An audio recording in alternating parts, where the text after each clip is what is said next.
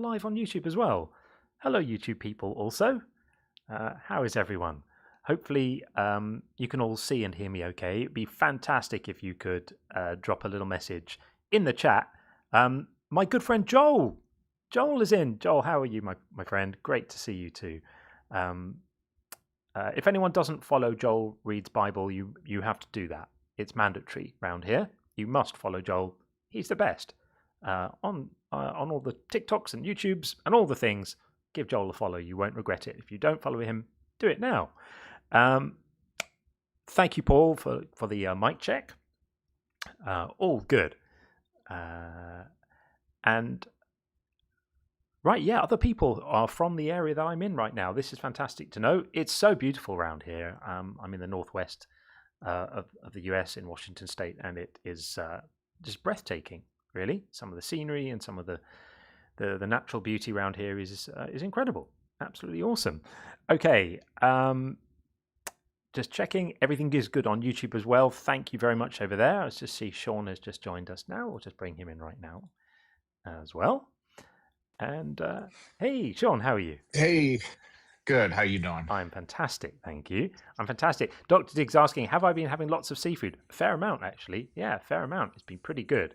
Really good. Some incredible salmon and good stuff. Am I getting enough sleep? Not really, no. but I don't really do that. I don't really sleep. I'll sleep when I'm dead. And Flip says, am I seeing Rainier today? I haven't seen it yet today, but it was out yesterday.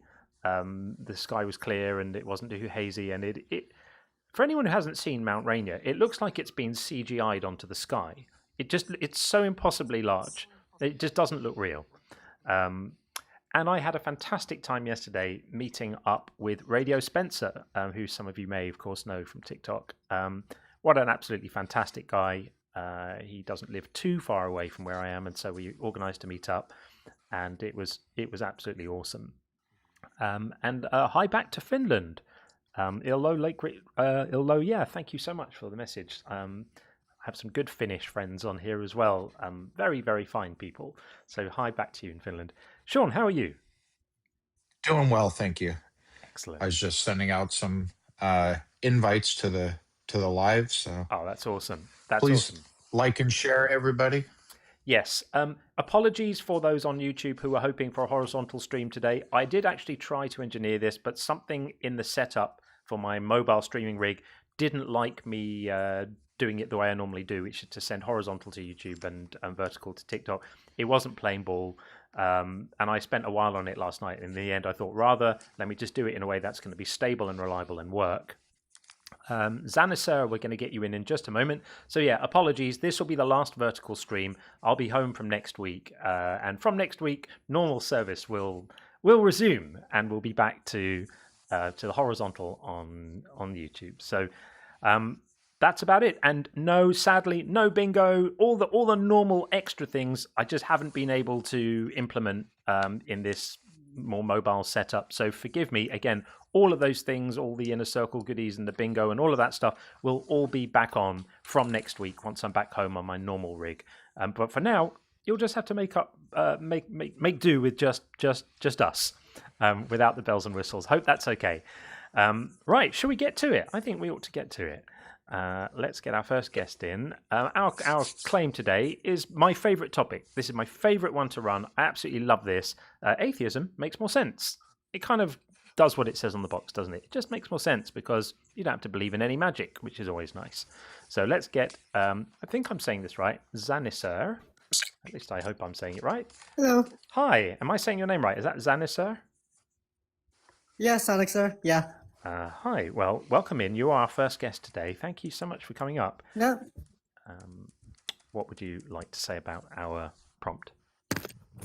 Well, I am an atheist myself, so I don't really believe in a God or anything like that, because my point of view from the Bible and everything, they say there's a God, but that's not proof. That's just a book that's written by some person. Zan, before you go on, this stream here is opposition only. We love talking to friendlies, but we have a particular live that's for that.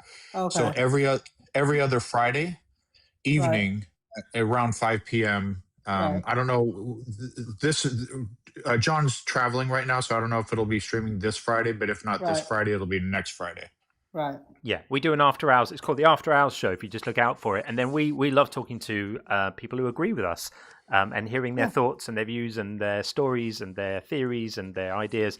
But this is just for debate only today. But thank you so much for calling in. Right. All right. Yeah. All the best. Thank you. Okay. Of course, the most important thing of all to discuss here is the beard continues, and this is again not by design. It's by sheer laziness.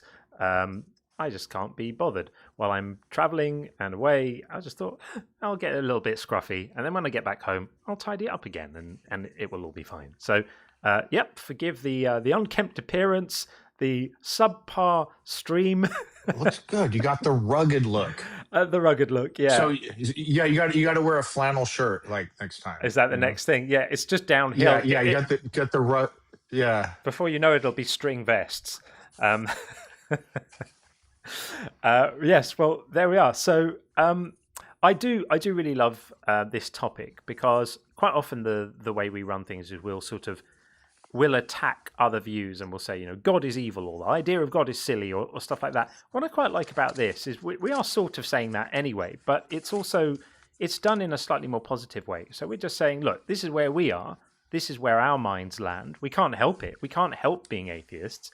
We are atheists because we just find ourselves unconvinced by the stories we've heard, that we've been told by people, and that we've read in books, and they don't add up. Like, that's it. So it just makes more sense because it makes sense to be to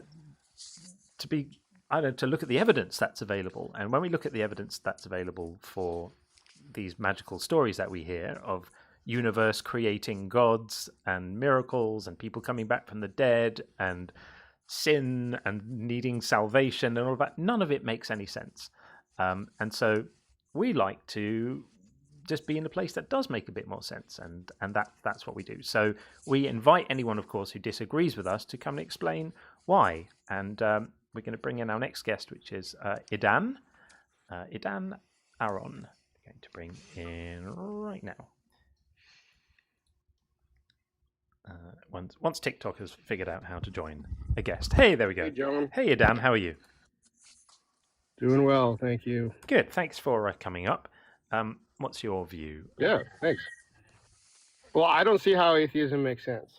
Okay. So, because, I mean, just compare atheism to theism. Yeah.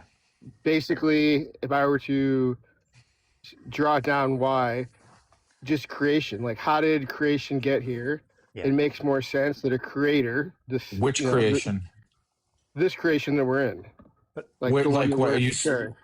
Are you saying like Universe. all of reality? Yeah. How do you know Yeah. the universe is a creation? Well, whatever it is, however you define the universe.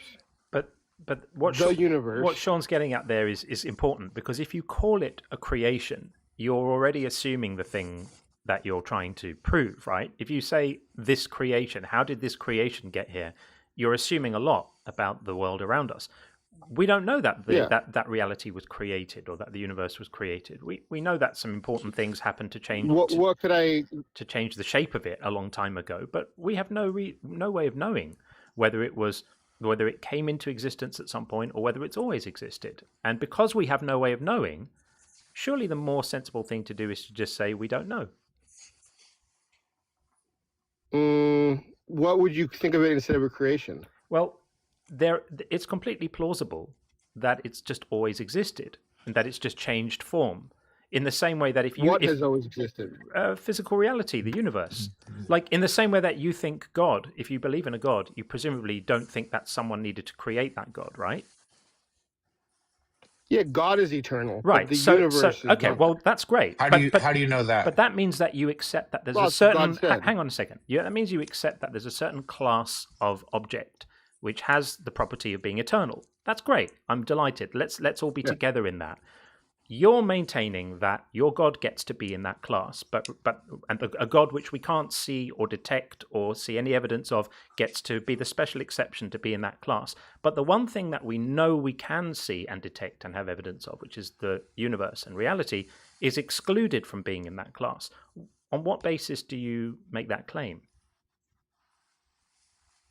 Like, because that's not the way reality works. Like, reality, things are made, they start, they stop. Well, that's the things that we see around us in our little corner of the world. You can't then say, because things are like that in the little world part of the reality that we live in, it must therefore apply to reality itself. That's called the composition fallacy, which is to assume that the property of parts of a set apply to the whole set. That's a fallacy. So if we disregard that as a reason, because that's fallacious, then what reason would we have for thinking that God gets to have always existed, but the reality that we can actually see doesn't? I guess if you do accept that the universe has always existed, then I can see how atheism would make sense. But that's not something I can believe. Sure. Well, I believe that the universe was created or came to be during the Big Bang. There's a correction there. About 13.8 billion years old. There is a correction. There's a correction there. Sean's going to give you the correction. I need to correct you on our position. Our position is not that the universe has always existed. Our position is we don't know if the universe has always existed. So you have two burdens of proof that you've adopted here. One, that the universe had a beginning. And by the way, we do accept the Big Bang Theory. The Big Bang Theory is not necessarily the beginning of the universe. So one, you have to show that the universe had a beginning. And then two, you have to show that the beginning was caused by your God. And you haven't even done the first part. Well, that's what makes sense. The idea says this atheism makes sense. So for atheism to make sense, you have to have some kind of idea about a universe before the Big Bang, which doesn't make sense. No. So there's a lot of things you need to kind of twist into your whole mindset. We don't have to do that. Allow atheism to make any sense. No, we don't have to do that, Idan. We can just be intellectually honest and just say we don't know. Isn't that more reasonable position than pretending to know and pretending it was all done by a personal friend of ours? Can you see how, from our point of view, you have to imagine that there's a possibility for something before the Big Bang? I don't have to do that. But the possibility, we can't rule it out. We can't rule out that there was something before the Big Bang. Cosmologists don't even rule out that there's something before the Big Bang. So the time to not be an atheist is when somebody provides sufficient evidence that their God exists. You haven't even began to do that. Well, you're talking about God. I'm talking about why atheism doesn't make sense compared to theism. Atheism is just not believing any gods exist. Do you agree that hold on, let me finish. Do you agree that the time to believe something is only when there's sufficient evidence to believe it? The time to believe something is when it's true. No, because something can be true, but you don't have sufficient evidence to warrant belief. Do you agree that in order to be rational, in order to believe as many true things and as few things as possible, you should only believe things when you have sufficient evidence to believe them? Well, the thing is, for some people, they never get the evidence. Okay, so that doesn't answer my question. So they'll believe something false. It's like saying, is that a yes or is that a yes? Hold on. It's a yes or no. I'm going to re-ask the question because the question's not going away. Okay, I'll answer it. I'll answer directly. Do you agree? Do you agree? I just want to yes or no, and then you can. Okay, so how do you align your beliefs with reality as much as possible if you don't rely on evidence? Let's say there was people that lived next to a volcano, and some people had evidence that volcano was going to blow in the next year, and other people didn't. The people who left, and then it did, would have survived. And if you would have said, "Oh, I just don't have enough evidence to suggest that volcano is going to blow this year," you're going to stay.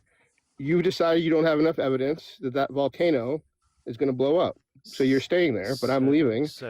I'm going somewhere better. Dan, you're getting confused between having a good reason to believe something and believing something that happens to be true.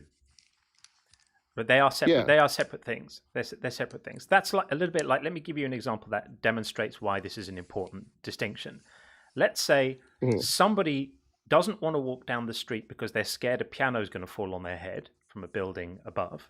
right? And somebody else is happy to walk down the street because they're not scared that a piano is going to fall on their head from a building above. Now, if there's no evidence of any pianos, and if there's no obvious danger, you could say the person who's not scared is being reasonable because they've looked up, they've not seen any pianos. If it just so happens that in that moment somebody pushes a piano out of a window and it falls on their head, it doesn't mean that they were unreasonable. It just means they were unlucky.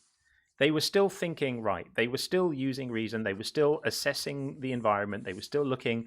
The person who was never ever walks down a street just in case a piano falls on their head may have had their entire life ruined by not being able to walk down a street. But on this one occasion, they happened to be correct and they successfully avoided a piano. It doesn't make them reasonable. It doesn't make their thinking sound. So what Sean was asking you is that it's a general principle that the time to believe something isn't when it's true, because you often don't know if it's true. The time to believe something is when there's evidence for it, or a good argument for it, or a good reason to think it's true. And what we're saying is that atheism is not making any claims, none. It doesn't make a single claim about reality. It doesn't make a single assumption about reality. It doesn't even make the assumption that there are no gods. It just says we're not convinced there are. There may be, there may not be, but until we have any evidence, there's no reason to be persuaded that there are.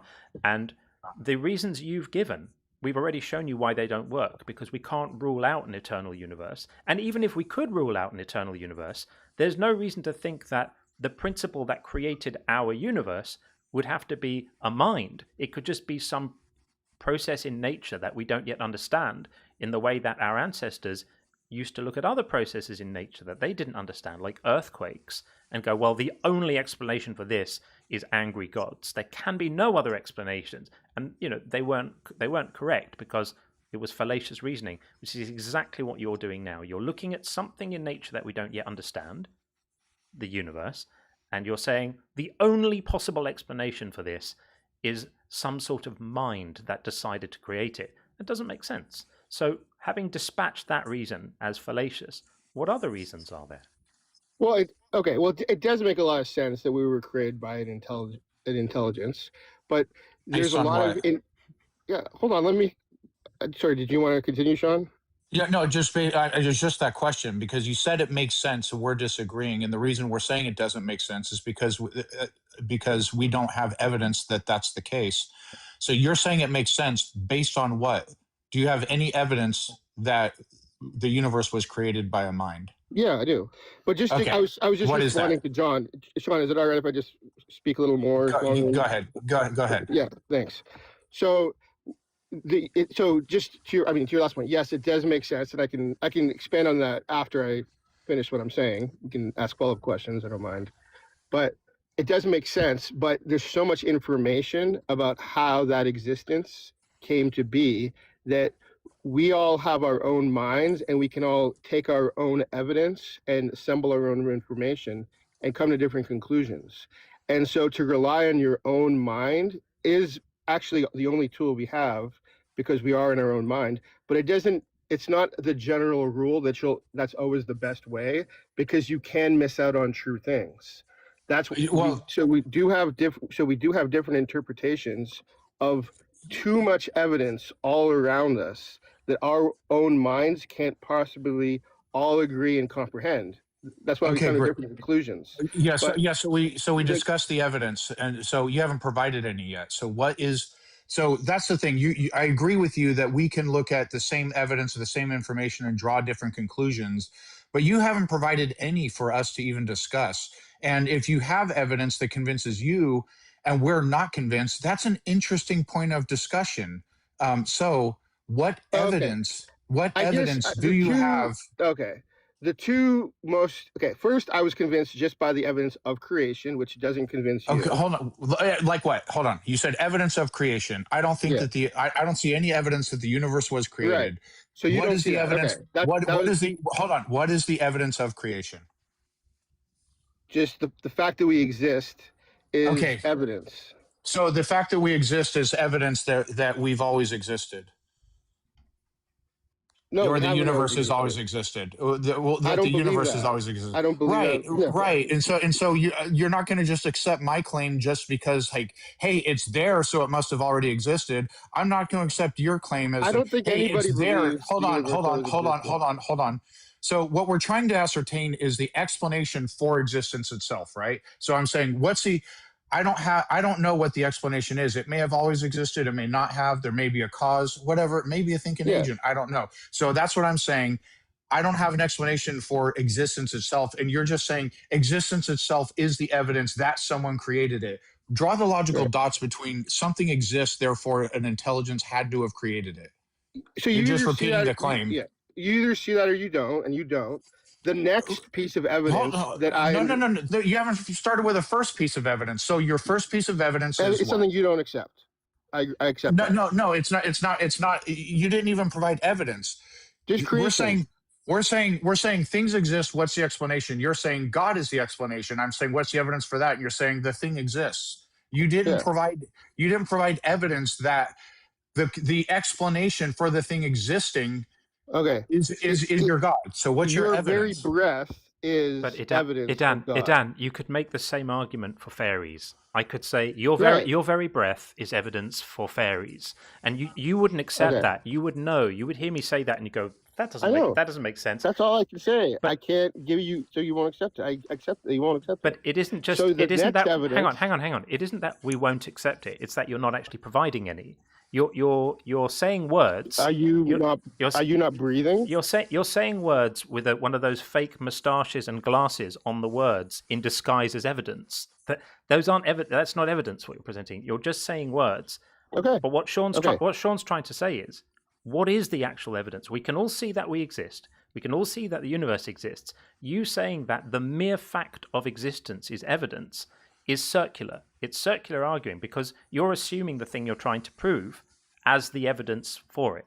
That doesn't work. So what Sean's trying to get you to see is it's not just that you're providing some evidence and we're saying we don't accept that evidence. You're not actually providing any evidence. You're just saying words which aren't evidence. So other than our very existence and your lack of ability to consider other options, is that it? Is that all you have? No, It's just a strong feeling. The best evidence is the Bible, and so when you read the Bible, it explains the reality. It explains who God is. So a storybook. Why should we believe what's in the Bible? It's the explanation. It's God's word. And well, the best evidence for Spider-Man is Amazing Fantasy 15. Amazing Fantasy number 15 is the best evidence that Spider-Man exists because it explains his origin, where he came from. It explains everything. The radioactive spider, Uncle Ben saying, with great power comes great responsibility. That's some beautiful wisdom right there. That wisdom is like, shows you that Amazing Fantasy number 15 speaks the truth. So basically you have a book says thing and you have like existence exists. That's basically it. That seems to be it. And that's why.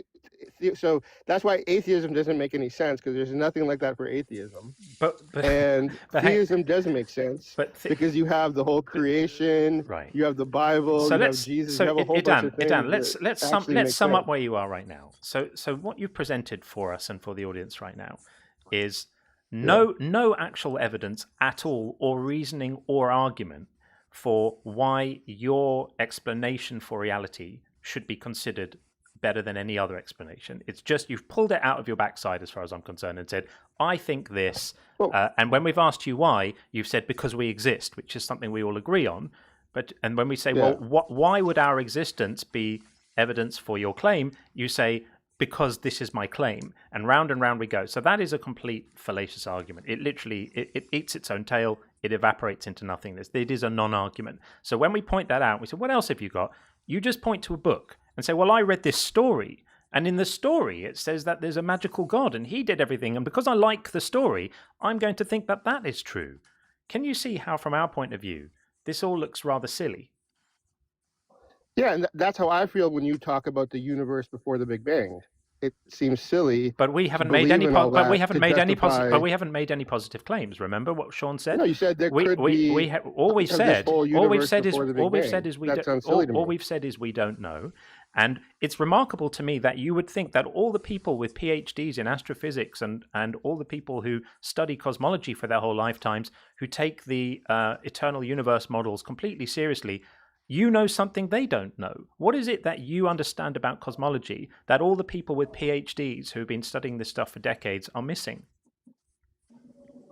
To me, when you talk about the pre-universe, that sounds like what sounds Not like the you for like pre-universe. fairies and leprechauns. Right. Not the pre-universe. You're just making it up. Not the pre-universe, the universe. The universe itself. Yeah. Yeah, the universe itself. Yeah. So To me, atheism sounds like leprechauns. Right, but atheism. Like, oh, there was this but let's come back again. Remember, where did it come from? Remember, oh, it kind of sounds magical. Idan, slow down. We're not making any claims. Remember, we're just saying we don't know. Mm. And the current state, Yeah. the current state of physics, the current state of our understanding as a human race is that we don't know. And we know. Okay, we don't how about know. this? Hang on. Let's do a thought experiment. Have you? Let's Hang on, assume- Hang on. Have you heard about the rebound cosmological models where the universe expands and contracts and expands and contracts, right? Yeah.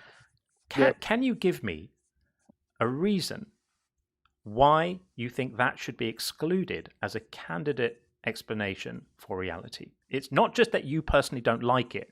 An actual reason why you don't think that should. Why are all the cosmologists who hold that to be a candidate explanation? Remember, they're not saying we think this is the case. They're saying this is one possibility. Why are they wrong? So if that's the way it is in the past, that would mean that this universe that we're in right now would also one day contract fully. So that would require the universe to actually slow down and reverse from its current trajectory. Which is exactly what that model predicts will happen. That eventually, at the moment, it's expanding, and it's expanding. The expansion is actually accelerating, but it's accelerating at a lower pace, at a lower rate of acceleration. So to me, right? I would sooner believe in fairies. Right, but that's lovely. But you still haven't given a reason why. Because I can tell. I don't believe this universe. I'm looking at the trajectory of the universe. It's expanding. It's not contracting. It's currently expanding. Are you remotely qualified to come up with cosmological models of the universe? I mean, I just explained it to you. There's this universe. That wasn't my question. Are you remotely qualified? You're in cosmology? No, not in cosmology. Okay. So neither of us are remotely qualified. The professional cosmologist, the Big Bang Big Crunch is only one hypothesis that very well may be wrong. All the current models may be wrong, but none of us are qualified to ascertain these things. The PhDs, the guys who have studied this stuff their entire lives, they don't know if the universe is eternal into the past or if it has a beginning. You're claiming it has a beginning. You're not remotely qualified to even make that determination. If they don't know, neither do you, and neither do I. If a PhD cosmologist, they wrote the paper, they referenced Stephen Hawking, and they did all the math, and they said, yes, the universe has a beginning. It started the Big Bang. That's now. Not if a PhD does it, but hold on. You got to let me finish. Yeah. Not if a PhD does. But if a team of PhDs or a PhD, if he did it all by himself, which they usually don't. A good team. Hold on. A team, came up with a hypothesis, tested it, and it turned out to be, hey, this is verifiable, makes novel predictions, etc. That the universe is eternal into the past, or that it's finite, or what have you. And it is such that the data convinces the rest of the scientific community, so we now have a consensus on the matter. We are rationally justified to accept the consensus because we ourselves are not experts. There is no consensus on this right now.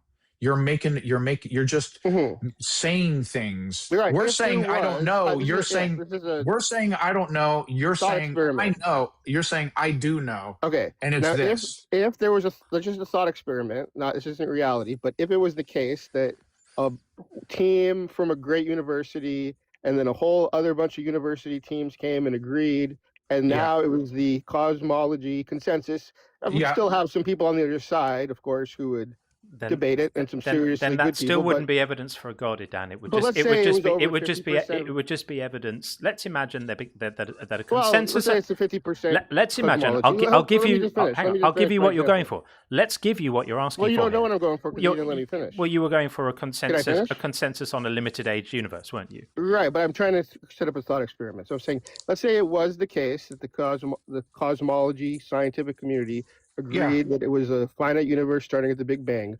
Would you then agree that atheism doesn't make sense? It would have nothing to do with this. Atheism makes more sense. No, of course That's not. what John was This is addressing. what I was just trying to get to this. How would I know that? Because, Let him finish his statement. because we all knew where you were going with this. All that would mean is we would shift But and we would say, let someone Dan, finish someone's I'm statement, answering. even if you know where they're going. Because we've Oh, done okay. done Well, this that's why I'll let you finish. we've done this a few times.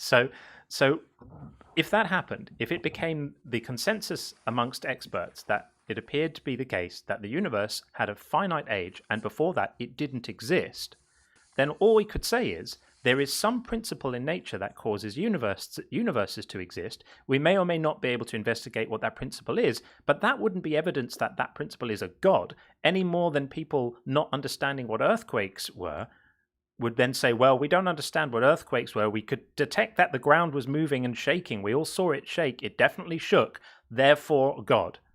That's ridiculous. All you're doing is a classic vanilla argument from personal incredulity. This is all this is. Your entire argument, Idan, is one logical fallacy, which is the argument from personal incredulity. It's you personally thinking that because we may not understand a particular thing, that counts as evidence for another particular thing. And this, you would be laughed out of any philosophy undergraduate seminar for making such a ridiculous argument, to say, I don't understand X, therefore Y. It's just classic. Logical fallacies don't come any more vanilla than this. So this is terrible. Have you got anything else? I know you've got the Bible, but we don't have a reason to think the Bible is anything more than a book. So you've got a logical fallacy, and I read it in a book. How about Jesus? I mean, you got the universe, you got the Bible. How about Muhammad? What does Muhammad have to do with Jesus? Well, Muhammad is someone who lived. Do you accept the claims of Muhammad? He's a historical figure who lived, and he wrote some claims in a book called the Quran. Do you accept the authority of that? I accept Muhammad and I accept the Quran. Right, so you accept he flew to the moon on a horse? If he did, what does that have to do with Jesus? I'm asking you, do you accept that he flew to the moon? He says it in a book and he existed. So presumably, if you're going to be consistent and apply the same rules of evidence and the same standards to all texts, because otherwise you're just giving preferential treatment to the one you like. Wouldn't that mean God exists? I'm asking you. Is that a yes or no to his if question? you think. Either way. I'm asking you if you think he did. Oh yeah, you do. If he did, you think God he would have taken No, him. no, I'm not asking you if he did. No. I'm asking you if you believe he did. Well, I believe God exists. Nope.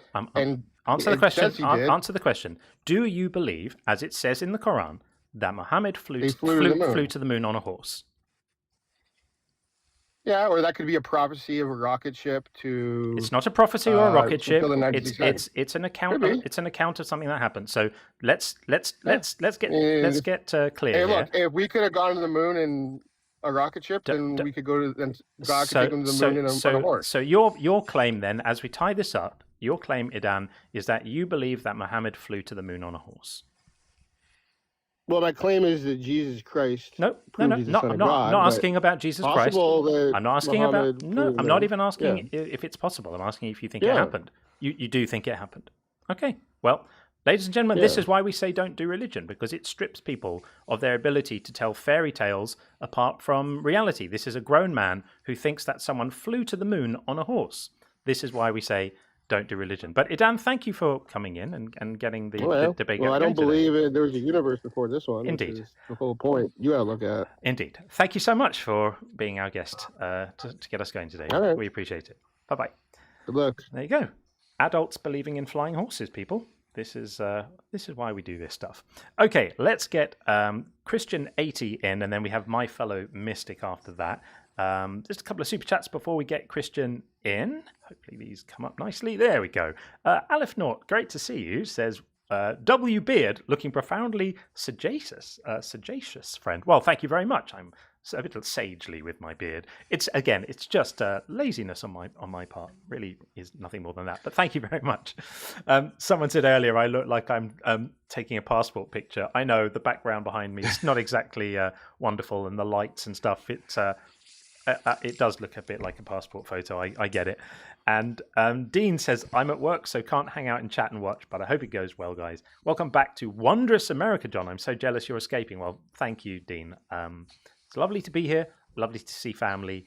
But I'll be quite happy to get back home too. I am a kind of home person.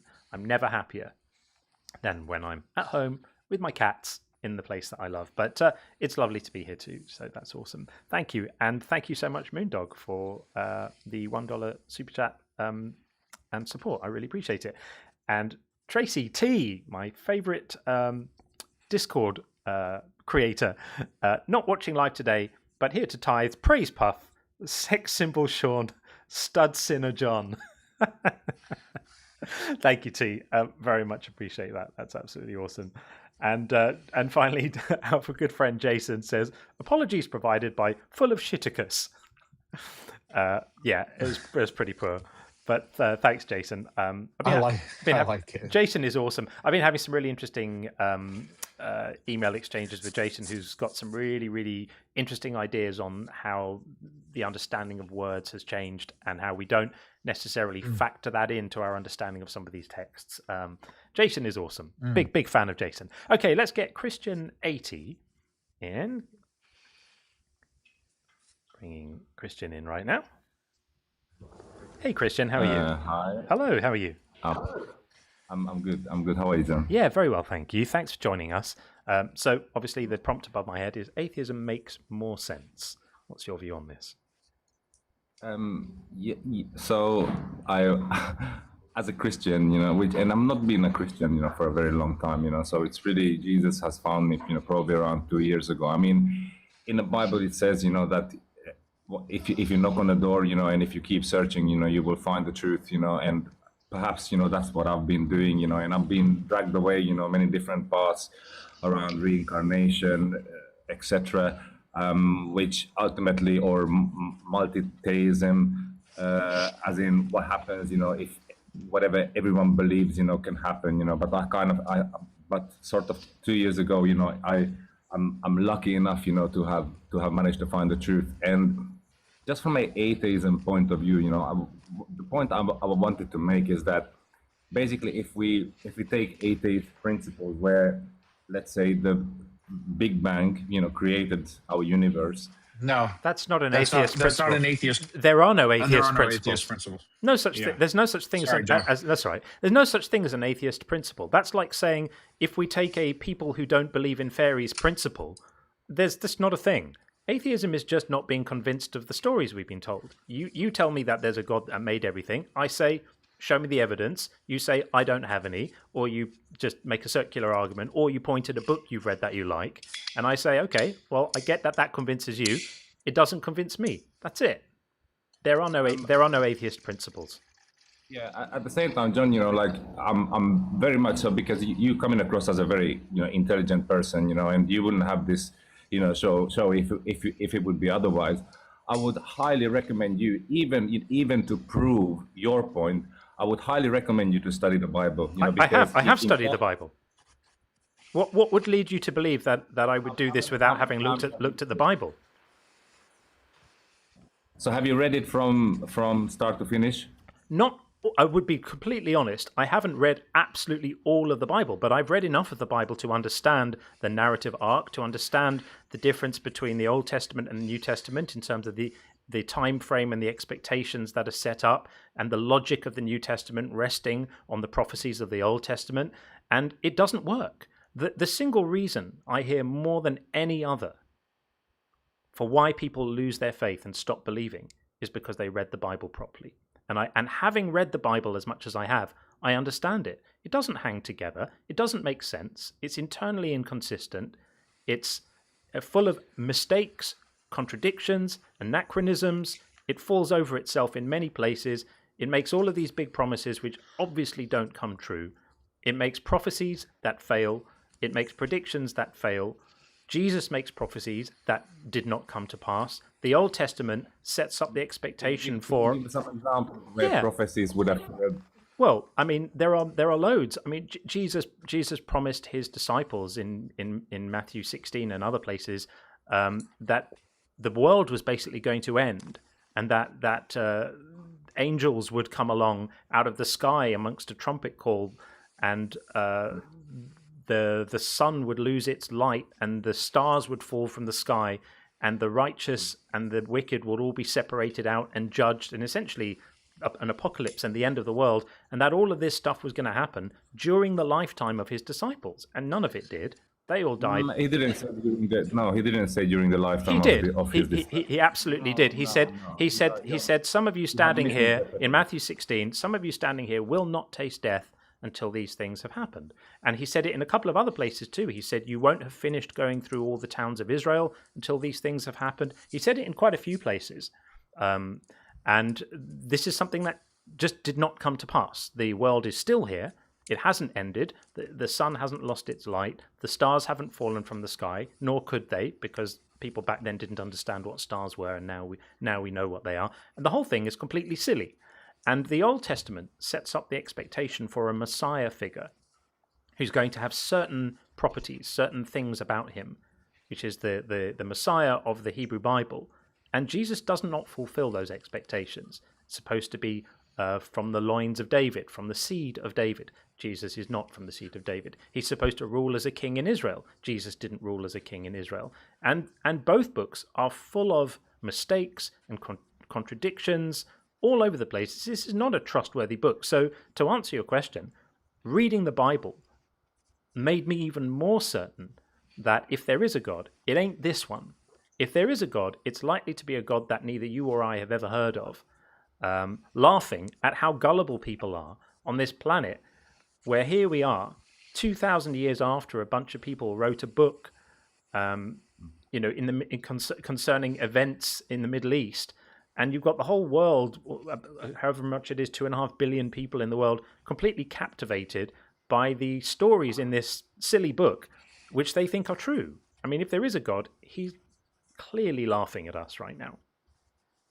Yeah, so I mean, you will dispute, like the claims, I will be making, but that's absolutely fine, and I wouldn't be expecting anything less from you. But based on my understanding and my research, so over 350 messianic prophecies have been fulfilled by Jesus. And when this has been given to an American Statistical Institute, some mathematicians, to calculate the probability of just 8 of those 350 prophecies to get fulfilled, the number was 1 to on a power of 17, which was such an incredible high number. Just 8 of those. Apart from the problem that he didn't actually fulfill any, is the minor inconvenience in that argument there. That argument only works if you assume he actually did fulfill prophecies, but there's no evidence that he did. And when you look at those prophecies, either he singularly failed to fulfill them, such as the prophecy that he would rule as a king in Israel, which he never did, or the prophecy that he would come from the seed of David, that he never did. He never did. All of these things fail, and some of the prophecies were written after the events that took place, and some of the prophecies were fulfilled by people who had the prophecies in their hand and were acting so as to make them fulfilled. When you actually look at this stuff, it's remarkably unimpressive. Yeah. Okay. No, I mean, I agree to disagree. At the same time, let me come back to you from this point of view. So even your birth date, yes. So you were born, on a, I don't know, like if you want to tell us, when you were born, but even your birth year is calculated, from the birth of Jesus, So actually, my birth year is not calculated from anything. It just happens to be the time I was born. You can look at different calendars and get a different result. My birth date isn't calculated from the birth of Jesus. It just so happens that we've adopted largely a Gregorian calendar as a matter of convenience. But there are other. If you take my birth date according to the Hebrew calendar, it's a different number. And if you take my birth date according to some Far Eastern Chinese calendar. Yeah. It's a different one. You're just picking the one you like and going, well, there you are. You're using a Chinese calendar, are you? You know, you're using the. No, we are using the calendar. We're using the one that therefore happened to be adopted because it was, favorable at the time, but proves absolutely nothing. Who is Thursday named after? Sorry. Who was Thursday named after? Thursday. Yeah, the day of the week. Yeah, who was it? Who was it? Thursday, the day of the week. Who was it named after? Would you like to enlighten us, Sean? Sure, Thor. Is that evidence that Thor exists? We have planets that are named after pagan gods, etc. That doesn't mean they actually exist. Is that really your argument? Is that somebody came up with a calendar like the Year of Our Lord in the midst of all kinds of other calendars like the Islamic calendar, the Chinese calendar, other calendars that are used around the world? Some religious people believed in Jesus and then came up with the Christian calendar. That means that's evidence that God exists? Really? You're going to go with that? No, but okay, then don't bring it up. If it's not evidence, don't bring it up. Yeah, but if you started talking about, let's say weekdays, which, is a separate conversation on its own because no, it's a conversation about names of things or things that are based off of things for timekeeping. Is it actually? Are you actually saying is the Islamic calendar? Okay, let me ask you this: is the Islamic calendar evidence that Islam is true? Yes or no? I don't think Islam is true, and neither is. Okay. So it's not right. So the Islamic calendar is not evidence that Islam is true. The Christian calendar is not evidence that Christianity is true, right? It's not based on the Islamic calendar. It's based on Jesus' birth time. It is the fact, right? Actually, I don't think that's even true. I don't think that's even true, and it's irrelevant, and we're not even disputing. Okay, let's say Jesus existed as a man. That doesn't mean he's the Son of God or that he walked on water, that he rose from the dead, correct? Unless you believe the Bible, which, Right. So we want evidence that the things that the Bible say, like Jesus rose from the dead, walked on water, I don't know that it actually explicitly says he's the Son of God, but if you claim it, I want evidence for that too. Yeah, I mean, to provide evidence, for that, would not necessarily be an easy thing to do. At the same time, if you look that's not our problem. And its structure, so like that is being written, by 40 different authors. It's 66 books. It's been, it's been written over multiple hundred years. Yet, it produces an absolutely cohesive, comprehensive, book. It doesn't. Cohesive, really? It doesn't. How many horse stalls did King Solomon have? How many horse stalls did Solomon have? How many? Yeah. Stalls. You said it's cohesive. How many? What's that? Yeah. Sorry. Yeah. How many horse stalls did Solomon have? How many horse stalls did Solomon have? Yeah. Why would that be relevant in this conversation? Because you said it's cohesive. Because you said it's cohesive. And if it's 50, it would make it less cohesive. If it would be 100. Just look up. Just tell us the number. Can you tell me? Well, I don't know because it's in King. Hold on, in Kings 4:26, it says he had 40,000 stalls. In 2 Chronicles 9:25, it says he had 4,000 stalls. Which one is correct and which one is wrong? Because they can't both be correct, right?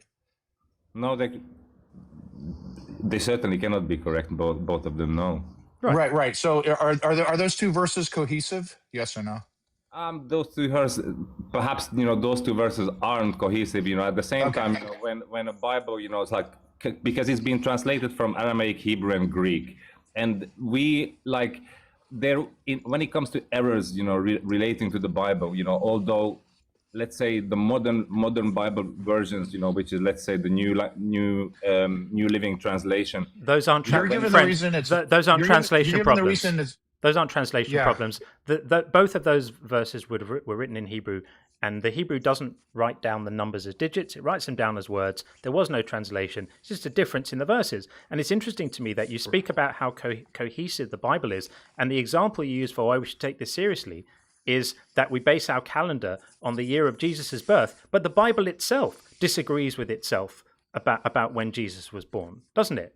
Because there's a difference about Jesus' birth in the accounts of Matthew and Luke. In one, he was born in the reign of King Herod, and the other, he was born during the census. And those events were completely... It would have been during the King Herod, yes, for sure. Right. Yes. So when Luke says that Jesus was born, the first census that took place while Quirinius was governor of Syria, that can't have happened, because the census happened years after King Herod's death. So how could those two claims be true? It would have been definitely during King Herod's reign, 100%. Right. So then the book of Luke is false. Is that correct? Or maybe misinterpreted or misconstrued, So then it's not coherent. It's not then cohesive. Not cohesive then. If it's got bits which are misinterpreted and misconstrued, that would mean not cohesive, because we don't. How do we tell which bits are to be taken seriously and which bits should just be thrown out, like you just did from the book of Luke, just chucking it in the bin because it's misinterpreted or misconstrued? I think the whole book is misinterpreted and misconstrued, and that's why we don't trust it. Yeah. I mean, okay. I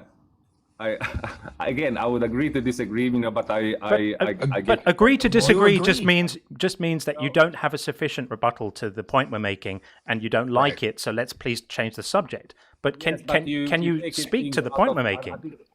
Yeah, so you taking things out of context, and you bringing out examples. Put it back in context for us. Put it back in context for us. Yeah, we will. So from an overall kind of point of view, whereby is the Bible the truth?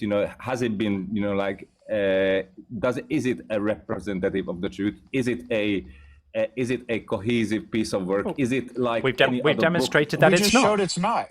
We just demonstrated in a couple of places, and we could easily give you 20 more, where it is not cohesive, where it's not consistent, where it makes mistakes. You've got Abraham in the Old Testament speaking to the king of the Philistines, because the people who wrote the Old Testament didn't understand at the time. They didn't have access to modern archaeological methods like we do now. They didn't realize that in the time of Abraham, the Philistines were not existent in that region, that it was about 800 years later, 600 to 800 years later, that the Philistines settled along the Canaanite coast from the Aegean Sea. And so, therefore, it could not possibly have happened that Abraham was speaking to the king of the Philistines, because there were no Philistines in the area at that time. There are many more. You've got references to domesticated camels, and there weren't domesticated camels in the time of Abraham, because, again, the Bible writers didn't know that camels weren't domesticated until about 900 years later. We know that now. They didn't know it, and so they wrote it in their story because they just didn't know. Now we know it. And we can see that this is not a trustworthy document, not a trustworthy book. This is certainly not something to base your life on. And you said at the start of the call that you'd been going through some different things, right? You'd thought about reincarnation, you've thought about this. It seems like you were walking around the buffet of different ways of interpreting and relating to the world. And this was the dish you've happened to settle on. But this dish is not well cooked, my friend. You want to put it back and keep on moving.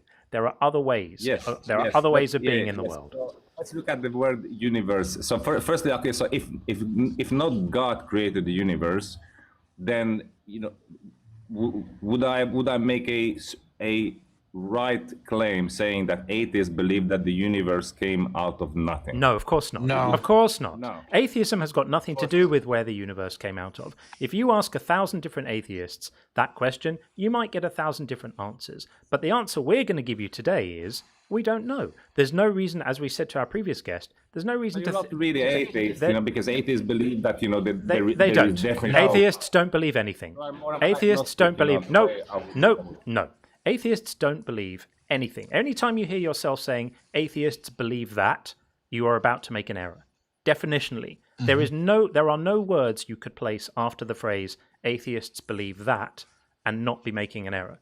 There is nothing that atheists believe that. You can't even say atheists believe there's no God, because some atheists don't hold that belief. I have no idea whether there's a God or not. Those would be agnostic. No. So everyone in the world is either a theist or they're not a theist. I am not a theist, and we have a word for people who are not theists. It's atheist. That's it.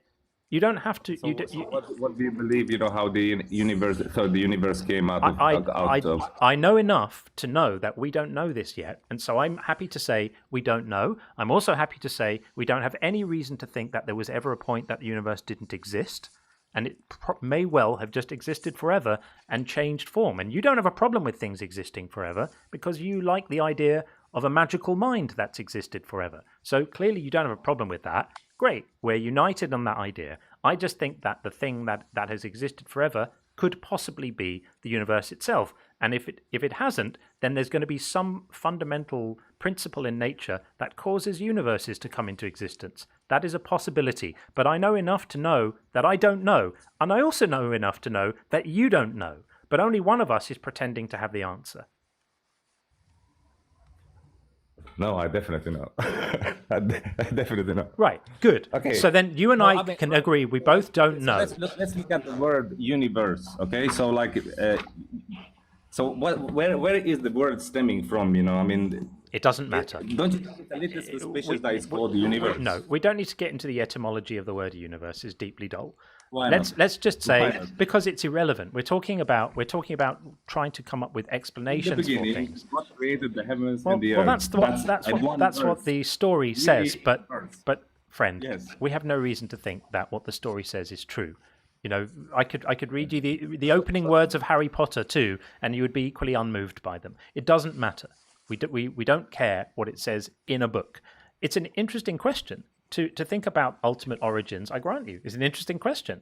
But we should also be aware of the fact that there are going to be boundaries to what we know, always. Because let's say we discovered what it was that caused the universe to come into being, if it indeed did.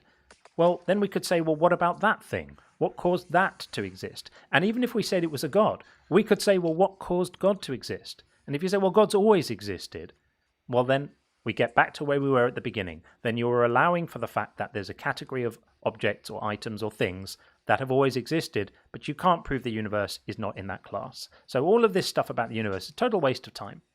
And this is why we say atheism is just a sensible position of recognizing the limits of our knowledge and being grown up enough to not pretend to have the answers. Being grown up enough to just say, we don't know. There are some things that right now we don't know. Some really smart people are working on them, and we may get answers, and we may not get answers. But the sensible thing to do in the meantime is not pretend we have them, and certainly not to pretend that those answers are to be found in, 2,000-year-old books of Bronze Age blood magic. So, John, I'm gonna leave you guys, and thank you very much for the opportunity. Sure. The only one thing, that I would wanted to mention that in a hypothetical case, and I'm using the word hypothetical with utmost respect, that a Christian God would exist, and if that's the case, that means you are His creation, and If's doing heavy lifting there. Yes, I heard a Catholic priest talking about this, basically the concept of atheism, that there are many sins, in a world, and there are various different severity of sins, but the one which is atheism, whereby you're literally saying to your creator, your creating father, that you are not his son, probably hurts God the most. Oh, so, did God's feelings get hurt? Oh, I'm sorry, yes, God. Yes. Oh, God's feelings are going to be hurt. Think about this. If you truly don't believe, in Him, Christian. as a Christian. This is ludicrous. Christian, if I had a son, if I had a son and it really hurt me that he didn't know I exist. So let's say I had a son like 20 years ago, didn't know I exist because his mom told him that your father passed away in the salt mine. And then fast forward, I find out, I have a son. He doesn't even know I exist. His mom lied to him. Naughty mom. All right. So it would be incumbent on me to let him know that I exist if I'm going to be so hurt that he doesn't know I exist, right? No, I understand, Sean. I understand your point. Yeah, I mean, but you agree. Do you agree with that, right? You live in a Western world. You can go into no.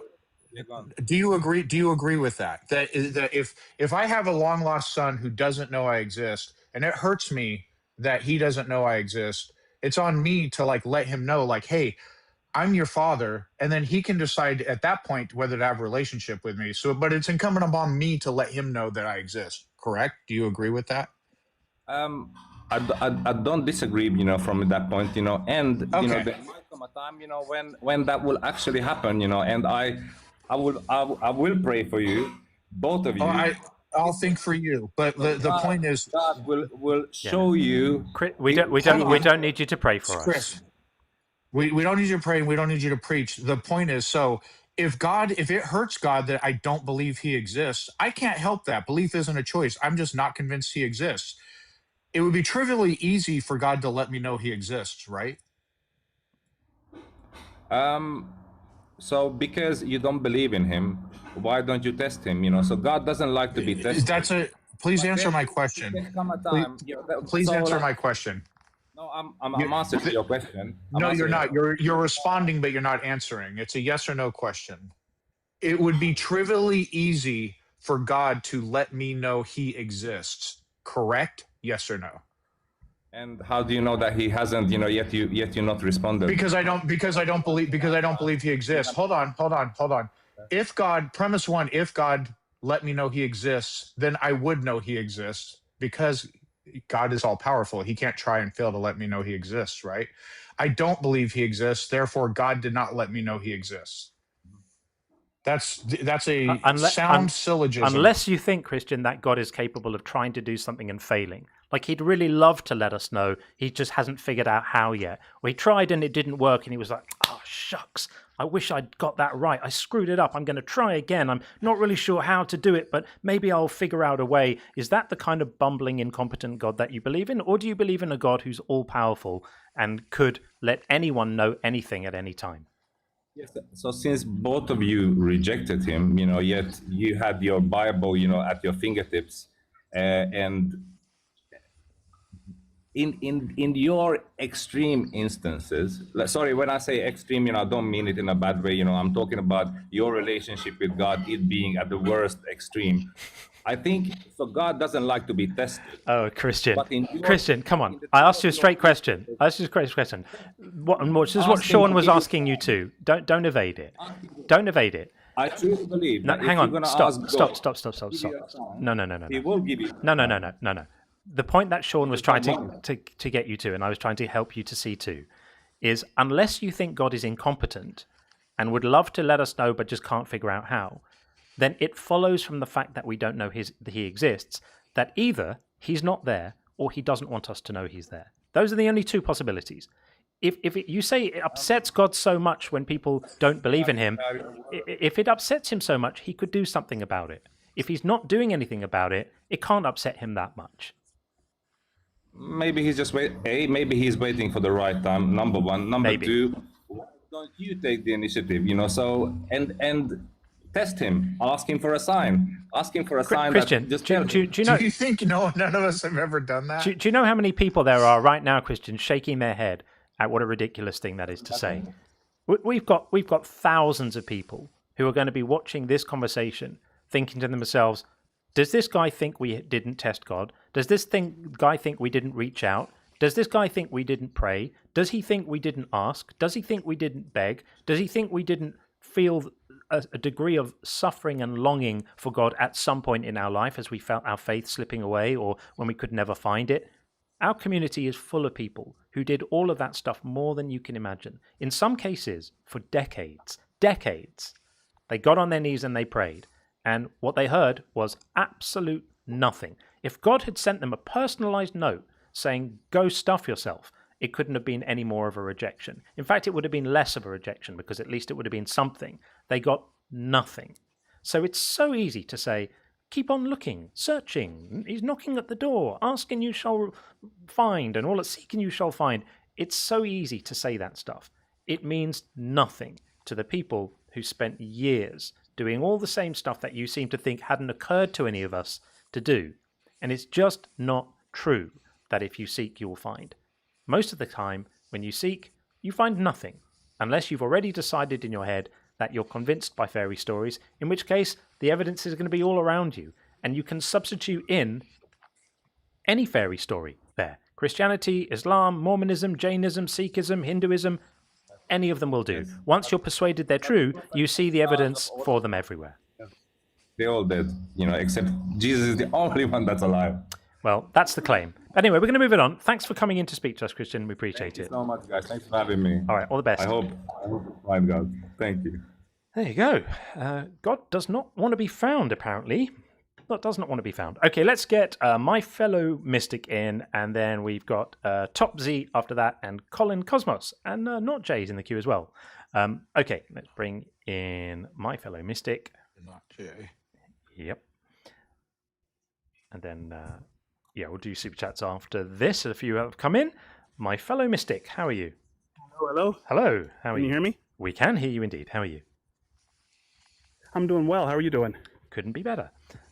Welcome in. So, our claim obviously above my head. Atheism makes more sense. That's our position. What's your view on that?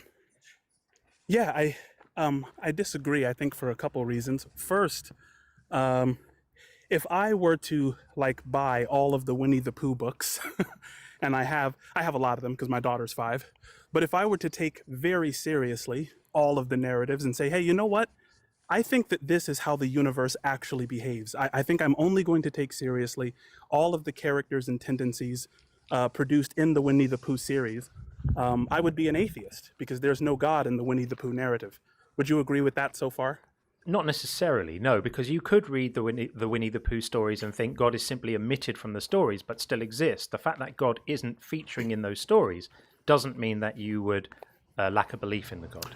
Well, you maybe misheard me. I said, I'm only going to take seriously the characters and what is explicitly stated in the narrative. So I'm going to believe in Winnie the Pooh the bear. I'm going to believe he can talk. I'm going to believe in Eeyore and Tigger, but nothing that is not explicitly stated. I'm a Winnie the Pooh literalist. So does that would I not be an atheist? Does that mean that if you did that, you wouldn't believe in hot air balloons as well? I think there are hot air balloons in Winnie the Pooh. Are there?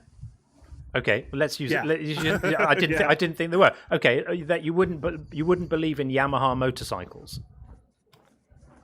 That's right. I would reject them because they're not in the book, even if I saw them. Okay, well, if you were someone who did that, if you did a kind of Cartesian process of emptying your mind of everything and then putting back only things that were referenced in the books of A.A. Milne, then if that were the case, given that God isn't mentioned in those books, then you would indeed be an atheist. Okay, and in that case, atheism would make just as much sense, at least to you, if not less sense, than certain forms of theism. Is that correct? No. I don't know what you mean by that. Yeah. So I'm an atheist because I haven't seen evidence for a God. It has nothing to do with I read a particular book and was unconvinced just by that book. In my entire life experience, and as much as I'm on here hearing all the different arguments for God, I haven't heard any that are convincing.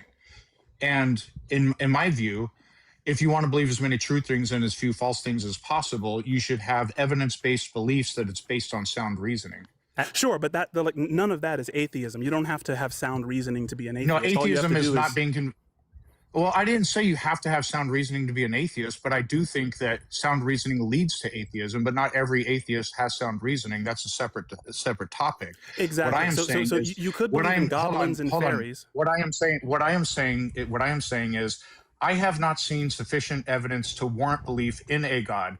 Do you agree that if I have not, now you might not agree, you might think that no, you have have good evidence, what have you, but if it's the case that I have not seen sufficient evidence to warrant belief in a God, would you say atheism at that point would make more sense? Oh yes, I would never override your conviction. Yeah. Well, no. I'm not saying you should override my conviction. I'm talking about what's reasonable. If I have not seen sufficient evidence to warrant belief, then it makes more sense to be an atheist, and that's where I believe I am. Now, where you can counter that is if you right now provide sufficient reason to believe your God exists.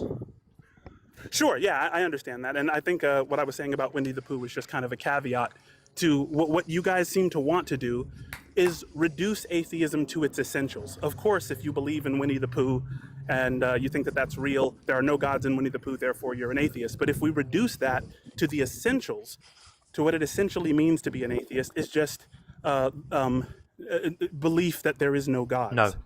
No. No, that isn't it. No. That really isn't it. And when you say we want to reduce atheism to the essentials, there's a lot to be said for reducing things to the essentials. Like if we say, what does it mean? What does it mean for a person to be bald?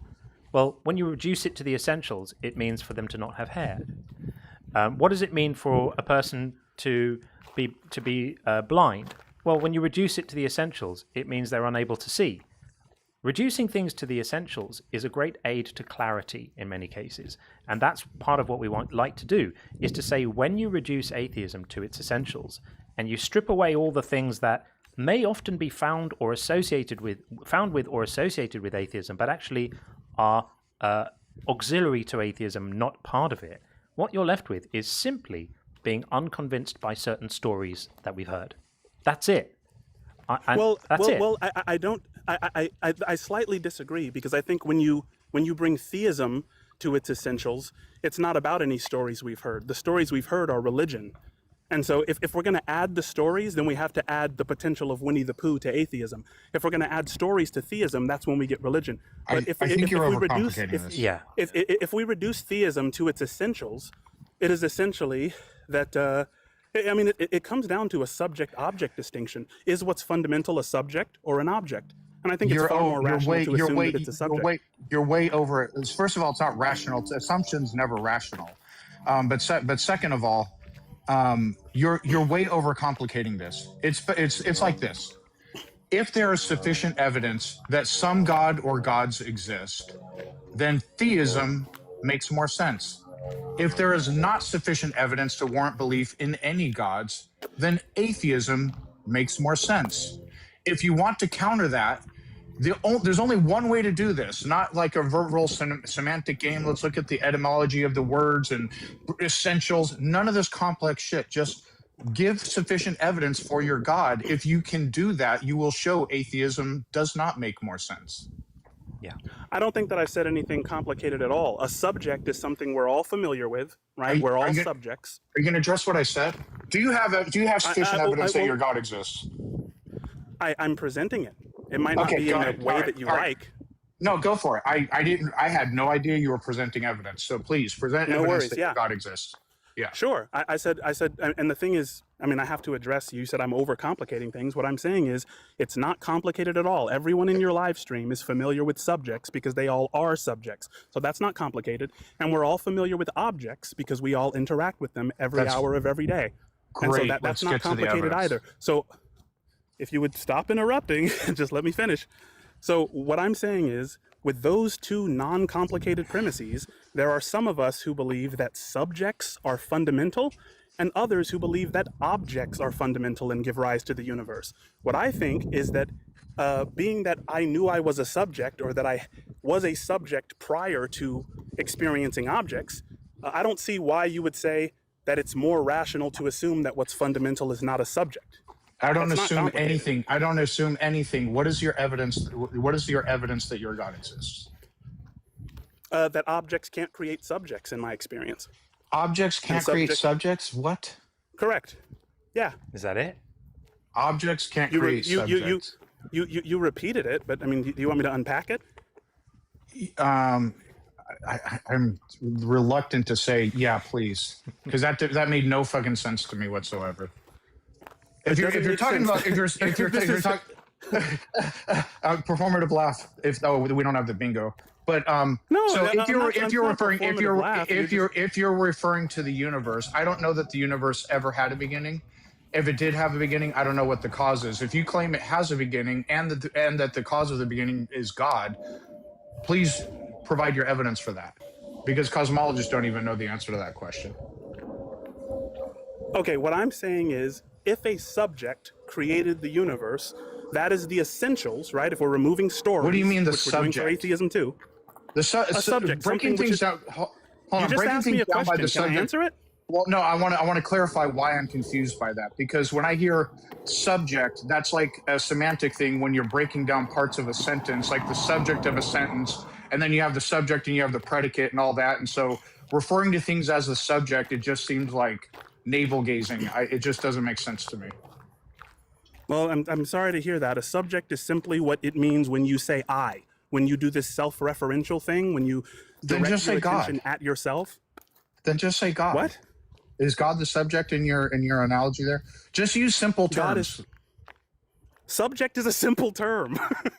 Subject is not complicated. No, but you're using it in a really strange way. So anyway, so How? I said it's the self-referential part of the universe. break down your. You said objects can't cause subjects. Is that what you said? Yeah, So not like, in my so experience. I'm malleable. Okay, so like, is manufacturing equipment are manufacturing equipment objects? I'm imagining so. Yeah. Yeah, and manufacturing machines create things, right? And those things can be the subject of conversation. So you have, in that case, if we merely talk about things that are made by manufacturing machines, you have objects that made subjects. So so object made a widget, and that widget is now the subject of my conversation, i.e. an object. That's why it's fucking weird the way you're using these words. Just Gotcha, how about this? gotcha. Don't use either word, and just explain it in a way like your grandparents. Don't use the word. I'm saying, yeah, in the way your grandmother would understand, or your grandfather. If you're just going to steamroll me, I mean, you can just kick me off if you're going to steamroll me. I haven't been able to talk. No, There you are again. So go for it. So yeah, put it in a different way, please. Yeah. All right. So I can't use the word subject when we're talking about a conscious being, which is fundamental. So can I use conscious? Well, just say conscious being. Just say God or conscious being. Okay, fine. Why not? Okay, great. Go for it. Cool. All right, fine. Yeah, excellent. So we're all familiar with consciousness. We're all conscious beings. That's simple enough. That's not complicated. Sure. Yeah. We're also aware of our interaction with objects, right? Sensory objects, physical objects, mental objects, right? I'm saying, how is it more rational to assume that those objects, which appear within our experience, precede experience itself? It's not right. Wait. What precedes experience itself? What are you saying? Hang on. Hang on a second. We know that there are objects that precede experience itself, because there are objects that were around before we were here, for example, to experience them. Right. So this is not controversial. The universe is full of objects that have been around for a lot longer than we have, and a lot longer than our ability to experience them have been around. We also know that, as far as we can tell so far, it's not possible to experience anything without a brain. And a brain is itself an object. A brain isn't a subject, it's an object. It's a thing which is capable of creating the experiences of subjectivity that you're alluding to. But we know that brains need to be there before the consciousness or the awareness. So our very existence itself is evidence that objects need to be around before subjects can emerge. The subject bit emerges as an emergent property or phenomenon that arises out of the correct operation of the object. So this distinction you're making isn't doing the work for you that I think you're hoping it's going to do. I also don't understand why the whole Winnie the Pooh thing started. I mean, not to relitigate the early part of the conversation, but really what we're just asking for is what is the evidence? Remember, we're not making any positive claims here and saying this didn't happen or this did happen. We're just saying we remain unconvinced that some kind of supernatural mind is responsible for all of existence. We're just saying we remain unconvinced of this. And the reason we remain unconvinced of it is that there's a lack of evidence for it.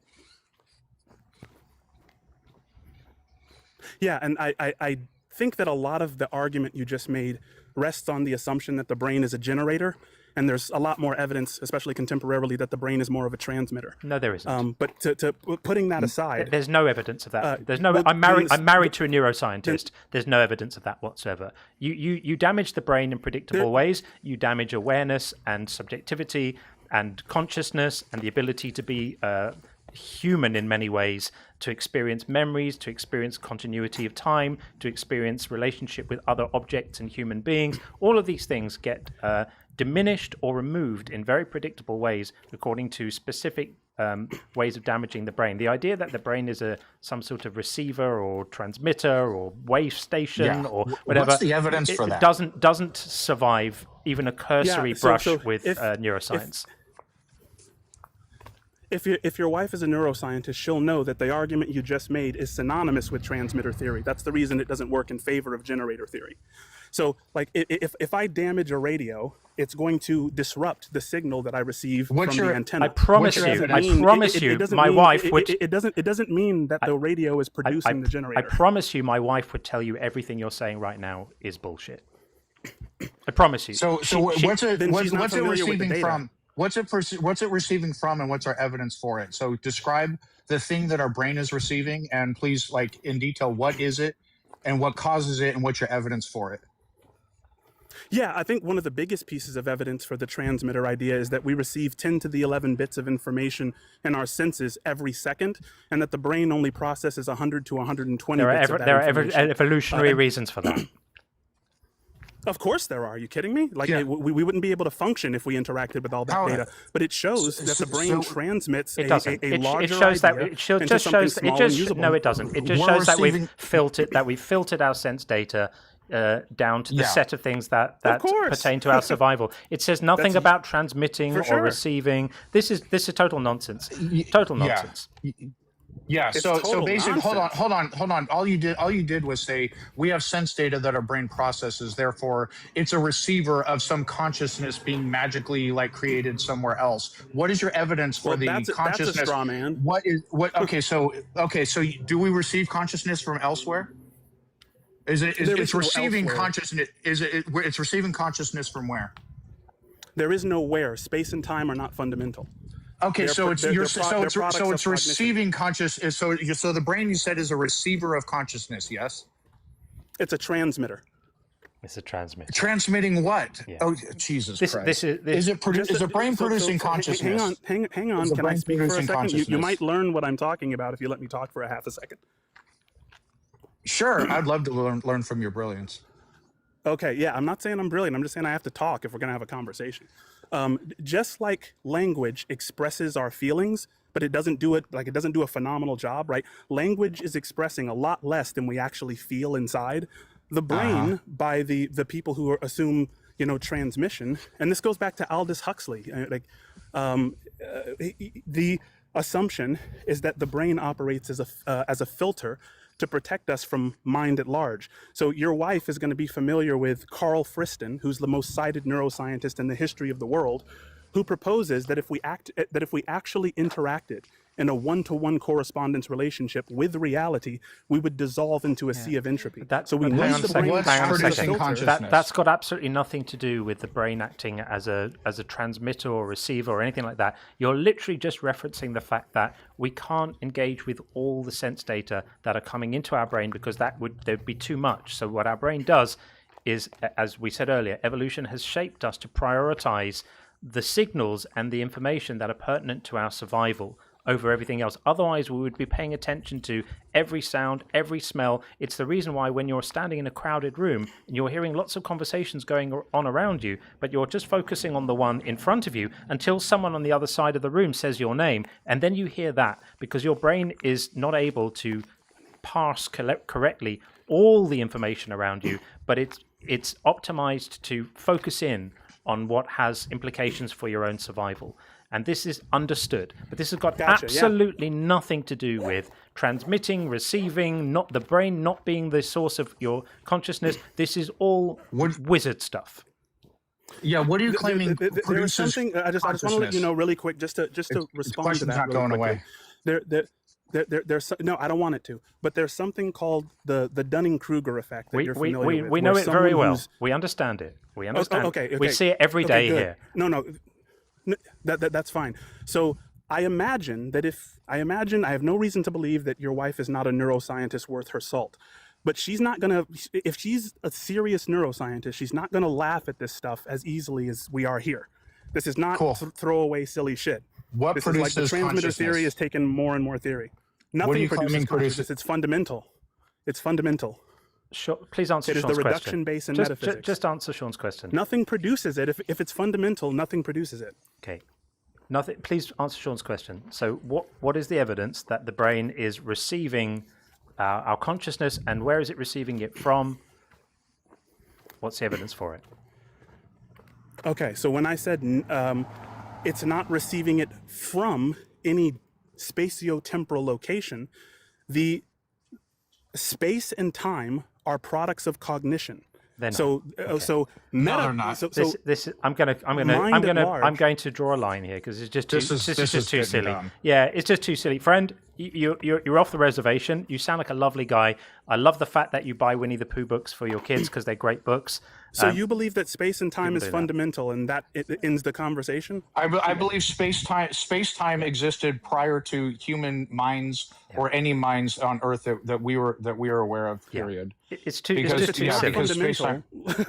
Yeah. Like high energy physicists are realizing space and time are not fundamental. Irrespective of whether it's fundamental or not, it existed prior to there being anything to cognate that they exist.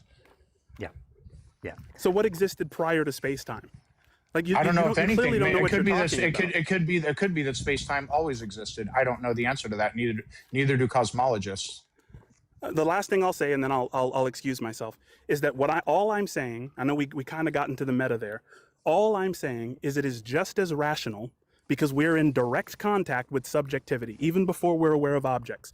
It is just as rational to assume that what is fundamental is a subject producing objects than to assume that what is fundamental is an object producing subject, or a series of objects producing subjects. We have no evidence for the latter at all. We have a world of evidence for the latter, as I demonstrated before, that brains are objects and they produce subjects. We have zero evidence for subjects producing objects. Your claim that Then why will you get a hang on, Nobel I'm Prize speaking if right you now. I'm demonstrate speaking that? right now. We have absolutely zero evidence that space-time emerges as a result of cognition, our cognition, or anyone else's cognition. This is wizard stuff. But, Right. But thank you for calling in. We can dream up space-time. We can. We can dream up space. We can, but we don't need to dream anymore. It's Okay. just woo. We cannot dream up space-time, people. Meanwhile, back on planet Earth, we realized that things like space and time have an existence independent of our dreams and independent of our cognition and independent of our subjectivity. This is nonsense. Okay, let's read a couple of super chats, and then we're going to get in. It was Top Z next. We will do that in just a moment. Let's get a few messages read. Viking Chef, great to see you. Viking says, how do you teach kids about what God is and who he is? Put them all in a classroom and never show up.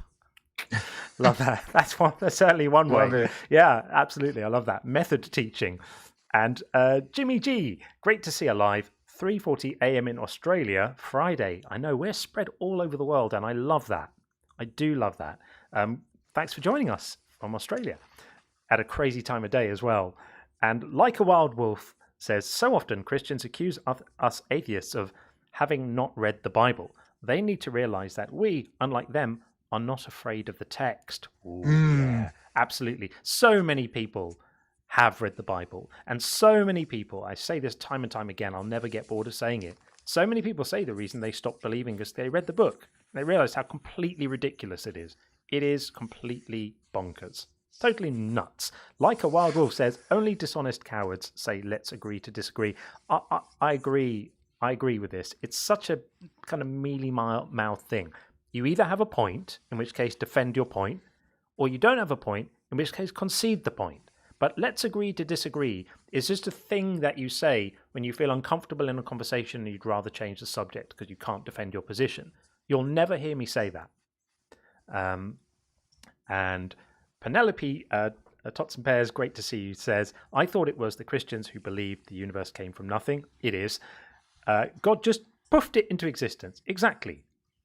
It's amazing the number of people who come in and say, you atheists think, I mean, first of all, that's a mistake anyway, but you atheists think the universe came from nothing. I've never met a single person who says they're an atheist and thinks the universe just popped into existence out of nothing. Wild that they would think that. And last message for now, Jimmy G says, Christians, when they are losing, I'll pray for you. I know, it's so delightfully condescending, isn't it? And it's so tempting to, the cliche response now is I'll think for you, but it's almost becoming too much of a cliche to say it, isn't it? I said it on this live, by the way. But we do. I don't know if you caught it. We do. I've said it too, and I find myself saying it all the time. We're going to have to come up with some new ones. Yeah, we should. Okay. Yeah. Let's get Top Z in next. Hey, Top Z, how are you? Yes, hi, good morning. Thank you for bringing me up. Sure. I have a few questions, and I wanted to get your thoughts on it. Of course.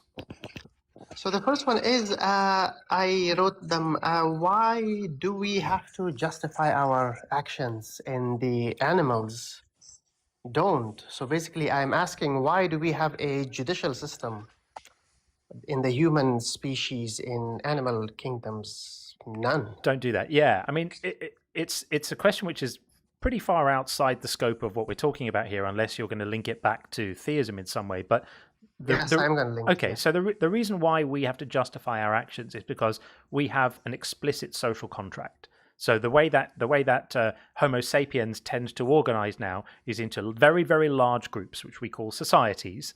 They started out being very small groups of cooperating hunter-gatherers, and eventually we gather into very large groups, and we figured out that the way these societies work is if we have rules and codes of conduct that we all agree to abide by for the collective protection of everyone, and then when people don't abide by them, then we have systems in place to make those people responsible and to provide either deterrence in the form of punishment or protection for other people in the form of punishment by removing habitual code breakers from the population so they can't continue to hurt other people. And as part of that process, we create the opportunity for people to account for their actions so that we can most appropriately decide what to do with them within that system. So that's why we have evolved systems of accountability where we expect people to be able to say, this is why I did this, and then we can figure out whether it was acceptable, whether it was not acceptable, what the intention was, if it was a mistake. You know, we treat somebody who hits someone with a car by mistake not as a criminal, but we treat someone who does exactly the same thing, hits someone with a car on purpose, as a criminal. The intentionality is the thing that separates those two cases, not the action. And so as part of determining what the intentionality was in a situation, we ask people to account for themselves. That's how it works. So what's that got to do with atheism? What it's got to do with it is, so you're saying if someone intentionally, well, number one, you said explicit social content, right? That's why contract, yeah. Contract, yeah. Contract, sorry, yes. So explicit social contract, can you explain to me what is that a little bit more? It just means that we all agree that if we're going to live together, here are the rules to make sure that we can live together well. So I won't eat your children, you don't eat my children. I won't take your things, you don't take my things. I won't kill you, you don't kill me. And everybody benefits from those rules because then everyone is equally protected by them, and collectively everyone does better.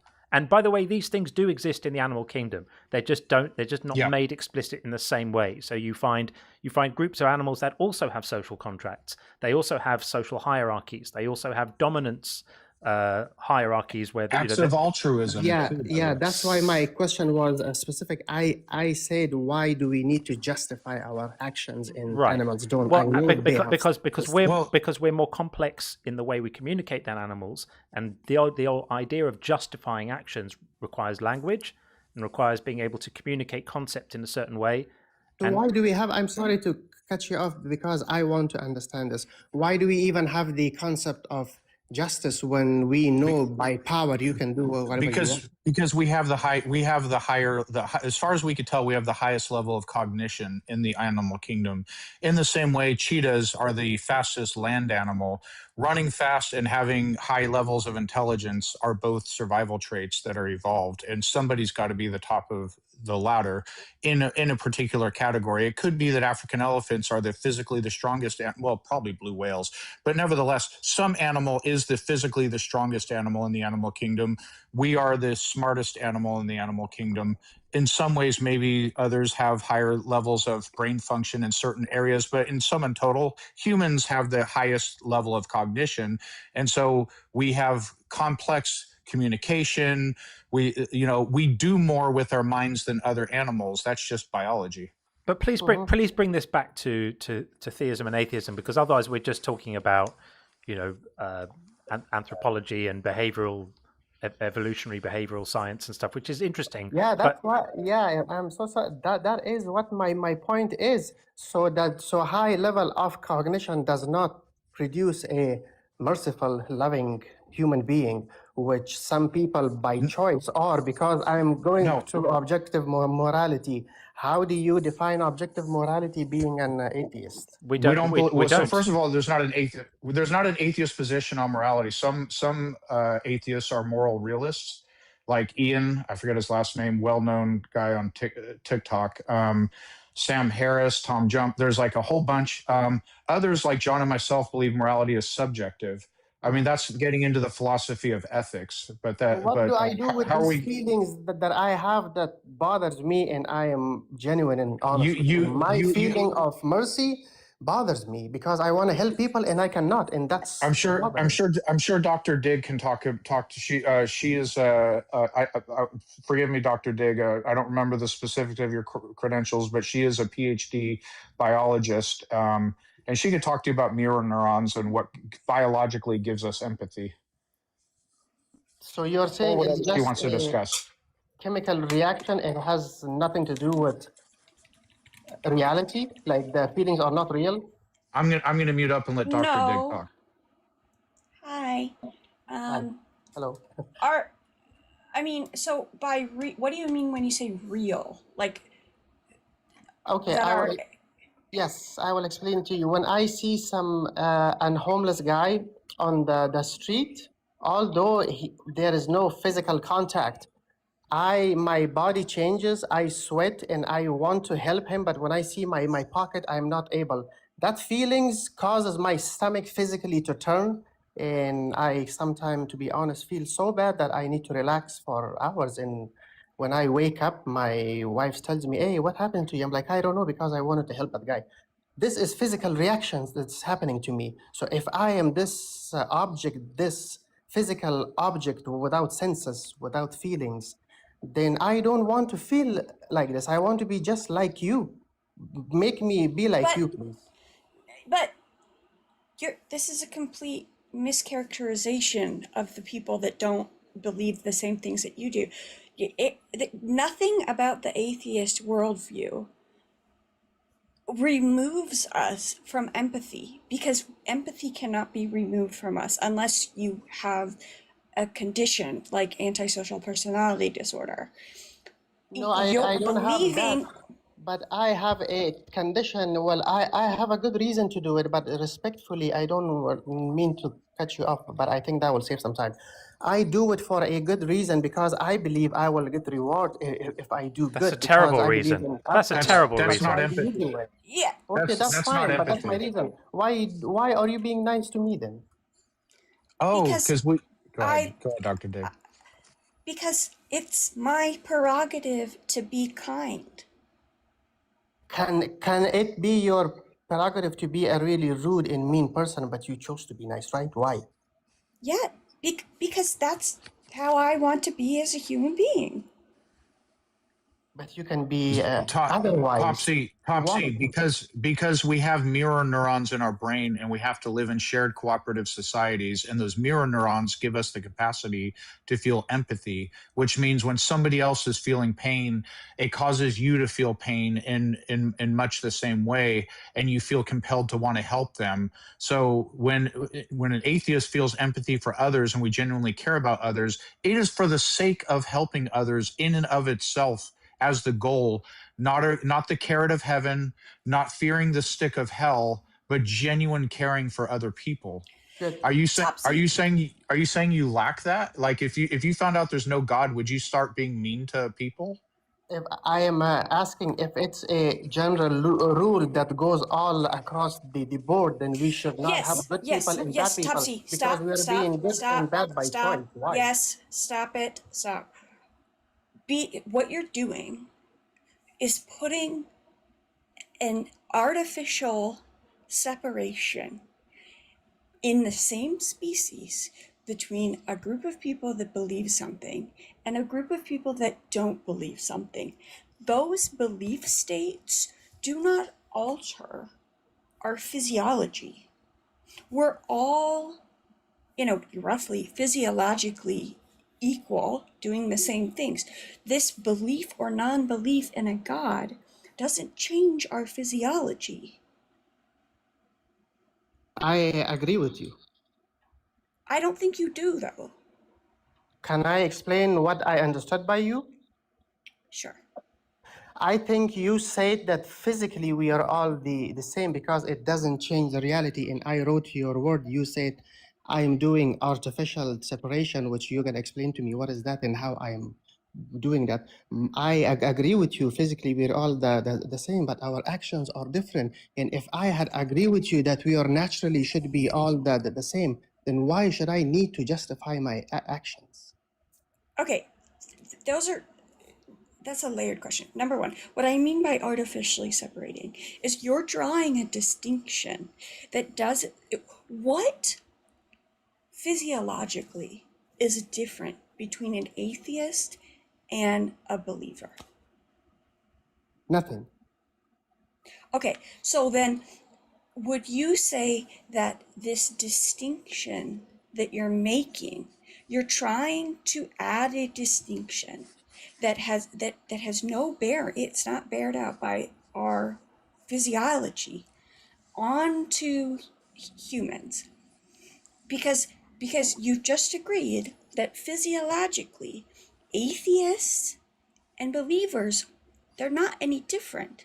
And the things that you're questioning are the empathy and cooperation and altruism and things like that.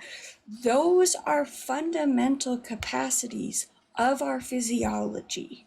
So what is it about believing or non-believing that alters our physiology where that is no longer the case? Yeah, you said sympathy and love and all those things are, I wrote it down, fundamental capacity of our physiology, right? Yes. Yeah. Good. I am not talking about our physical being. I'm talking about our moral character and our but moral. your moral drives our character morality. stems from your brain. Your moral characteristics stems from your brain. One of the ways we know this, by the way, is that certain types of head injuries can change your moral character. There are people who have had brain injuries to particular areas who, in research, give different answers to certain types of ethical and moral questions to people who haven't had that same injury when you correct for age groups and demographics and all of that stuff. It's quite fascinating. So we know that everything about your inclinations, your moral inclinations, when you're talking about you see a homeless person and you feel so bad. By the way, that was completely at odds with the idea that you then said just a minute later that you do acts of kindness because you want to be rewarded for them later. There was a very strange incongruity there between your very vivid description of the empathy you feel when you see a struggling person and the physical pain, and it takes you weeks to recover and all of that, and then you less than a minute later said, I do acts of kindness because I know I'm going to get a reward later, which is a horrific thing to say, by the way, right? All of these moral intuitions that you're talking about, they are physical. They stem from the correct operation of your brain, and human brains have evolved over hundreds of thousands of years to cooperate effectively with other humans and other animals too, in ways that are advantageous to us, frankly. And so your ability to feel empathy is a physical adaptation of your brain. Okay, so if our morals, which you said brain gives us moral character, and it can, for example, you said if someone has a head injury, his character will be different than someone else. I'm not talking about the injuries. I'm talking about general moral. If it comes from the brain, then why is our character changeable? Why do we relearn things? Why can we? Because why we can it's exactly adjust that. it? Topsy, So stop. Topsy, not Topsy, be stop. adjustable. Topsy, stop it. Stop it. You just answered your own question. How do we have the capacity to change? You answered it. You said because we learn something new. You also have the capacity to learn, and therefore you have the capacity to change. So are we changing the physical brain, the cells inside our brain, or are we changing our brain? Sometimes when people experience really traumatic events, like I was raped when I was younger, And my brain, we know from scans of people, brain scans of people, that trauma like that can so intensely alter the physical makeup of your brain that you're then a different person. So yes, brains themselves can change. They can get bigger. When a woman is pregnant, the volume of her gray matter increases. Yeah, with all due respect, I'm not talking about unintentional changes. I'm talking about intentional changes. You're talking It about doesn't matter. it does matter. Why? Okay, so Topsy, this is you're overcomplicating this. No, So you mentioned that when you see a homeless person, you feel bad, right? I feel responsible. Yes. Yes. Okay. That is empathy. All right. So do you care if somebody harms a child? Does it make you feel bad? And do you feel compelled to want to save the child? Yes. Okay. If you found out there is no God, would that be any different? Would you feel any differently toward the child and your compulsion to want to help the child? Would that be any different if you found out there is no God? Absolutely not. If there is God Okay. or not, I will still go and save the child. Yes. Exactly. That's exactly right. So we have a principle that you and I and John and Dr. Dig, we all share a principle together. Every healthy, normal human does. Now, some people have psychopathy, and we'll set others aside.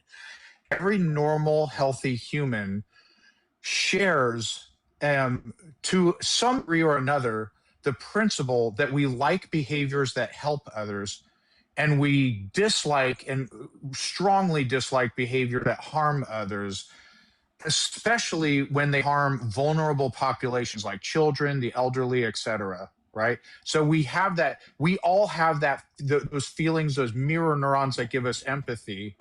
And so that is our foundation for, hey, I need to have justification for this behavior. And then you evaluate how it affects the well-being of others. Does it do harm? Does it help? Is it neutral, etc.? That's it. There's no magic here.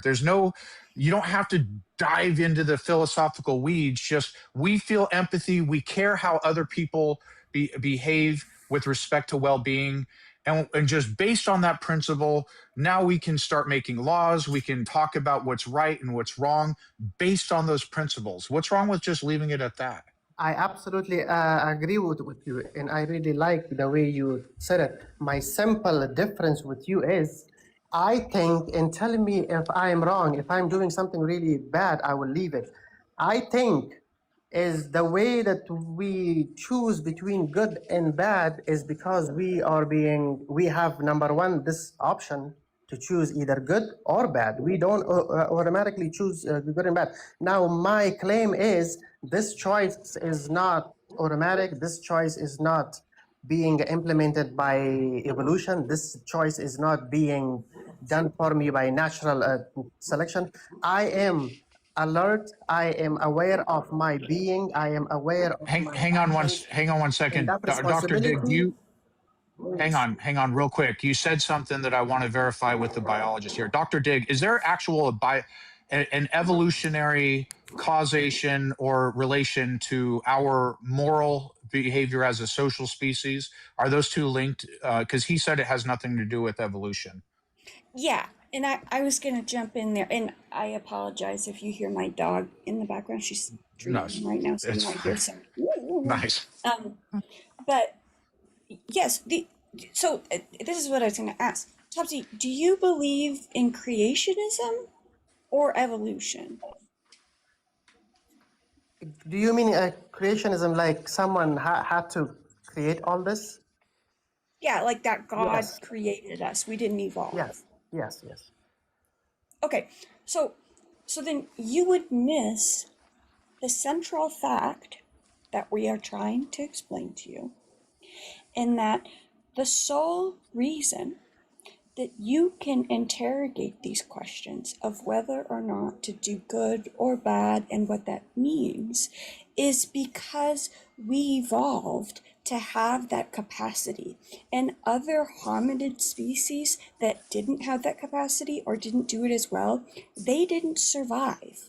Your contention is that God made us this way, and therefore we do the things we do because of God.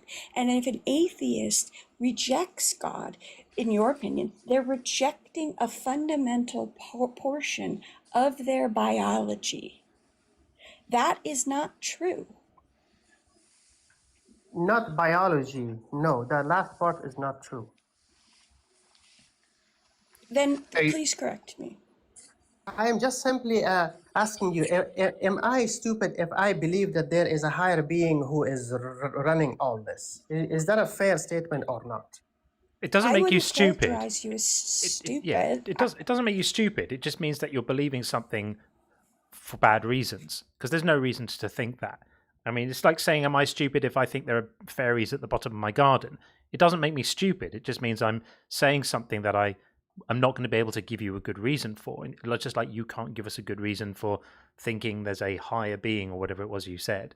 And certainly looking at human behavior certainly is not where you're going to find that reason, because for all the reasons that Dr. Digg has explained, and Sean, and that I was alluding to earlier, we have natural explanations for these things, which is why you have social codes in the animal kingdom too, because their brains have also evolved to optimize their survival by having structured ways that they engage with each other, and having empathy, and having instincts which lead them to cooperate rather than not to, because the brains that would have failed to cooperate got selected out of the gene pool. So we don't need a god to explain these things, and we don't need a god to explain anything. Yeah. Sorry. So that will bring me to my second question, and I will ask you that, and I will leave. What are your thoughts about, since you're talking about nature, what are your thoughts about natural theology? About what? Sorry? What is natural theology? That doesn't make any sense. Okay. Natural theology is a theory where a study was done in Japan in 2014 by Petrovich Oliveira. They had took these students, these 6 years old to 8 years old. They put them in a school, and they didn't tell them anything about God and creation and everything. To make it short, by the time the study was done, they had developed the idea of a supernatural, because they showed them object, who created the car, who created this table. They showed them the mountains, who created the mountains. They're like, human being didn't create this. Now, 1 second.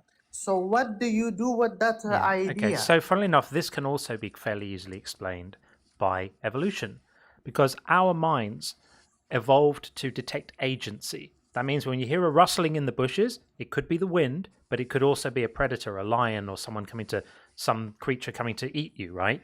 So our minds tended, and when I say our, I mean the minds of our ancestors on the African savannas 250,000 years ago. Evolution shaped our minds to detect agency. When something happens, we personify it.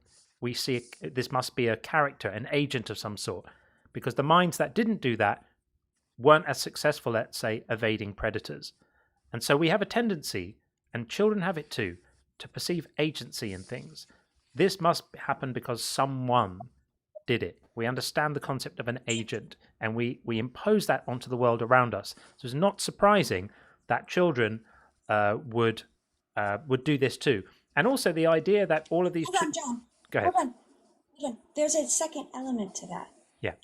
We have a tendency to assign agency, and we also have an incredible tendency to anthropomorphize the things around us. And that's how we get a human-like agent that is responsible for the things that we cannot explain. Exactly. It's both of those things combined. Yeah. I agree with you. Now my question is, so why naturally, if we are evolved by evolution, why do we even have these, why our mind creates such concept. We explained it. I explained it to you. John explained Just it. just rewind the video and watch my answer again, and that will be my answer now You're too. naturally, yeah. I'm so sorry, but from your explanation, what I understood is like you were describing our action as a reaction. You were not telling me something else. You were telling me if I see a zombie in the jungle, I will react. But I'm gonna react based on my that's previous not what he information. said. I didn't say That's if I, not what he I, said. I didn't say I didn't say if I see a zombie. I said if I hear a rustling in the bushes. For example, If I hear a rustling in the bushes and I don't know whether there's someone there or not, our brains have you're gonna guess based on the previous information. our brains have evolved to infer agency and to anthropomorphize that agency, as Dr. Digg said. And this is something that children do also. All the things that you're presenting here as big mysteries Based on aren't previous big mysteries. And- They're pretty basic. As a matter of fact, I And- can. Hold on, Sean. I have another example. Just one sec. I want to Okay. get in here. Other animals have the same capacity to create that agency. I have chickens. When my chickens see my shadow, but they don't see me, they get into a low down squat to make themselves bigger to protect themselves. They have evolved that behavior because they think, oh my God, that's a shadow. It's a hawk. It's a threat. It's not my mom. But I'll be safer, and you know that my chicken family will be safer if that's the behavior that we've adopted. So it's not even a thing just in humans. We So when just have the you- capacity sorry. to explain it.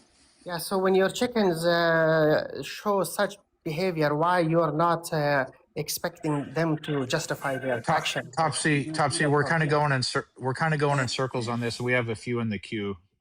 So Thank you so we much. gotta wrap this up. We appreciate it though. Come back again with more questions. Sounds good. I will Yeah. do that. Thanks, Topsy. All right, thank you. Thanks. Bye. And thanks, Dr. Digg. I always appreciate your input, of course. Thank you. All right, speak soon.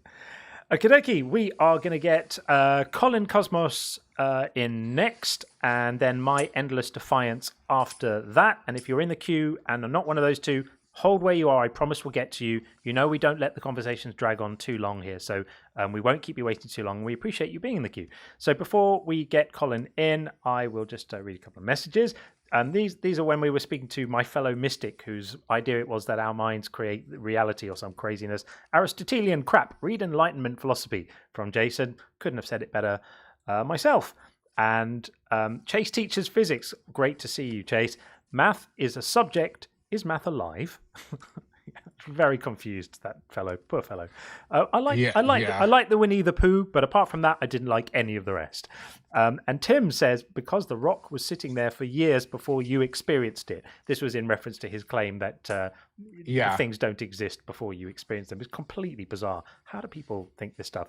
And Chase said, the brain uses electrical signals to process. If it was receiving consciousness, we would be able to build tech to process the signals and broadcast it. Exactly. This idea of the brain as a receiver, I mean, you try to tease it out, Sean, and say, what's the evidence for this? We heard a string of absolute nothing, and there is none of that. I promise you, my wife shakes her head when she hears about dumb stuff like this. She's like, nah, this is just nonsense. Simeon Urchin, great to see you. Thank you for the super chat. Leaving the 18 to 24 age bracket today, my back hurts. Oh, congratulations on progressing to the next demographic stage. You'll be able to give wildly different answers on survey questions now. So that'll be exciting for you. And two more before we get Colin in. Chase again said, I'm a theoretical physicist. When we study space-time as an emergent property, we still have physical substrates like causality. You can't just assert. Yeah. I love the fact that Chase is in the community now, just quietly being there in the background, calling out the BS. Brilliant. I can't wait to the notion that cognition causes space-time, that space-time is dependent on cognition, is just freaking wild to me. Mad. And he just kind of threw it out there and then moved on to the next thing. Like, whoa. Yeah. You got to stop there. What the F are you talking about? Total BS. Total BS. And last super chat for now, Buzz. Hi. Hey, Buzz. Good to see you, friend. Always good to have Buzz around. Okay, we've got a few more, but I will save them till after we've spoken to Colin. So let's get Colin in right now. Colin's been waiting patiently, and then, as I said, my endless defiance after Colin. Bringing Colin in right now. Hopefully. Come on, TikTok. You can do it. There we go. Hey, Colin. There we go. How are you? How you guys doing? Hi, Sean. Hi, John. Hello. Hey, how you doing? Pretty good. I just want to say first off, I followed your page, John, because of all the philosophical or whatever debates I've come across on TikTok. This is one of the better ones where people treat each other with respect here. I've seen some nasty ones, so I just want to say that first. Thank you for what you're doing. Thanks. And you as well, Sean. You've been here the whole time. We're trying to hash this out, right? Indeed. So with that said, thank you, Colin. Let's get going. What have you got? Yeah. So I'm not as smart as the other guys. I have a pretty simple point to make. And it starts off with, what kind of world would you want to live in? And I understand that throughout history, I think beliefs had a very important part to play. And I think they helped develop our communication, our survival instincts. Yeah. Well, I'd like to live in a world where no children ever die of cancer. I was perhaps an inch or two taller and never had lower back pain. Would that be all right? Right. And I look like Chris Hemsworth. Yeah, that would be a great world as well. You ever heard John Lennon's song "Imagine"? Mm-hmm. That seems like a pretty good world to me. Yeah, that one. Yeah, it does. Yeah. So what do you got as far as just as far as the topic here? Atheism makes more sense. What are your thoughts on that? I don't agree with it. Okay. So, I mean, that's the rules of the life. I could have come in because personally it makes sense to me. So I'm also battling myself because there is a part of me that wants to believe, and I've had some experiences. A lot of it could probably be chopped up to serotonin and dopamine, place, time, all that. Sure. But there's a certain wonder that I can't get away from even since I was a kid. Like it's not a matter of evidence, it's experience. So you said a certain wonder. Is that right? Because I still believe I believed so when I lost Christianity, I still believed in some sort of vanilla creator God that I couldn't fully explain. I just thought some intelligence had to have created reality and life, etc. Right? Something like that, yeah. Yeah, and the reason I believed is I had that sense of awe and wonder about the universe, and there's an emotional tendency to where like you're just such an awe and not only awe but appreciation of just being alive, and it's so easy to anthropomorphize that. But when I really word came up earlier, yeah, but when I really thought about it.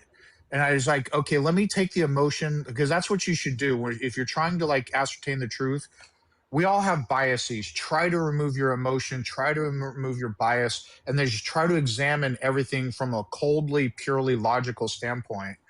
When I did that, I realized I don't have an actual good reason to believe in a God. And so this might be risky to say, but what if we are the ones making God what it is? Like not trying to say we are God, but we made up the idea and then we embodied it, so technically it exists.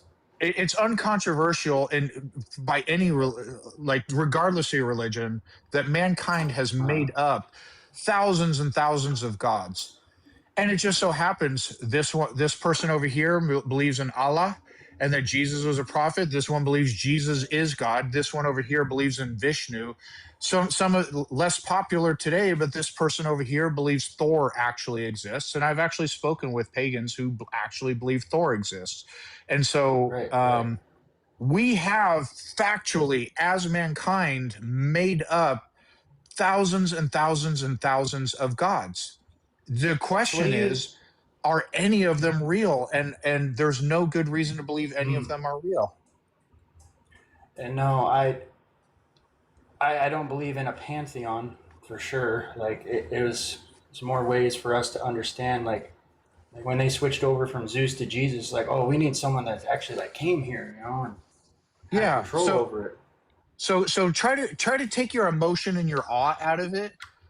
When you do some introspection within yourself, can you come up with a good logical reason to believe, that justify a belief in a God? Yeah. Okay, what is that? That's the fucked up part. I could never explain it. This is my own personal experience, and I'm really just here to say, like, I've got my reasons. The thing is, okay. The thing is, it's fair enough. Like, if your position is that it's not the Christian God, though. Okay, but the thing, that's what a lot of people Colin, that's fine. It doesn't have to be the Christian God. If your position is that you have a strong emotional inner sense of knowing and you can't explain why, well, then I would just say, okay. Well, but that kind I of scratched out the emotional part for him. Yeah, but I was being serious. Like, I have a very autistic brain. But that's fine. But you said you can't explain it. So if you can't explain it, that does suggest that it's more to sort of feelings you have rather than thoughts, because thoughts you could describe. You could describe them and you could say, this not is so much. I just have a hard time with memory recall. And it's a lot of synchronistic events that have happened in my life over the past 20 years. Okay, so then that have concluded in a belief that there's something higher. Right. I wouldn't call it God, but there's something higher than us. Okay. Whether it's the collective consciousness, I don't know. Well, but it's God. Then I would say in a way that's a sort of a slightly difficult concept for us to grapple with. If you're saying you can't present the reasons, if the reasons are that you've had coincidences in your life, then we could say, you can have a look at that. You can analyze the probability of coincidences, and you'll find that coincidences, coincidentally, happen with exactly the frequency that would be expected by their probability. So it's weird when you're on the end of that 1 in a million chance, and you feel like that makes something special is going on. But 1 in a million, but 1 in a million chances happen millions of times a day all over the world. It would be much weirder if you were never on the end of one, if you never had a situation, and we've all had them. You know, the old classic is you think of a friend that you've not spoken to for 20 years and the phone rings and it's them. And then there are more extraordinary ones. People walk past a public phone which starts ringing and they answer it out of curiosity and it's someone they know who misdialed a number. These things happen. It would be stranger if they never happened.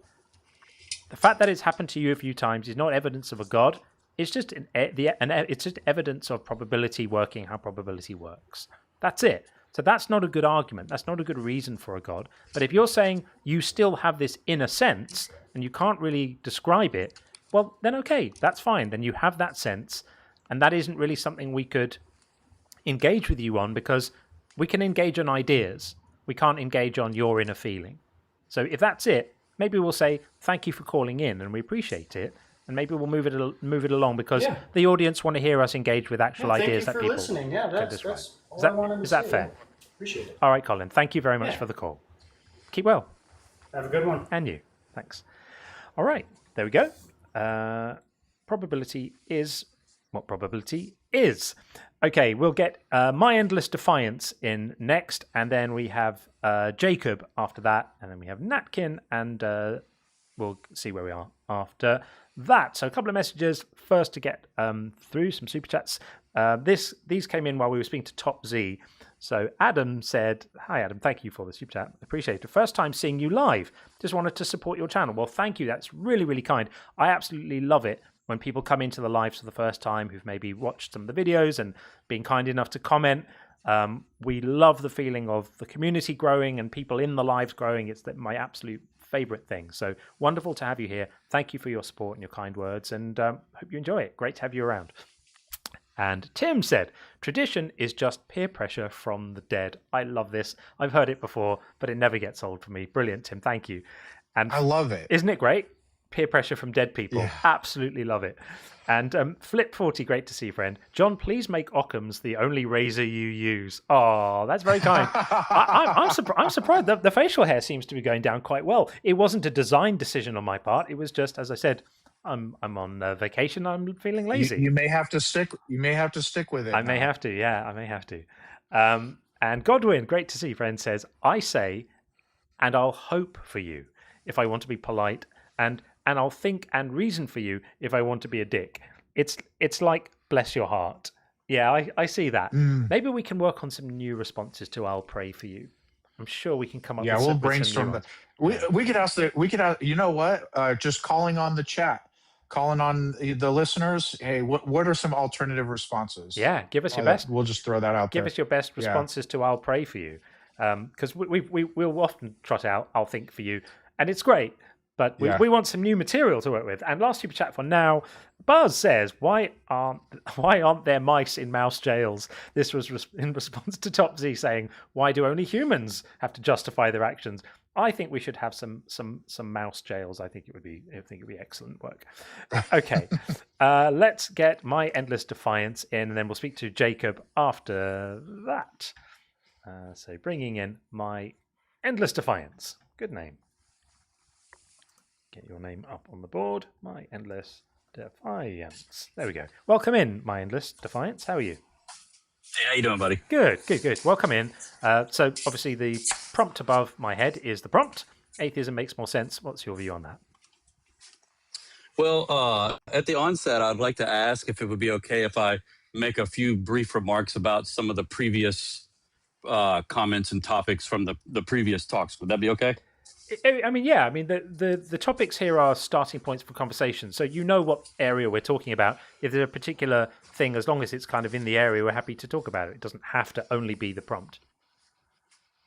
Well, it's just on my mind, and I didn't want to lose this thought. But I was thinking about coming into it. I was still thinking about the argument that one of the previous guys made about the justice system, and making the comparison between humans and animals. How, why do we have a justice system and animals don't, right? And I'm not going to stay too long on it, but I think part of the problem with a lot of theists and Christians, because I'm a Christian, but I think part of the problem with a lot of theists and Christians is they come from a point of view of, I think the idea that, there's a justice system for humanity and not animals being a talking point for, I don't know what the argument was exactly, but I would just say that, humans have a justice system for the same reason that we have a tram system or skyscrapers, right? Like we're complex beings. So there are products of complex beings that are not going to also become products of less complex beings. Is that a fair statement? You said it well. Yeah. And by the way, I want to compliment you that, you can look at an argument that is for your side and be able to say, you know what, that's a bad argument. And I do that sometimes for atheism. I'll hear some atheists make an argument that I don't think is particularly good. Just because somebody is agreeing with your position doesn't necessarily mean that they're making a good argument. But I just wanted to point out that shows some intellectual honesty on your part. For sure. Yeah, I appreciate that.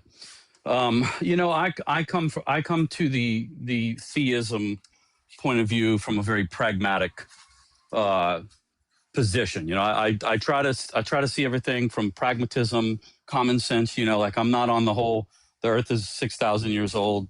I think the vast majority of people who believe in Jesus and who are theists, it's from a very shallow man in the clouds type of position when it comes to that. But I think, the thing that I lean on more than anything to sort of, conclude that there's a creator of, I think the issue of Christianity and the issue of a creator I think we can separate those, right? Like the idea of merely that there is a creator in a general sense. For me, it's like, I take a small example is something like, I don't know, take the human body, right? Like your digestive system, or even something as, as singular as your bladder, right? Like how your bladder functions, right? At a molecular level, the complexity of how the human body works and how any one individual organ in your body works and the process behind that and your DNA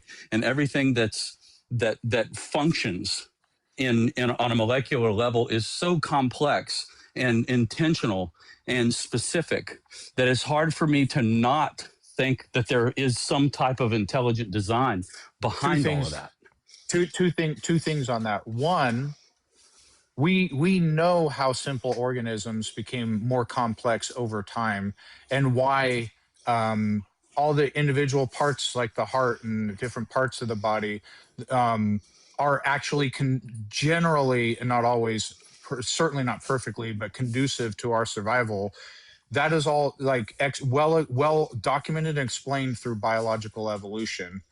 But even if we didn't have an explanation for that, that would not be a reason to posit God. Just like at one point we didn't know what causes lightning and thunder, this awe-inspiring spectacle of light and sound and everything. We didn't know what causes that. That was not a good reason to say Thor is causing it. So I want to hammer these 2 points home. I agree with you on that. Yeah. We know what causes naturally these complex systems of biology, simple organisms over time becoming more complex. It all works in a logical format. But I need to repeat this again. Even if we didn't know, because at one point we didn't know, it's still not a good reason to say God. And like complexity does not necessarily mean design. So why does your body, let's say if you cut yourself or you cut yourself and your body regenerates the tissues, right? Yeah. Like, why does it know when to stop regenerating tissues? What's the driver behind that? Endless. So, hi, I don't know if you heard me before. My name's Dr. Dig. I have a PhD in molecular genetics. Fantastic. So sometimes the body doesn't. Do you know what keloids are? I do, yes. So that's a case where the body regrew skin cells, but it overgrew.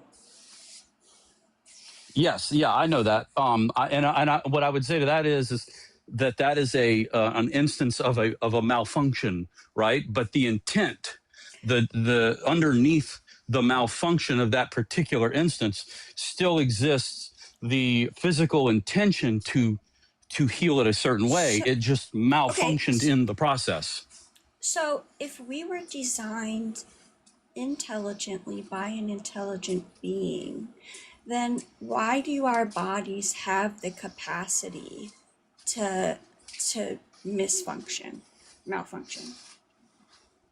Well, because I think I don't think physical existence is flawless, right? It's like nothing is perfect. Like nothing that exists within the parameters of the universe that we live in is perfect or flawless, right? Like there's malfunction all over the place. But if God intelligently designed us to be in his image, then you need to provide a justification for why he would allow or inherently included the capacity for our bodies to so spectacularly misfunction. That doesn't make any sense. Well, I assume that you're saying God making us in the image, you're referring to the Christian biblical version of God, correct? Mm-hmm. So I'm separating my Christianity from the general idea of a creator. So what I'm not arguing is I'm not arguing for the evidence of the Christian God. I'm arguing for the evidence of some type of intelligent creation. We understand this, but it's unnecessary. Right. We have understood mechanisms in the natural sciences that account for all the things that you seem to be struggling to account for. So everything you're saying is an argument from personal incredulity about the potential for natural explanations to explain things that we see around us. That's it. So why does complex life do what it does? Like why? So what's the driver behind that? All right, so I'm imagining, let's say Dr. Dig has a good answer for that, and she very well might. But I feel like what I said earlier kind of got ignored. Even if we don't have an explanation for it, it is not a reason to posit God. There's always going to be unknowns in science. Like, what causes this thing? How did this thing happen? There's always going to be unknowns in science. It has never, in the history of science, been the answer, God did it or some supernatural thing did it. So the time to believe. So if you have an unknown in science, let's just call it thing X. We can't explain X in science. An explanation should not be accepted unless it can be demonstrated, repeat, like through experimentation, make novel predictions, etc. There's this whole criteria of evidence before you accept a hypothesis or an explanation as the explanation. And it's never God. Now, it's okay to say God, but if you're going to say God did it, you need more than, hey, you can't explain it, because nothing else in science would be, hey, you can't explain it. If, when Einstein said, hey, general relativity this is how things work, you can't explain it wasn't a sufficient reason for people to accept it. It had to be testable and repeatable. Yeah, I agree with that. I agree with that 100%. I agree with that. I dislike it when something, we don't understand something, okay, God, right? I don't like that. But conversely, I also don't like, we don't understand that, but not God, right? I think both of those points of views are equally retarded. No. So, please don't use the R word on here. I know you weren't doing it maliciously, but it is a slur. But yeah, so please don't use that word. All right. So we're not saying we can't explain it, therefore not God. Maybe a God exists, maybe a God doesn't. But when there's an unknown, when you're like, hey, how do you explain this thing? And how do you explain this thing? And Dr. Dig keeps answering. If we get to a point where it's, I don't know, that's our answer. I don't know. I don't know what causes it. Now, if you have evidence for your God, that's a separate question, and we'd be very interested to hear what that evidence is. Yeah, but it can never be, you can't explain this thing in science. That's never evidence for God. Right. Okay. I agree 110%. No. Okay. So I'm going to agree. I'm going to concede to that and agree 110%. And I guess what my intent would always be is to get down to the most the most microscopic level of complexity and present enough likelihood that it makes more sense for there to be an intelligent design behind it than for random chance to be behind the driver. It's not of it, random right? chance. So like when I was talking about, it's not random chance. Huh? It's not random chance. So what is it? The two options aren't an intelligent designer or random chance. That's to mischaracterize our side of the ledger. Random chance I apologize. Give me your side of it. So random chance on its own would just produce randomness. But random chance plus nature selecting carefully for adaptations that promote the chances of survival is not random. There's a random element in there which gives you the variation. The randomness comes from the variation, and you need the randomness to provide the variation in genes to give you different options for nature to select between. But it's the selection which creates this ratcheting, this sense of progress, this illusion of working towards an endpoint, even though there isn't an endpoint. It's just like a load of different random things, and some of them just coincidentally happen to really, really help your chances of survival.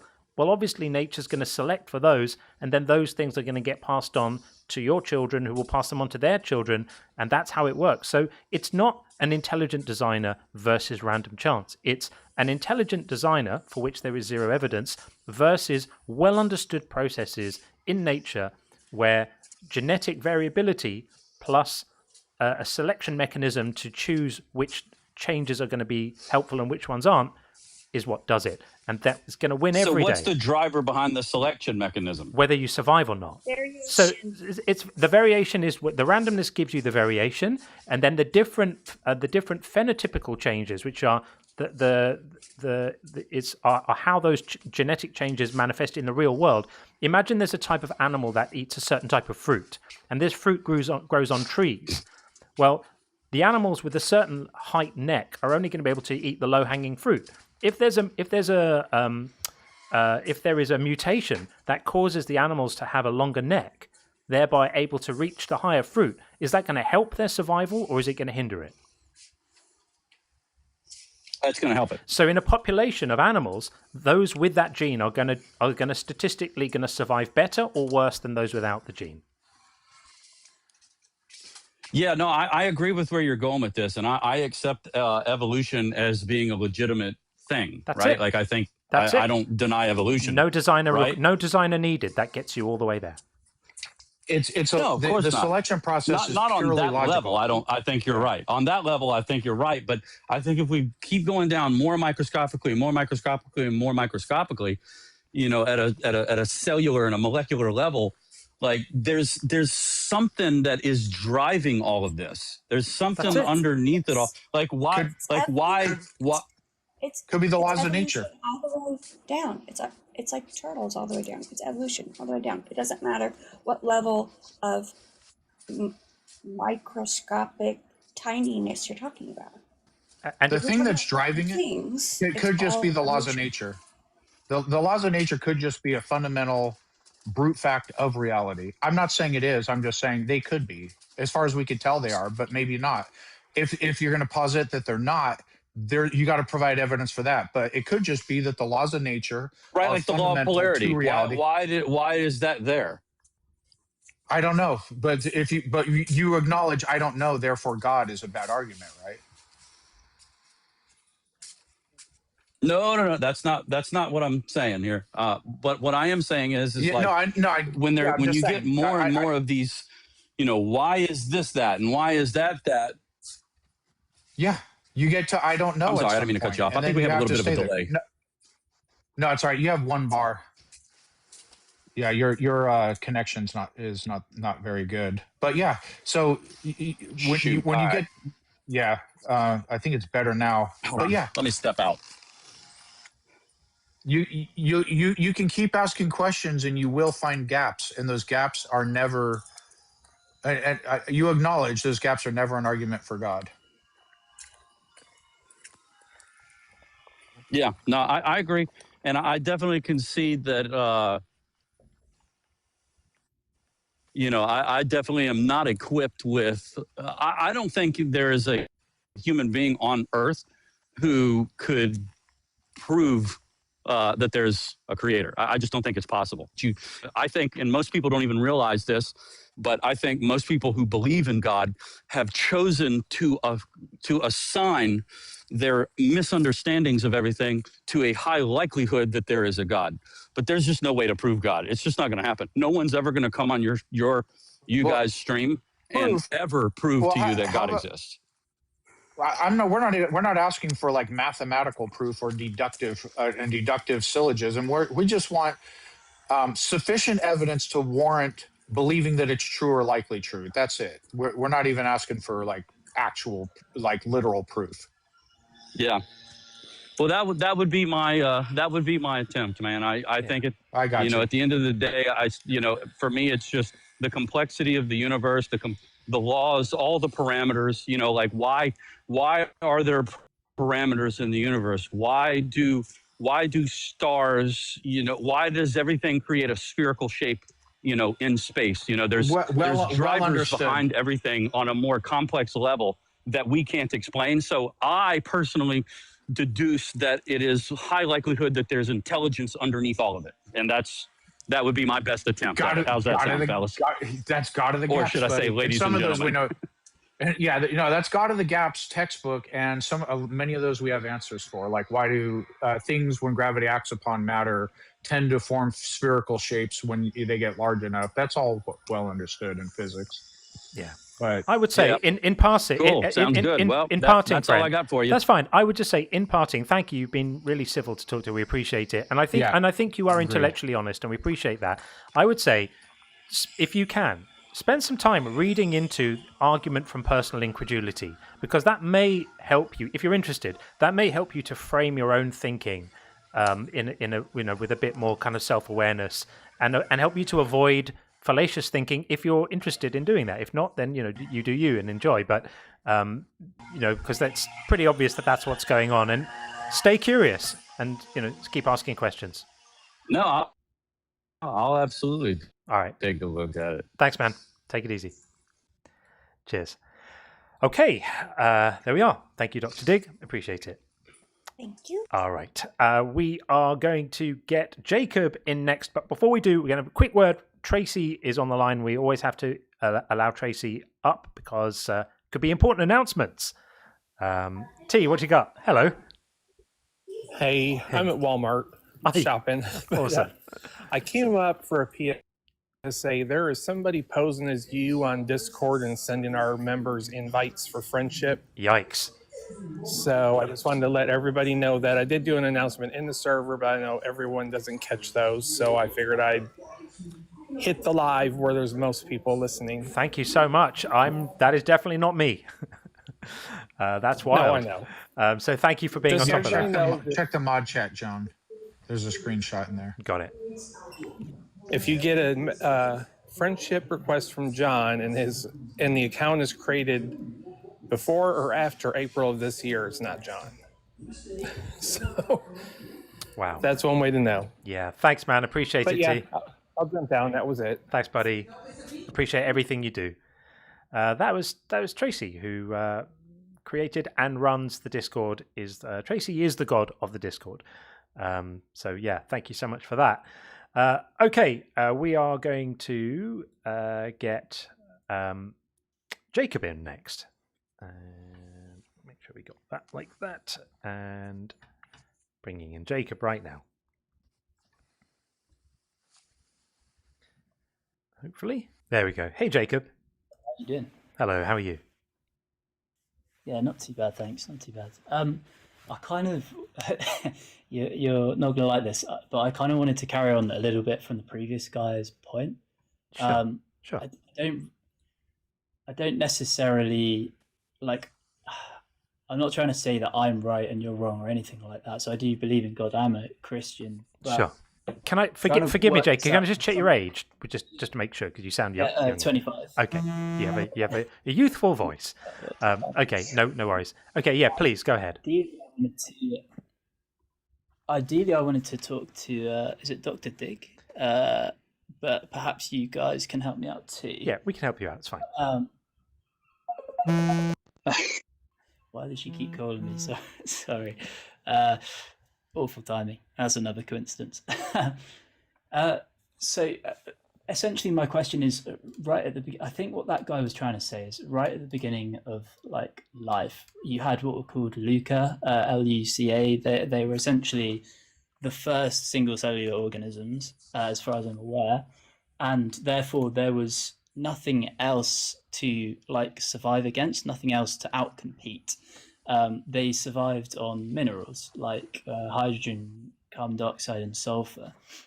So I suppose my question is, in this world, in this scenario, what's the benefit of reproducing as opposed to just trying to like focus on regenerating your own cells, and like what benefit does reproduction give you? I guess is my question.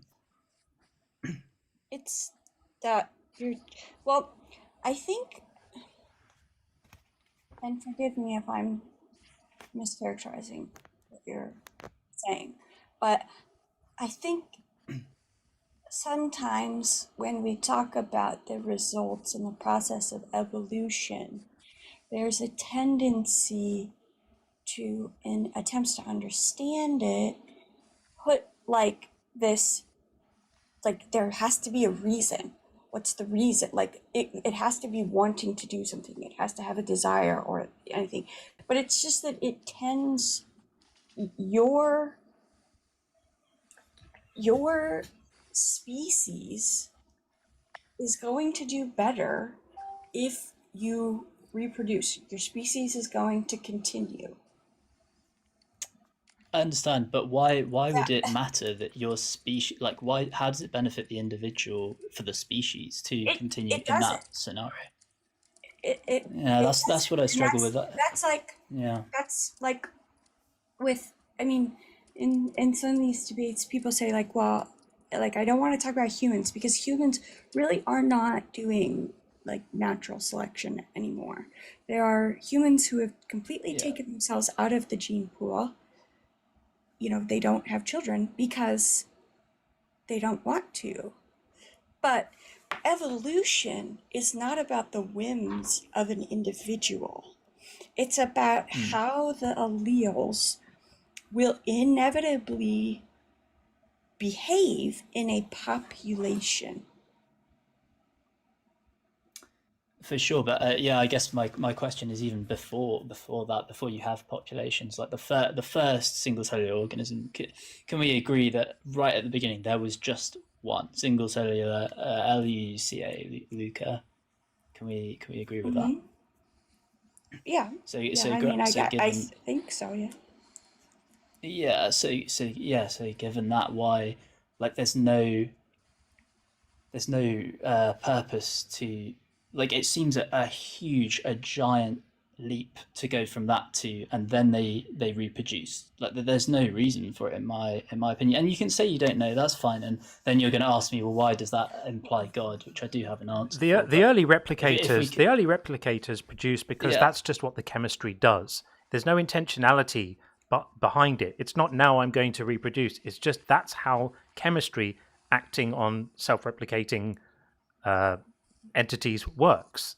That's it. It's just chemistry. So I don't even understand how the entities self-replicated in the first place, is my question. Right. So this is just an argument from personal incredulity on your part, because I mean, I say this respectfully, because you don't understand the chemistry. Yeah. Therefore, God. But we don't need a God to explain chemistry. We have chemists for that. And maybe we're not the right people to ask. If you want to understand the chemistry of simple biological replicators, there are places you can go to study that stuff. And I promise you, there are people who will be able to explain it to you. I'm not a biological chemist. It's beyond my personal understanding. I just understand that there were simple progenitors, self-replicating things, little chemical entities, which were able to take in energy from around them and create copies of themselves. And so you don't know, so that's fine. I don't know either. That's fine. Neither of us know. Fine. But I do know that. But I do know that people do know, and it's enough for me. I've never been that interested in chemistry. I've never been that interested in chemistry. If I had an interest in chemistry, then I would be able to give you an answer. And there are people who have that area. But it's enough for me to understand that this is a thing. There are chemicals, and there are chemical entities that have the property of being able to create copies of themselves. That's just as a result of the chemistry working on those things. There's no intentionality required. In the same way that ice can form crystal lattices, snow can form these complex geometrical patterns by the crystallization of water. There's no intentionality behind that either. It's just chemistry. I think that's far easier to explain by chemical processes. It may be, but it's the same. But it's the same thing. It's chemistry causing things to happen. All of this is chemistry causing things to happen. Okay. So let's get back to God, because I think we've our last three conversations have all been about genetics and stuff like that. Is going to get very, very boring for the audience. So. Fine. So let's get on to why you think. Can I just this stuff is true, because the thing, if you describe yourself as a Christian, right? So so it's not really that your worldview is centered on thoughts you have about chemistry. It's more that your worldview is centered on the idea that there's an intelligent being who created the universe and then allowed sin to enter the world, and then punished the whole world for the sin, and then created a punishment for everyone because of the sin, and then created a divine pardon for the punishment that he'd put on the world because of the sin.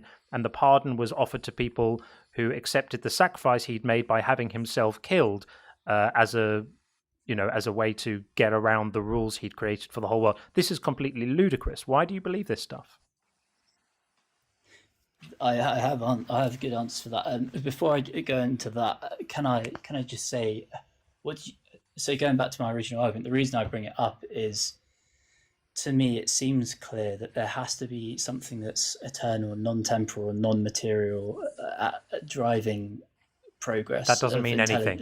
Eternal and non-temporal and non-meaningful. You might as well make baby noises. All of that means nothing. So let's get back to get back to the world we're in. You just said what you believe. You didn't say what the evidence is for it. You just said what you believe. Like, to me, it just seems that blah blah blah. You're just saying I believe this thing. Like, what's the actual evidence for it? So it would be that there is this, as the other guy was trying to describe, there is this drive of survival from day dot, from the original single cellular organism throughout species that can't be explained by evolution. It can, and it has. It can, and it has. So let's not worry about that, because it's literally. It's just going to be. It's going to be so dull to hear another argument from personal incredulity about basic biology. I'm not going to concede. I'm not going to concede that point, because as I've said, there's original Lucia's it's chemistry. Cannot be explained. It's chemistry. By it can. It's chemistry. It's chemistry. It can. It's chemistry, and even if we didn't know, because there was a time we didn't know, it is not a reason to say therefore God. We can't explain this thing, therefore God is a type of argument from incredulity fallacy known as God of the gaps. It's textbook God of the gaps. So without saying we can't explain this thing, because then we could go in circles, it's been explained, no, it hasn't. It doesn't even matter if it hasn't. It's not a good argument to say we don't know how this thing happened, therefore God. Yeah. So do you have any evidence that doesn't rely on we can't explain? Other than logic, I mean, the logical conclusion for me of temporal. Can you let me finish, please? Yeah, go for it. Thank you. The logical conclusion of seeing progression through time that starts from a single cellular organism, as I've said, that cannot, like, the idea of reproduction in its own right seems ludicrous, right? So the idea that happened and then led to humanity. This is to me. I'm so sorry to interrupt you. This is just you waving a flag with "I don't understand science" on it. That's it. That's all it is. All we've established so far is you don't understand science. What Sean is trying to say is even if all of us don't understand science, right? When I read that chemists have a good understanding of how the early replicators worked and what the molecular biology of that is, that's good enough for me. That's not me placing my trust in something blindly. It's placing my trust in the understanding that we have robust methods of knowledge production, and that if I wanted to understand the chemistry of early replicators, I could probably spend a few days studying it and reading up on it, and then you and I would have a different discussion. This is not important to me because I'm not interested in chemistry, so that's why I'm not across the details. But there are people who are. And I'm just not interested in it. So your lack of understanding is never going to be evidence for any of this stuff. But as Sean said, even if we didn't have this knowledge, let's imagine we didn't know anything about genetics. And the answer to this was, we don't know. How would we don't know get to that's evidence for a special magical space wizard did it? So I don't believe in a special magical space wizard. I've already described to you. You described it. You described it as something not existing at any locations in space and not existing for any periods of time, which is phenomenologically identical to not existing at all. So you're arguing for a non-existent force or power or entity. Can I push back? That doesn't exist anywhere, and none of that has got anything to do with the question at hand, which is that atheism makes more sense because we're literally just saying it really does. It really does. So would you agree that time is a measurement of change, of material change? Some people would say it's more than that, but for the purpose of the argument, we could say that time is the process of change. Yeah. Yeah. So by that definition, if something eternal did exist, it would have to exist outside of time. No, I know this is because we think what is eternity? It's possible, for example, that the universe is the eternal thing that exists, not outside of time. Outside of time doesn't mean anything. Outside of time means it can't change. Because for it to have any change at all, any intentionality, any creative actions it might choose, any decisions to create a universe, any decisions to have itself, to impregnate its own mother and then have itself killed, for example, would all have to be done in time in some kind of way. So this notion of things existing outside of time is just bollocks.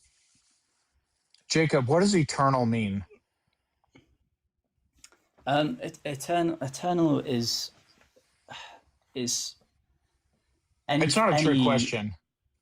It's essentially the same thing as axioms, right? So it's anything that it's not the same thing as axioms. Has always existed and will. Okay. Yeah. So it is an infinite amount of time, an unlimited unending amount of time, right? It's not. There's no time at all. But yeah, I suppose. No, no, right. Way. It's not. Yeah. Well, no, it's not. It's not. There's no time at all. It's there. In fact, it's the opposite. There's an infinite amount of time. So if you have, but if the universe I disagree goes, because time is a measurement of material change, as we've agreed, and there is no material if we say change outside the word an eternal world. Okay, so the word eternity, I'm just gonna look it up real quick, but it basically describes a time arrow that is without end in a certain direction. That is, so the point is, if something exists eternally, not only does it not exist outside of time, it exists for an infinite amount of time. That's just by definition of what it means for something to be eternal. Yeah, so would you agree that the concept of mathematics, for example, is eternal? No. The concept of mathematics is no. No. Mathematics is just a language. It's a language we have developed to describe quantities and the relationships between things. Yeah, precisely. So even if there wasn't a universe, even if there was nothing, those concepts would still be true. The axioms behind them would still be true. True is a property of propositions, right? So it could be. So okay, well, I'll give you an example.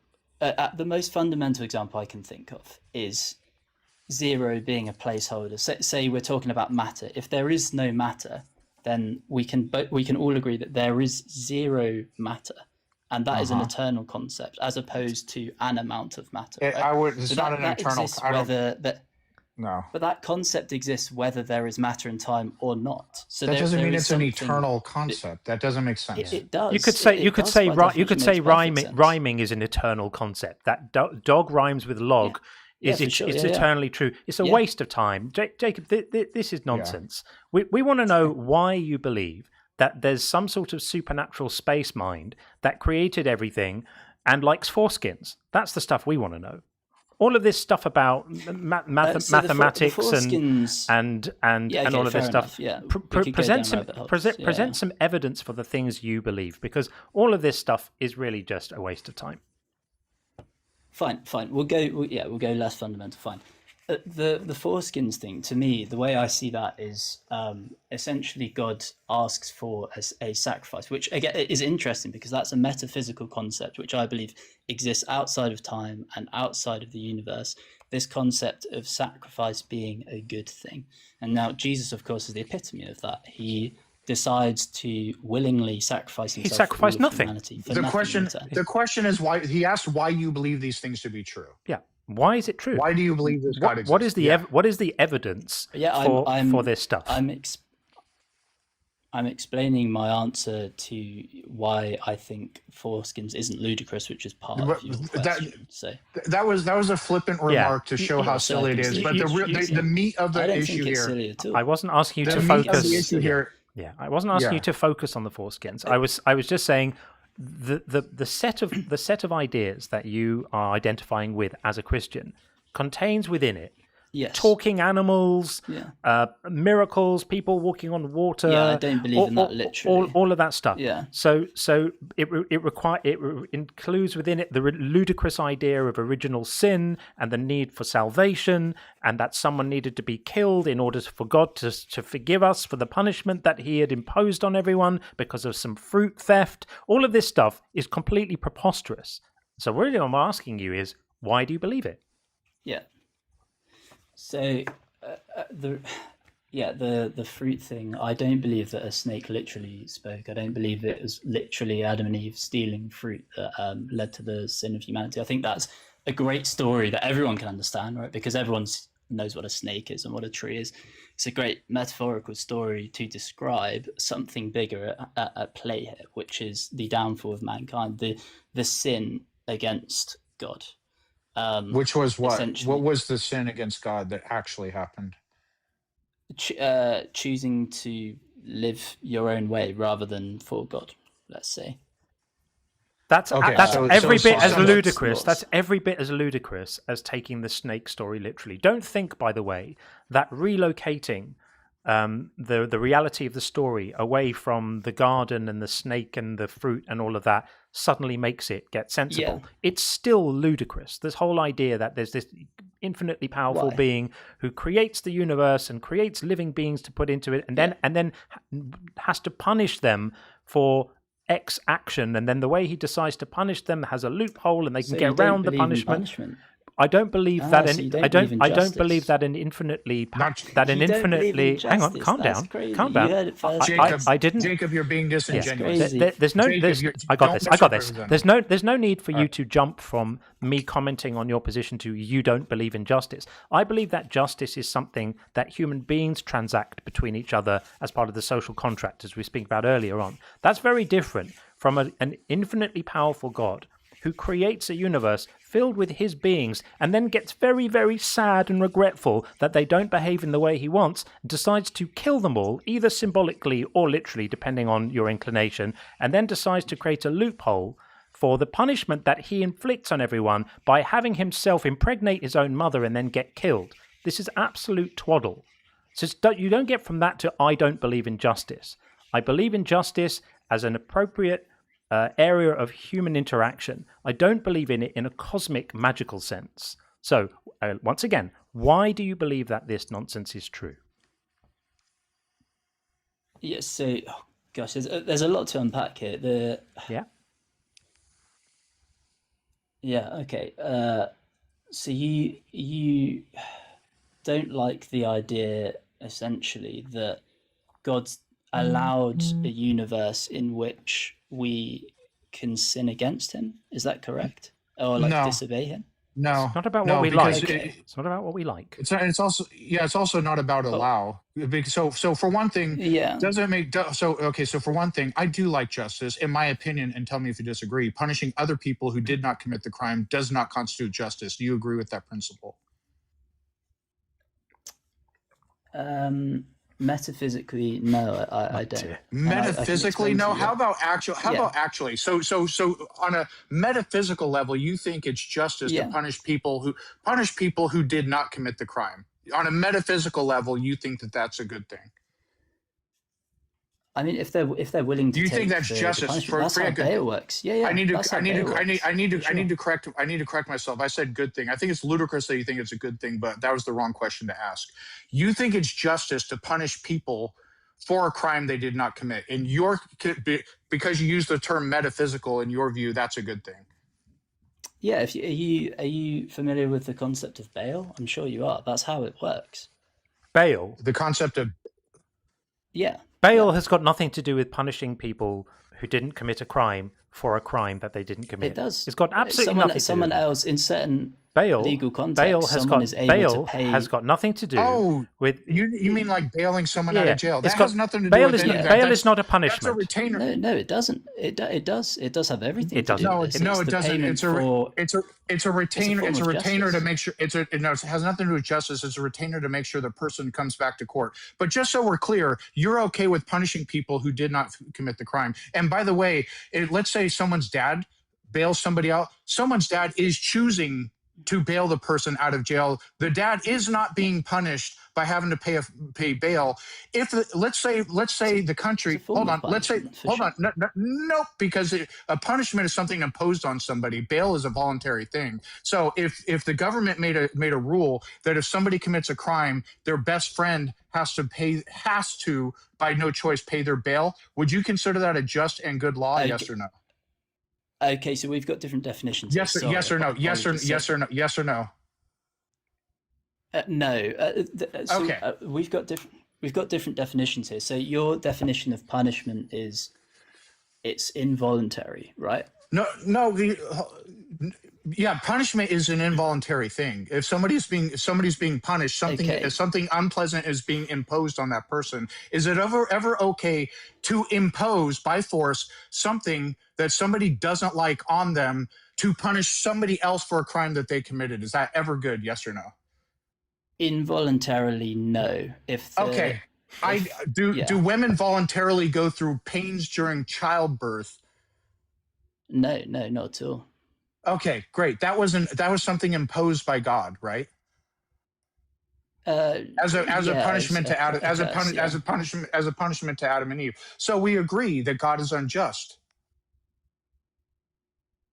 By your definition, by the way. No, because hang on. So, do you think people want to go to jail if they commit murder? I think the people who committed the crime get punished. That's just a dodge. That's just a dodge. dodge. Why is that a dodge? Can you rephrase your question, please? Can you re-ask your question, please? Just so I get it exactly correct. We agreed that imposing something unpleasant on somebody, you agreed as well, that imposing something unpleasant onto a person as a punishment for a crime someone else committed is never good and is never just. We agreed with that. Now, we also agree that in the Bible, God decided to punish all future generations of women with pain during childbirth that they don't want, is something imposed on them for a crime that they did not commit. So that is by definition. I disagree with you there, because obviously as Christians, we believe in original sin. So we believe everyone is deserving of the original sin. They receive. So basically, and one of the consequences was everybody else would be born with a sinful nature, right? No, we were born with a sinful nature. Or at least God created Adam and Eve with a sinful nature. No, he created Adam and Eve to choose to sin. Okay. So So God created Adam and Eve with not without a sinful nature. What caused everyone to have a sinful nature? The potential to sin. What caused everyone to have a sinful nature? Free will. No. So just by having free will, did Adam and Eve have free will, and did they have a sinful nature? When they first got into the island. I disagree that they had a sinful nature. No, right. Hold on. Inherently sinful. No. You said free will caused because of free will, everyone has a sinful nature. But Adam and Eve, when they first got into the garden, had free will and did not have a sinful nature. Also, so it's not a necessary. But also, you said it didn't really happen. It's just symbolic, right? So there was no Adam and Eve, correct? Yes, correct. I think it's a symbolic, metaphorical. What exactly is being punished here then? So God creates humankind with certain properties. He could have created them with different properties. Yeah. Is God powerful enough to have created humankind with free will, but with the disinclination to sin? Just like people have a disinclination to eat their own young, people generally don't eat their own children because we have very strong instincts against that. Just like cats don't eat where they crap. They have a very strong instinct against it. Is God powerful enough to have created human beings with free will, but with a disinclination to sin, or is that beyond his skill set?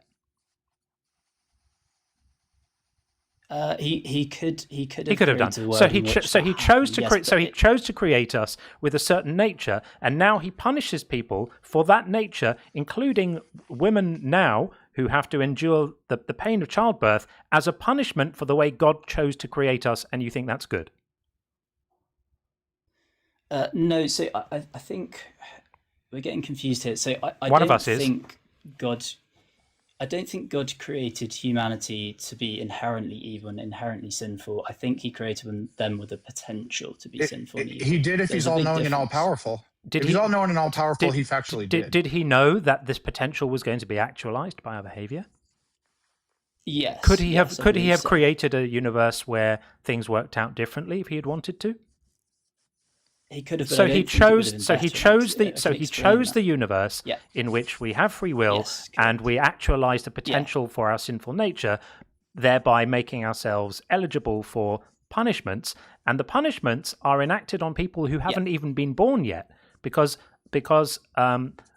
when a young girl is born, she is born with her physiology already set such that if she ends up having a baby later in life, it's going to hurt her. So this punishment from God has been inflicted on her, despite the fact that she's not done any sinful deeds yet. She's not done anything. He's not rebelled against time. Not yet. Your he's outside of time argument is completely preposterous. You're just saying that he knows she's going to grow up to be very naughty. Finish it, I'll explain it. He's outside of time, so he's entitled to punish her now for the things that she's going to do later. This is lunacy. Yeah, of course. Yeah. Yeah. Why is it lunacy? Because if he knows already that she's going to do that later, then she has no free will at all. Yeah. She has no possibility of acting differently. He has created the universe in which that potential is going to be actualized, because he could have created a different one, but he chose this one. So he creates a path for her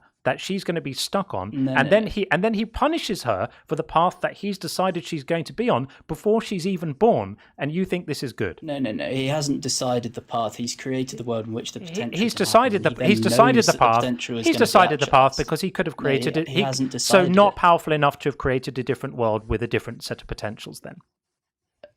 Of course he is. But So I he don't did think choose that this world one. would have been as Fantastic. good. So you don't like the potential he for chose another this one, one, yeah. but he chose this one, and now he's punishing young girls for the choices he made.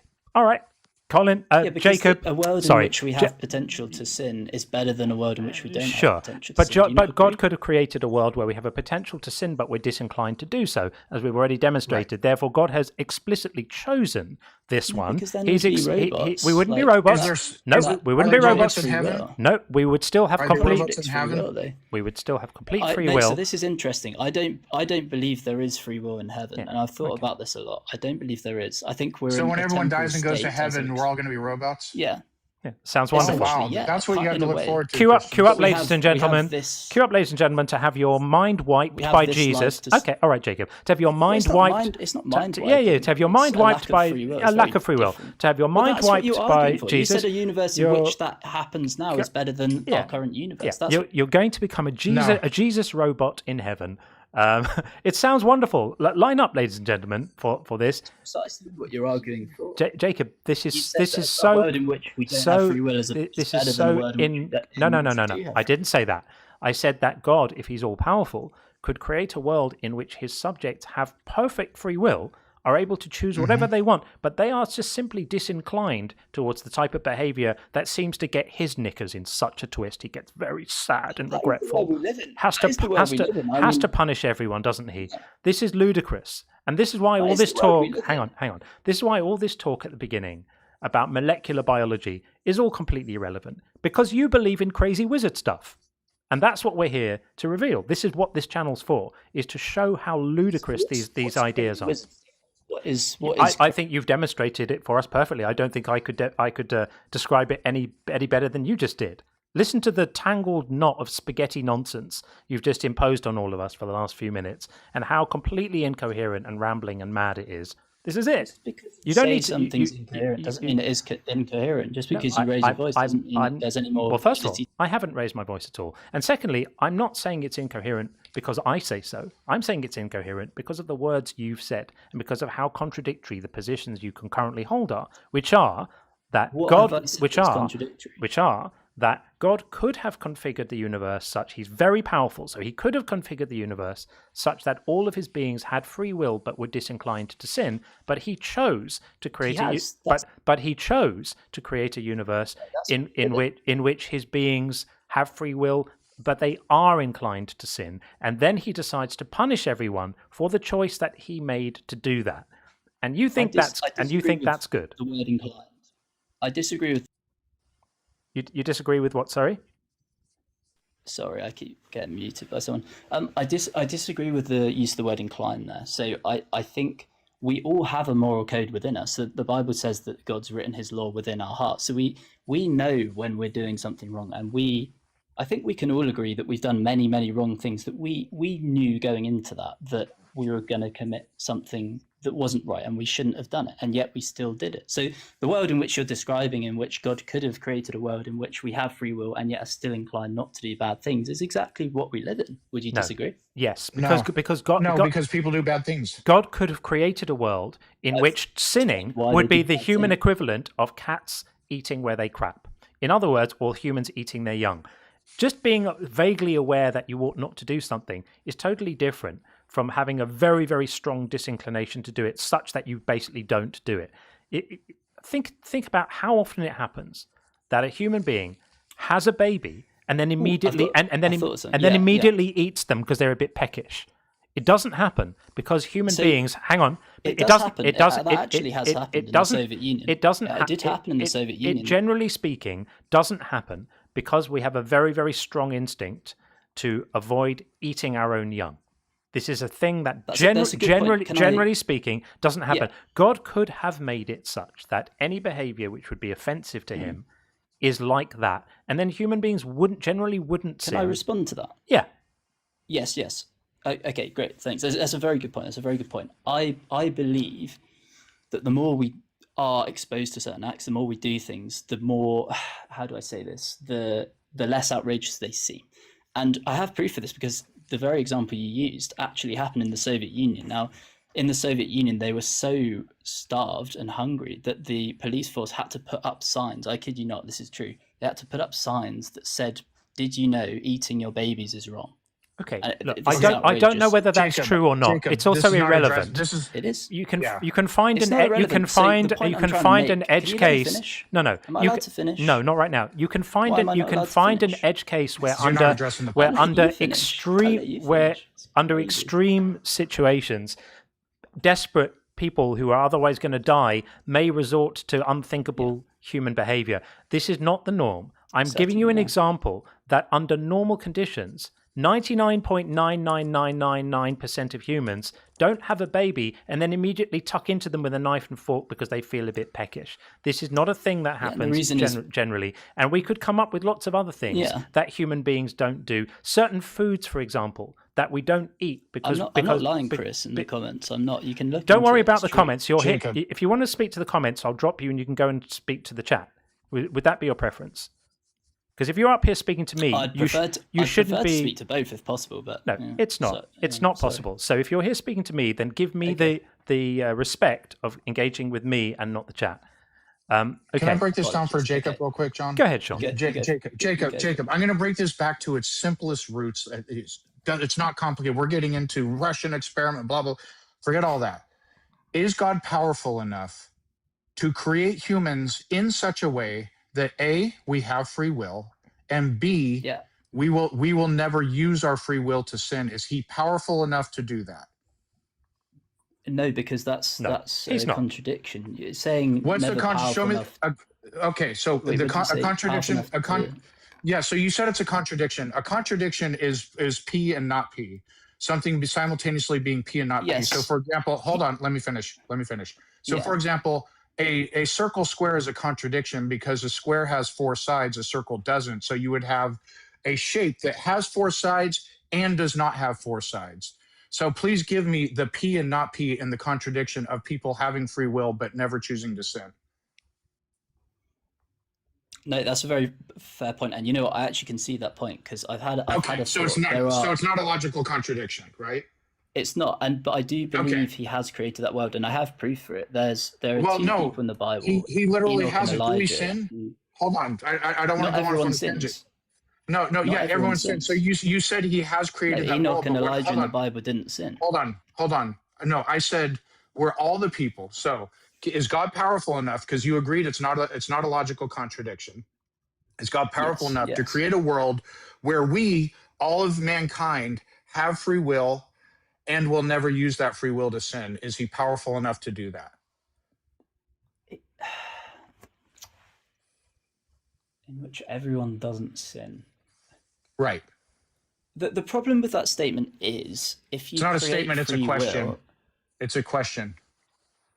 No, because if you create free will, that by definition that means you can't interact with it. That's the definition of free will. So actually, I take it back. It is a contradiction. You can be as powerful as you like. If you create a separate entity to do its own thing, you have no authority over them. Hold on. So the whole point of free will is everyone does everything. So did he create a world where everyone has free will, but nobody will count the blades of grass in front of my house ever? Yes. Okay. So creating a world where all human beings have free will, but no human being will do thing X, action X, isn't a violation. It doesn't violate the laws of logic. There's no P or not and not P happening simultaneously there. Instead of counting the blades of grass, just say any action that is considered a sin. And if the same principle applies, if one is not a logical contradiction, neither is the other.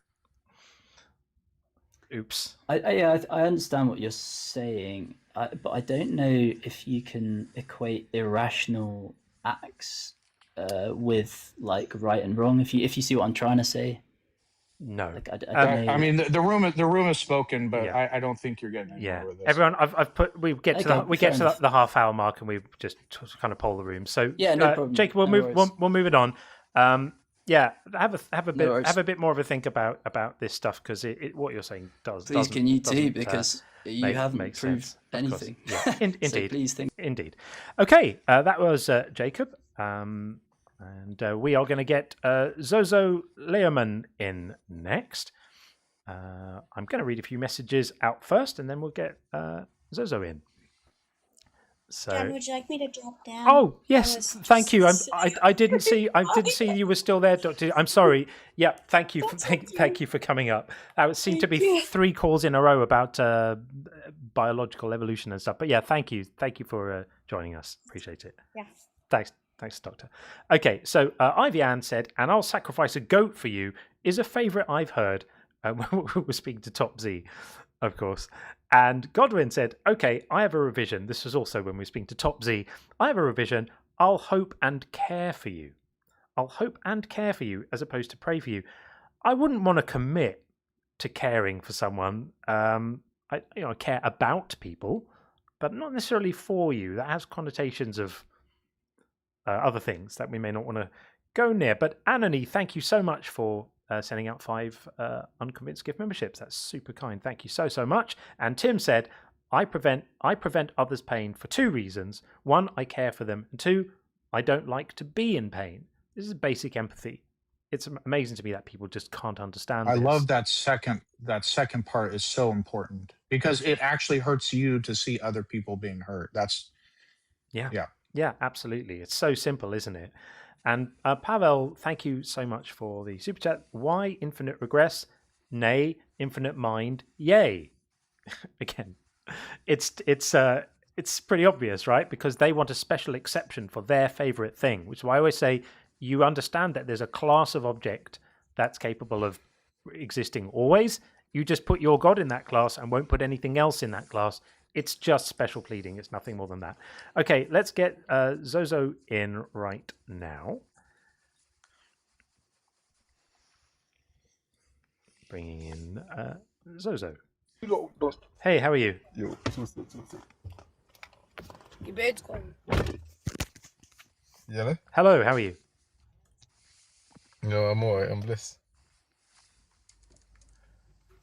What you got? Yeah, I just wanted to. Yeah, a little bit of a lot, but yeah, you know about the Adam and Eve. You guys were saying like God punished people, the innocent females or child. Yes. And then that's not justice and stuff for that. Yeah. I believe like according to Jesus, he was saying we're meant to be like angels at the end. We're meant to be like angels at the end, but I God is a part of plan of God. Yeah, but God is a big fan of his house. Yes, so therefore that's lovely. He allowed the outside his house, so therefore, because he's not part of his plan, therefore now, if you choose to do reproduction, you feel the pain. Yes, of course, but the idea. But hang on, Zozo. The idea here is that God is a big fan of collective punishment. Do you know what? Do you know what collective punishment means? Is your action being punished? No. Collective punishment means that you punish lots of people for the actions of one or less, right? So that means like one person is like if one person in a classroom behaves badly and then the teacher punishes everyone by keeping the whole class in during lunch. That's collective punishment. God loves this. It's one of his hobbies. He absolutely loves collective punishment. David misbehaves and counts the numbers, the people of Israel, and God is so upset about that, he arranges for 70,000 of David's innocent Israelites to die in a pestilence. And the ultimate collective punishment is the thing he does where Adam and Eve have an unfortunate fruit incident, and God decides to punish everyone else and all the other animals on the world who are ever going to live forever because of the actions of Adam and Eve. This is not justice. There's no meaning of the word justice that contains within it the idea of punishing billions of other innocent parties for the actions of 2 others. The only things that you don't see there as justice is because you see the collective punishment, but you don't realize that those people are not innocent. individually they committed sins that deserve honor. What sins did they commit? From your mindset. What sins did they commit? A baby born with bone cancer, a baby who gets bone cancer and dies at 6 months old or 8 months old, an agonizing death from bone cancer. What exactly is being punished in that child?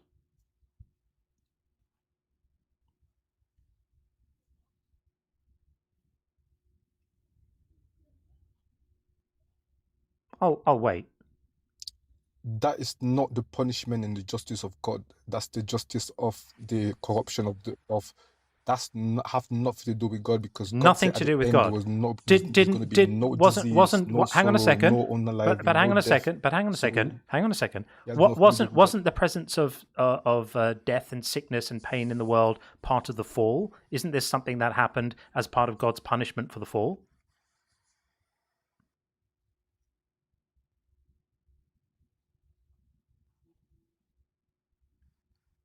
Hello? Exactly what I just said. Even the reproduction, sexuality, and stuff like that is part of the fall. I just asked you a straightforward question. No, I just asked you. Stop preaching. I just asked you a direct question. I asked you a direct question. It's not. So the presence of death, the presence of death and illness. Yes, the presence of death and illness and suffering and sickness in the world. We're told that these things entered the world as part of the fallen nature of the world, and that prior to this, these things didn't exist, which is completely ludicrous. But even if we entertain that for a moment, is it not the case that babies born with terrible diseases or children dying from terrible diseases when they're 2 or 3 years old, that's part of the consequences of the fall, isn't it? Yes or no? Just a yes or no would be great.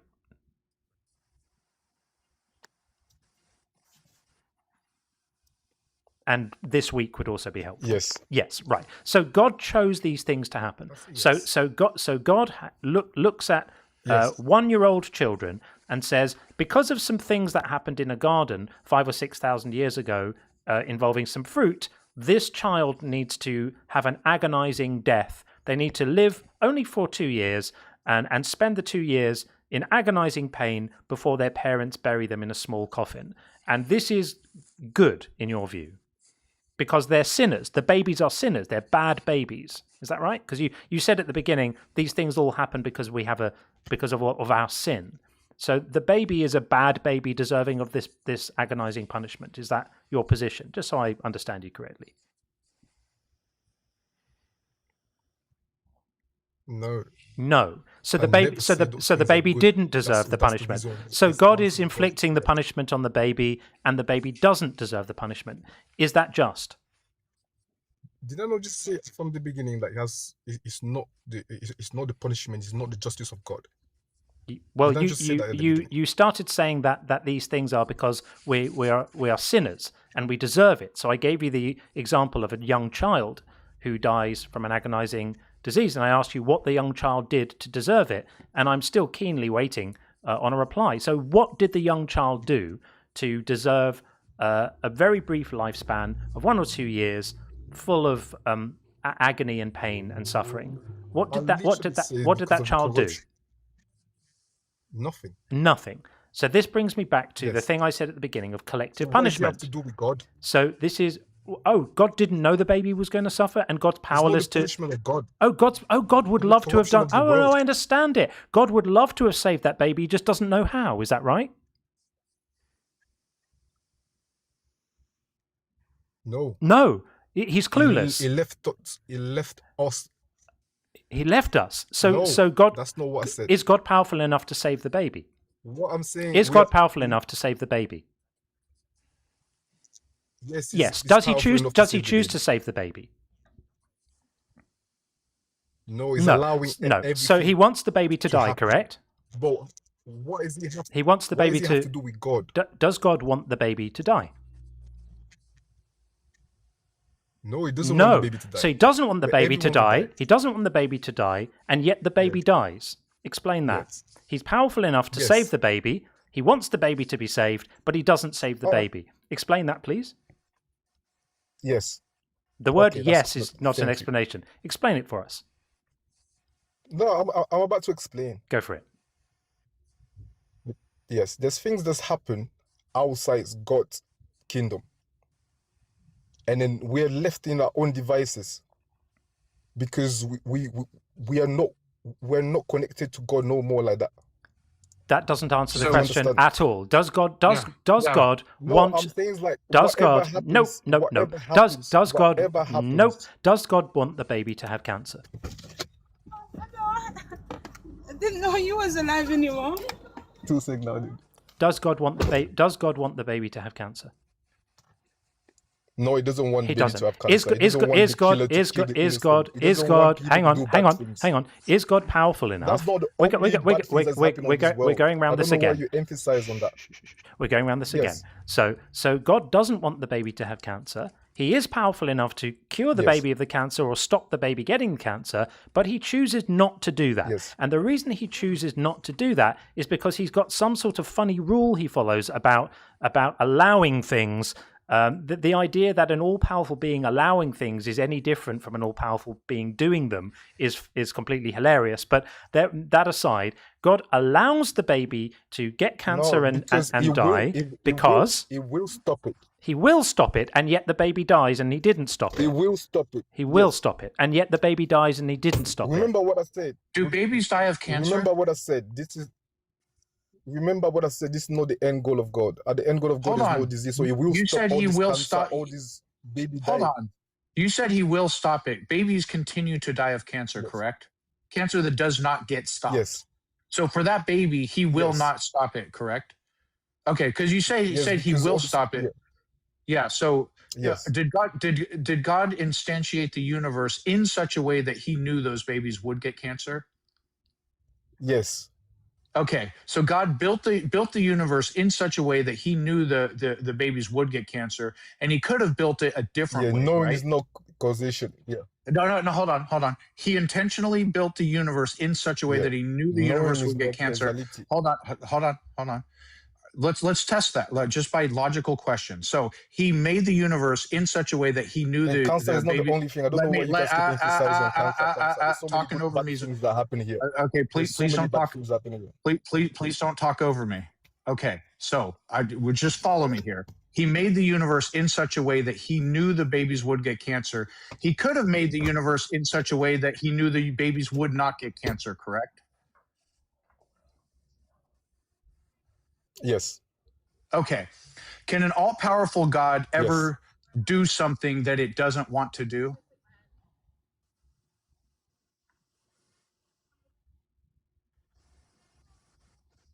Can an all-powerful God do something that it doesn't want to do? Okay, so God wanted to make the universe in such a way that he knew the babies would get cancer.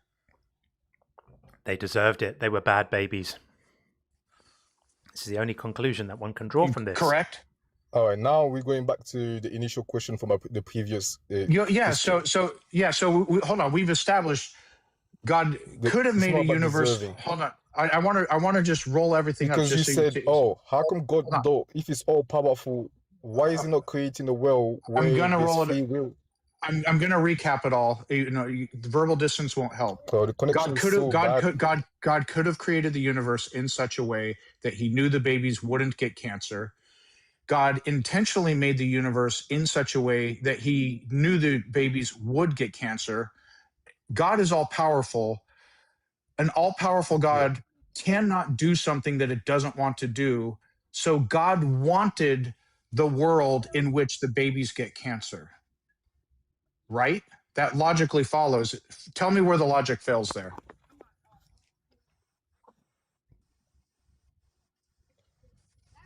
I understand what you're saying. I don't know. The connection is so bad for me to explain myself properly. Like, all I'm saying is does cancer, the logic fail? God does created the a world fail? that he knew was going to have cancer. He knew. Yeah, and he wanted the world that babies would get cancer. I never said the logic fail. Okay. So the logic is sound. So we've established God wanted he doesn't want the world. It's all about the free wills that come. That's what I'm saying. It's not only about the cancer. It's about free will isn't like abracadabra. He knows that people will do bad things. Free will. Free will is not abracadabra. It doesn't make the logic go away. No, wait. I'm trying to say to you, you keep focusing about the cancer. The cancer is not the only bad thing on this world. He knew about this. So many bad things will happen. He knew about all that. And every bad thing that happens, God wanted. Every bad thing that happens in this world, what we just established, because he made the world, he intentionally, knowingly wanted to make the world in such a way, exactly as it looks now. Babies with bone cancer, we need to go back now. Parasites that eat eyeballs, war, nuclear bombs. Let me say something. God wanted all of it. If he's all knowing and all powerful, he wanted all of it. It just logically follows. Go ahead.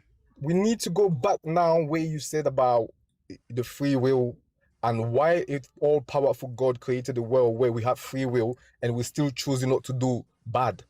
That is impossible because bad because choosing outside of God, that's what is called sin. So anything you choose within God is therefore it's not a sin. So therefore there will not the reason why the reason why there's certain things that is outside God that is negative and bad is because we need is a test of our love to choose him. So without choosing, do all-knowing gods have to test us?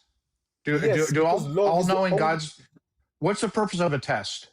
To learn something, right? Because love is the only autonomy that we have. Is the only things that we got from our free will. So there's something that God that is the only restriction that God doesn't have. Do you think you answered my question? Force us to love him. So therefore, love is something that he has to test. You're just preaching at this point. You're not answering my question. Yeah, what is the point? What is the point in doing a test? What are tests for? Tests in general, what are they for? Yeah, I'm answering. So that the person administering. I'm answering. I'm answering. Right, let me answer that. No, you went on some tangent about love. It's exciting and new. Like, come on. This is painful. I'm answering the reason why the test isn't necessary. The reason why the test is necessary is because at the end, we're going to live with God in the same house forever with people that he loves. You don't understand the question. I'm not talking about this. Okay, so the reason, people administer tests to hold on. People administer tests to learn something that they didn't know before. So a classroom teacher gives all the students a math test because the teacher wants to know how much each student learned about the curricula, how good they are at the problems, how et cetera. And so people administer tests to learn things, or if you test water to find out the contents of the water. The purpose of a test is so the person administering the test can learn something, correct?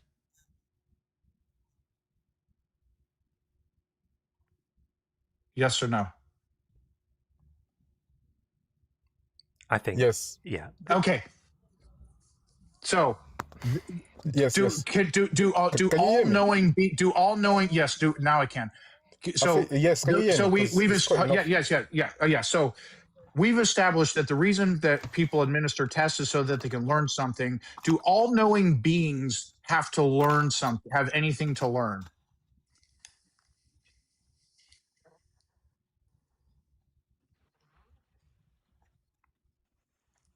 Go ahead, John.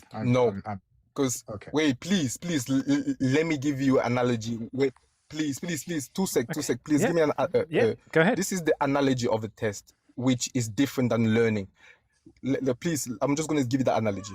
Just imagine you have a mom in a house, and then the rule of the house is kids are allowed to do whatever they want. The kids, they're doing whatever they want. They eat whatever they want. They put their food on the table. There's no rules in the house. Because the mom loved them both. She got 2 kids. She loved both of the kids so much that there's no rules. They do whatever they want. Wait, please, let me finish this. It's important. So therefore now, there's something bad is happening. She's in the hospital now. She probably got a cardiac arrest, and she's hospitalized. And now there's one of the son that says that, oh, no, I'm not going to leave my the game that I'm playing or whatever because the mom is in the hospital. So he is inclined, he loves more what he's doing. And it is another one that has got a final of football or basketball or whatever. He literally leave the final. He's not participating or playing the final. This is unbearable. So the test there, This is The unbearable. test there is showing how much. The test there is showing there's something negative that happened, Zozo, but the negativity shows this is unbearable. which Zozo, one Zozo, love more. stop! The I can't. mom. We can't. What We I'm can't trying let to this go. say to No, you, no, no, no, no. some negativity happens to show the amount of love Okay. that somebody. All right. Zozo, all-knowing beings don't have to do tests because they have all the knowledge already. Tests are things that are done. Tests are things that are done exclusively by beings that are not all-knowing. Being all-knowing removes you from the pool of candidates of beings that need to do tests. This is fairly straightforward. So we don't need to explain any of this stuff in terms of tests. It's absolutely disgusting that you invoked the idea of free will when I specifically brought up there was a reason why I chose babies and cancer. It was to show how ludicrous it is to bring up free will in your explanation of anything to do with why this would happen in the context of babies and children dying young of painful diseases. Because at the beginning, when we were speaking about collective punishment, your explanation for God's predilection for collective punishment was that really we all deserve it. And so I gave you the example of someone who by any measure does not deserve it. A baby, about as innocent as you can get, 6 or 8 months old. That's the reason why I say 6 or 8 months God old. is not the one that 6 or punished 8 the months. baby. He is the one who's punishing the baby by your very admission. No, he could have created a universe in which the baby didn't suffer. He chose the universe in which the baby does suffer. Therefore, him allowing the baby to suffer is functionally equivalent to him choosing the baby to suffer. And as he's the one who you seem to claim is in charge, he is therefore responsible for that suffering. And so the collective punishment allowing the baby to suffer is a punishment that he's inflicting on an innocent person, and you don't get to say that the reason why he did it was because of the baby's sin or because of the baby's free will. So there we are. What an absolutely fatuous and pathetic argument. You have been on before. You're welcome to come back again, but you're going to have to bring better arguments than that, my friend. That one ain't going to cut it. Okay. We will get humbleness leads to wisdom in next. I completely agree. I'm a big fan of humbleness, and I quite like humility as well. Okay, we will bring them in right now, in fact. Let's see what's going on here. There we go. Bringing in humbleness leads to wisdom. Hello, how are you? Yes, sir. Hello. I'm good, how are you? Is humbleness like humility? It is. Great. Okay, let's have it. What have you got to say? Yeah, okay, sorry. I'm just... Give me 1 second. I'm just going to set this up. All right, sorry, I was driving. Okay, where are we? So I would frame the argument with God, and like I was overhearing what you guys were talking about, and how I see how this whole thing plays out, and why it is a test, but it's a test we all agreed to. We weren't all just thrown in this, is because there is a pre-existence. Some Christian faiths and Jewish faiths do acknowledge that. I think it's a truth that has been lost over time, but basically there was a premortal existence where we existed as spirits, and God said, hey, do you want to, like, you're already in heaven right now, right? So heaven, there's no evil, right? So if you wouldn't know how good you have it until you wouldn't know light until you've seen darkness, basically what I'm trying to get at. And so God wanted us to know more about... Real quick, just quick question. I don't mean to interrupt you. Are you Mormon? Yes, I am. Okay. All right. Go ahead. Please continue. But there are other Christian faiths and Jewish faiths that also acknowledge a premortal existence. So it's not just a Mormon creation type thing. It's a restored truth. Okay, I'm just throwing that out there. Well, we don't have any reason at all to think that this is true. Everything we understand about who you are as a person, in terms of the characteristics that make you you and the things that give you your identity, are functions that emerge from the correct operation of your brain. And we know that if your brain is damaged in certain ways, then the things that make you you can be changed permanently, forever. So, for example, very affectionate, warm, loving people can become very cold people who are disinterested in affection and unable to show or experience human connection and love. That can happen as a result of certain types of brain injuries. People who are very organized can become very disorganized. People who are very empathic can completely lose their ability to have empathy. The things that make you come out of the operation of your brain. But your claim is that those things exist somehow independent of your brain and that they existed before you were born. That's a ludicrous claim. I would say your spirit. So we're spiritual beings living a mortal existence. So yes, we will be subjected to our brain damage, disease, all that. But that's something we all agreed to before we came here. We all knew the possibility of risk, but we also knew there was reward too. And so I agree with you. And I think, say I got brain damage from a car wreck or something. God would not hold me accountable for how I started behaving if I had severe brain but you're damage. missing the point that I'm making, which is that when you say I got in a car wreck, the I you're talking about is a thing that exists as a result of your brain operating. There is no I other than the operation of your brain. So this idea that you existed as you before, when you say we had a choice, there is no we. The we depends on the correct operation or the operation of human brains. Without the human brains, there's no we, there's no I, there's no person, there's no one to make a choice. This idea we are spiritual beings is such a ludicrous idea. It completely just, the only way that idea survives, the idea of yourself as a sort of dualistic a disembodied spirit inhabiting a body in some way, the only way that idea survives is if you completely ignore everything that neuroscience tells us about the connection between human brains and the experience of being a human. If you completely ignore all the information and all the understanding we have about that, then that idea can survive for a short period of time.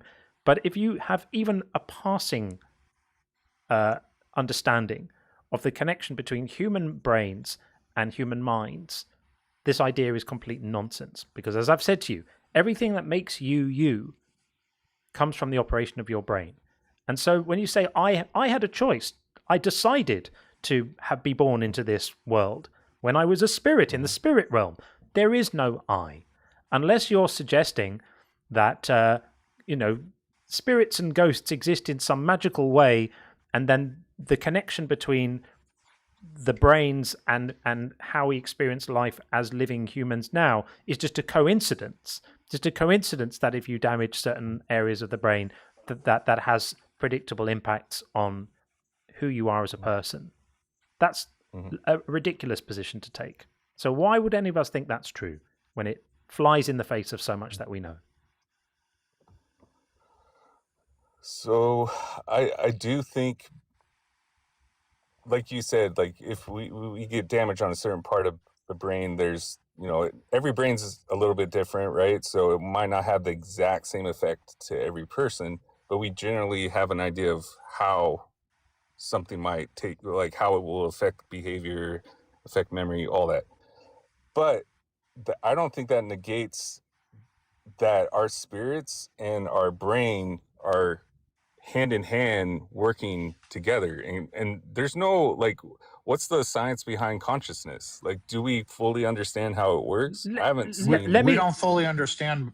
Let me give you an example, a sort of a metaphor for what you're doing now. Imagine if I said, look, we understand how an internal combustion engine works. We understand how it works, that when you put fuel in it and then you run the engine and the engine does its thing and the cylinders move and it creates the forward motion of the car. But actually, we know that cars actually move forward by magic. It's not, yes, there is an internal combustion engine. Obviously, we know about that, and mechanics and engineers understand that stuff. But actually, the real thing that makes a car move forward isn't the engine. It's actually magic. You would say I'm being ridiculous because we already can explain how the operation of the engine moves the car forward. Now, you might say, well, we can't explain minds, we can't explain consciousness. Even if we can't explain exactly how the operation of the mind leads to the phenomenon of consciousness, we know that it does. And we understand it pretty well. Even if we don't understand the exact mechanism, we know there is one. And so what you're doing is you're smuggling in an entire layer of reality we're doing absolutely zero work to demonstrate that it's there, by the way. An entire new extra layer of reality that you're laying on top of human brains and human minds to say we are spirits. We actually have spirits, that we existed before. Never mind the fact that we can watch our brains come together as a fetus develops in the womb. We can understand how neural cognitive development carries on into through the early years of childhood, all the way into our mid-20s before the brain is fully formed, connecting and wiring up and making connections, and that those connections, some of them are plastic, some of them may not be, and we understand all the stuff about how our schema form and how we become aware of the world and how we integrate our senses and how we experience memory and understanding and conceptualization and all of that stuff. All of that stuff is just a coincidence that happens. Really, you're a spirit. And that all of that stuff exists also without the brain in some other magical place that we have no evidence of it existing. This is ludicrous. So can I use your analogy with the car? Yeah. And magical. So I would say maybe the car, it runs. So say someone is explaining the car to you, right? And they say, this car moves by burning dead dinosaurs. And you're like, what? That, it sounds ludicrous, right?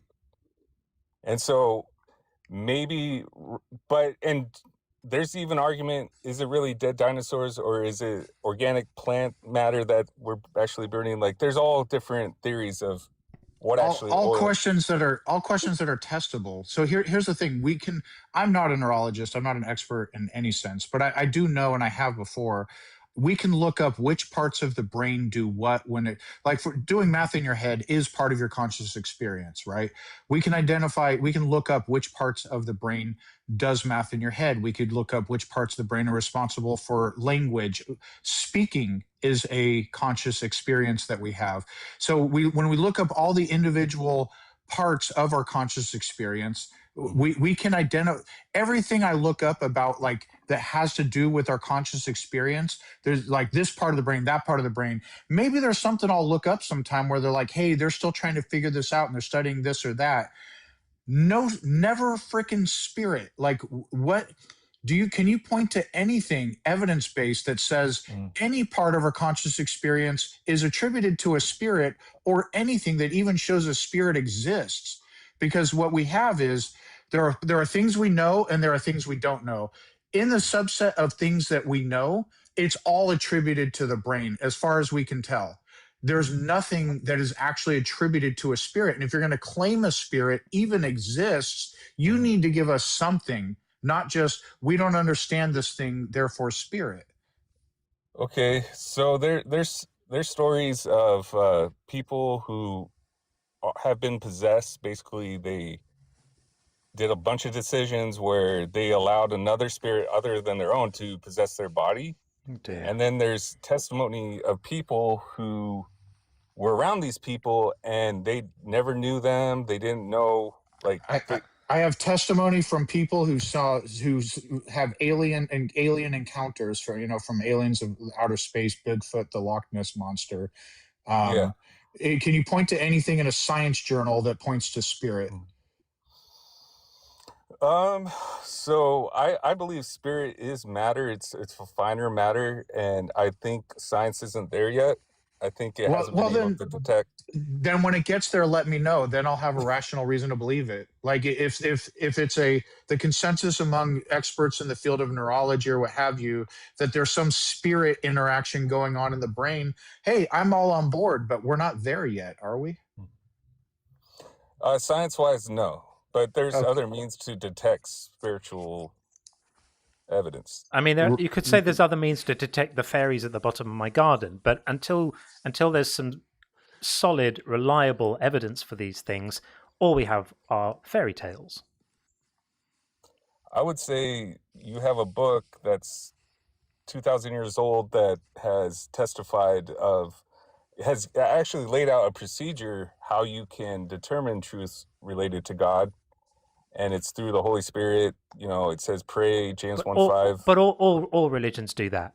So all religions give you ways of how you can get in touch with their gods and how you can prove that they're true, and they speak to their own validity and they proclaim their own infallibility. This is something which you find across all religions. So the idea of us picking one and just liking that one whilst pretending that all the other ones don't do that too is ludicrous special pleading. So again, we would need something more than just cute stories, more than just it says it in a book, more than the church fathers voted on it, more than it's doctrine, more than anything like that. We would to take this stuff seriously, there needs to be more than just cool story, bro, which is all we have at the moment. Mm-hmm.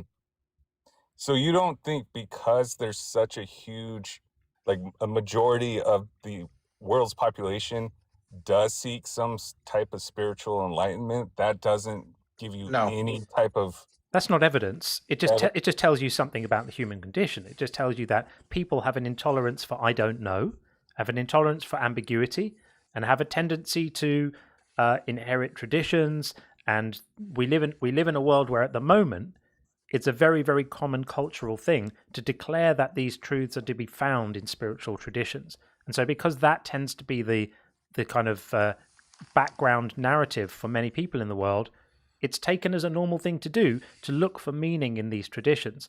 But there are many, many, many people who find meaning without these traditions. And I would never expect you to take that as evidence of its validity. I would never say to you, but there are millions and millions of people without religious belief who live meaningful lives without it as being evidence of the religion not being true. I would never present that. So I ask you, can I ask a question about, say someone was a believer, they deconstructed, and they didn't come to the conclusion that you're saying that you can live a meaningful life, and they reconstructed and said, yes, I know there's something more than what I see. I'd say, what's your evidence? Someone believing a thing is, that's the answer. People believing a thing doesn't mean it's true. Look up argumentum ad populum fallacy. That's Latin for appeal to popularity.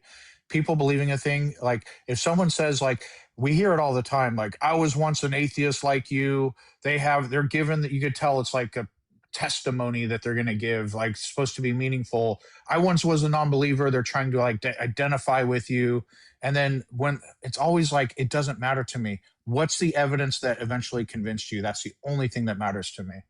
So if they were a believer and they chose not to believe, they don't choose not to believe.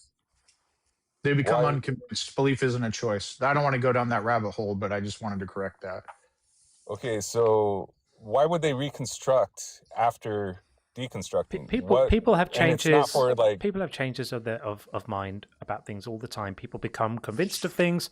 People become unconvinced of things. Part of the human condition is that we, if we leave ourselves open to evidence and argumentation, you might hear some argument or come across some evidence that persuades you that position you held previously is not warranted, and then you change your mind. You have no choice if the evidence is persuasive to you. And there are people who change in many different ways. I'm thinking of Ayaan Hirsi Ali, who was born a Muslim, became a world-renowned atheist, and is now a Christian. And at each of those changes, something happened in her life that persuaded her of the truth of the thing she was looking at. It may be the case that at some point in the future, she is no longer convinced of the claims of Christianity, and then she will be convinced of something else. This is just what happens to people. It's not evidence of anything other than human minds doing what human minds do. And it goes both ways, by the way. This chat is full of a whole bunch of atheists who used to be Christians, myself included. That in and of itself in no way disproves that a God exists. So, but I'm not going to be one-sided or, have a double standard when it comes to that. Someone previously being a non-believer becoming a believer is not evidence. Someone doing the opposite way is also not evidence. I can agree with that. So my conclusion why it is set up that way, that God doesn't just reveal himself and say, hey everyone, I'm real, you better do what I say. Great question. Why doesn't he? It's because it's actually a form of mercy, and I use the court as an example. Greater knowledge comes greater condemnation. So they try to figure out like how much did you know before you committed a crime? What was your intentions? And based on what you did know, you might receive a higher penalty. So God operates in that same frame because he's a merciful God, but he's also a just God. And so if we knew God existed and we still chose to rebel and do our will and not God's will, then we would have greater condemnation against us, because we know that he exists and that he's the source of life and everything. And we're like, no, I'm still going to do my own thing. I don't care what you did for me. So you're saying that God hides from us in order to save us from the accountability that would follow if he made himself known. Yes, sir. But God is also, in that scheme, depriving us of the free will to love him freely. Like, he doesn't hide from everyone. He just hides from some people, right? He makes himself very well known to others, and people tell us they have relationships with him. That sounds nice. Why don't I get to have a relationship with him? Why does God look at me and say, I'm not going to make myself known to John, because if I do, he's going to be very naughty and then I'm going to have to set him on fire. And as much as I'd love to have a loving relationship with him, instead I'm going to hide so that he remains unconvinced that I'm here. This is ludicrous. You can't be making this argument with a straight face, surely. You don't think that logically makes sense? No, that it's completely ludicrous. Say you know your nature. You know your nature, right? And say you're a very stubborn person. I'm not a stubborn person. My nature is that I just want to know what's true. I'm intellectually honest, and I like to kind of help people where I can and be compassionate when I can. If that's not good enough for God, if God's view is that I'm such a wretch that if he introduced himself to me, it would be only a matter of time before he had no choice but to set me on fire, what does that say about him? I wouldn't say he would set you on fire. I think the whole condemnation, like the judgment that we're going to feel, is if we'll come to a full knowledge of our whole life and everything, and we'll see like, oh, I had an opportunity to grow closer in light and understanding of God and purpose and all that, but I chose to do my own will. That's the hell that we're going to feel. Like you're going to realize like, oh man, I had a chance to grow. And if God made himself known to me, I would love nothing more than to have a relationship with him. It would be awesome. I'd say, hey, God, how are you doing? We'd have to spend a little bit of time talking about his support for slavery and genocide for a while. But once we'd sorted that all out, I would definitely want to be buddies with him. We could go on hikes together, play a bit of squash. We could do stuff. We could hang out. I'd asked him about Fermat. Can you beat God at squash? I'm pretty good. We could talk about Fermat's last theorem. It would be really good. It would be fun. But I'd love to have a relationship with a God. The idea that he's hiding from millions, billions of people across the world as an act of mercy, because if he made himself known to them, they would all obviously turn their back on him because he'd be that unimpressive. No one would want to be friends with him, and then he'd have no choice but to punish them in some way, is wild. Absolutely wild. You don't think the Bible kind of shows that even when people saw Jesus do miracles, when push came to shove, and they're like, they expect God to like snap his fingers and make everything like, God, if you're God, just do this and this and this. And if you don't, does it not say in Matthew 21:22, anything you ask for in faith believing will happen? You will receive. It says it. So it can hardly be. People can be hardly blamed for taking God at his word. And I know people who personally prayed. I say I know them; they're not my friends, but they're people I've had contact with on these platforms, who were thinking about those verses when they prayed for their dying children, and their children were not saved.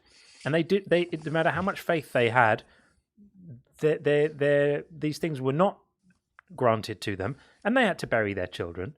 And in the wake of that kind of what they felt like a broken promise and a betrayal, they inevitably lost their faith. And then they had people in their own communities telling them, as they stood in the wreckage of their lives, now you're going to also go to hell because of your disbelief. I mean, it's absolutely toxic, disgusting. So no, I don't think that this stuff works. I think that the Bible is a terribly flawed document, full of nonsense. and nobody should be organizing their lives around it, let alone your book, which comes later.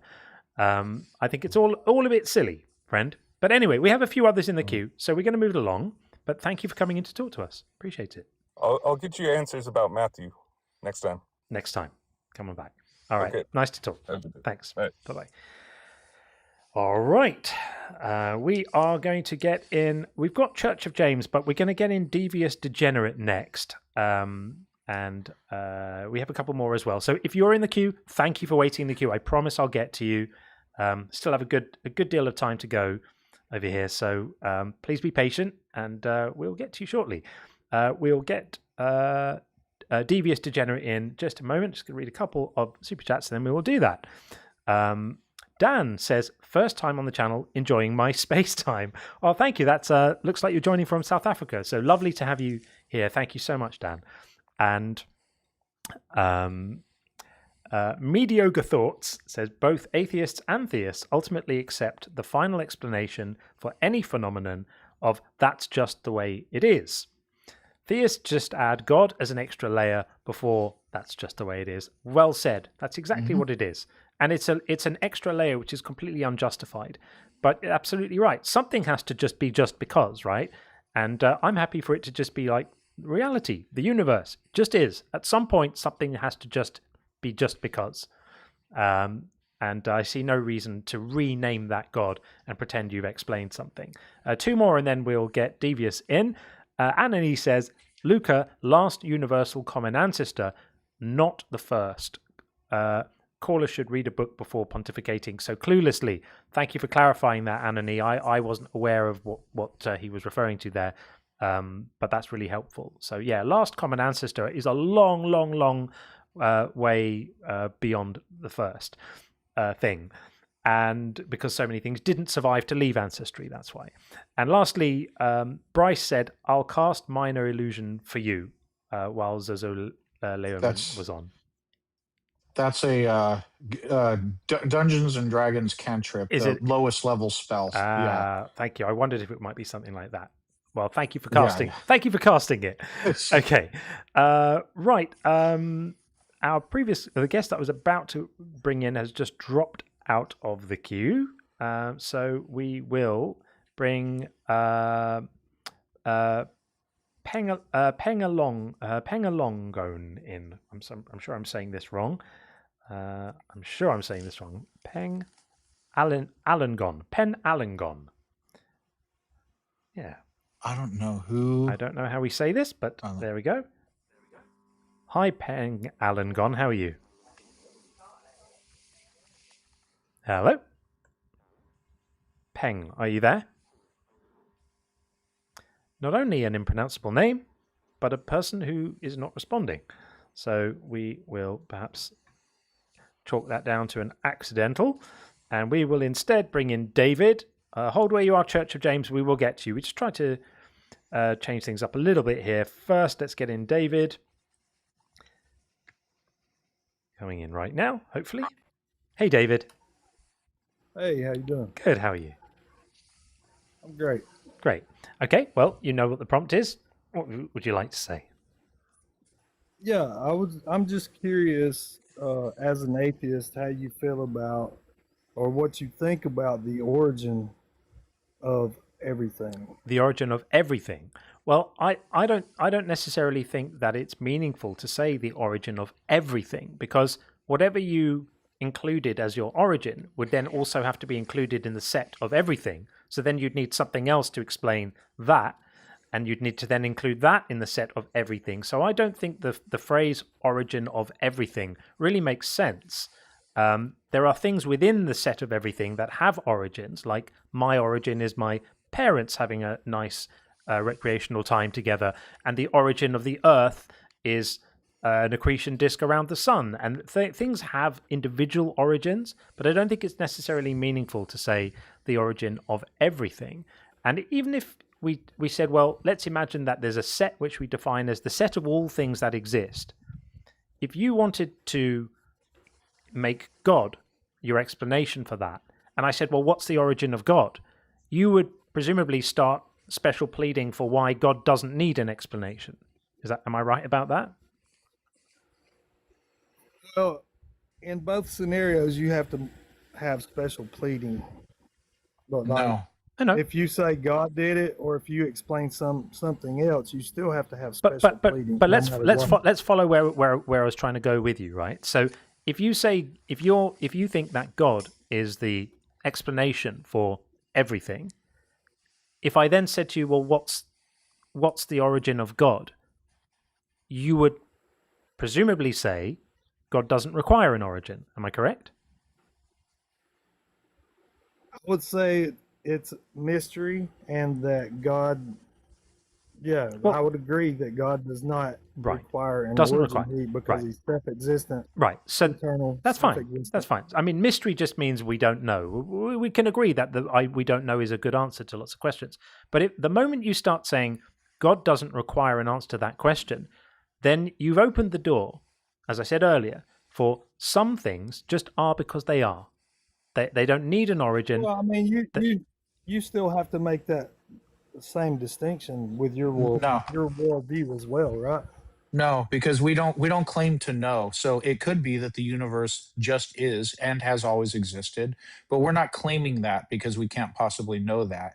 You're the one making the claim here. So you're making two claims. One, the everything, i.e., the entire universe, had a beginning, and then two, the beginning was caused by your thinking agent, disembodied mind that's all powerful, called God. So both of those things you have the burden to prove for us to accept your claim. Well, I would offer the evidence of the earth, the sun, the moon, and the stars, the fact that these things exist outside of humans. Like humans could not have created these things. No, we know that we did. Well, why does somebody? And the I don't know if it's the first or second law of thermodynamics, but Jesus, nothing can be created or destroyed. It only changes forms. Right. So if the universe always existed in some form or another, has the second law of thermodynamics, is that a problem for the second law of thermodynamics? Well, that's what I'm asking you. I'm asking questions. I'm not really making. I'm no, I making got more you. statement, or I'm asking more questions than making statements. What I'm asking you is, do you think there's only two options as I get a possibility for the origin of the universe? It's either eternal or it was created at some point. Is there another option? Yeah. So basically, if it could be eternal, it may have had a cause.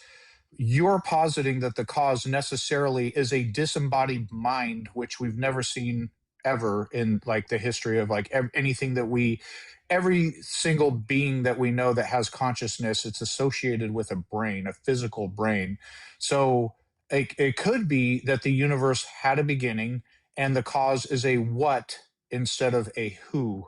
Just like who causes lightning and thunder? It's not a who, it's not Thor, it's static electricity. That's a what. So you're claiming the universe had a beginning and you don't have justification for that. Then you're claiming that the cause was an intention from a thinking agent who somehow has a disembodied mind, which we don't have any reason to believe is even possible.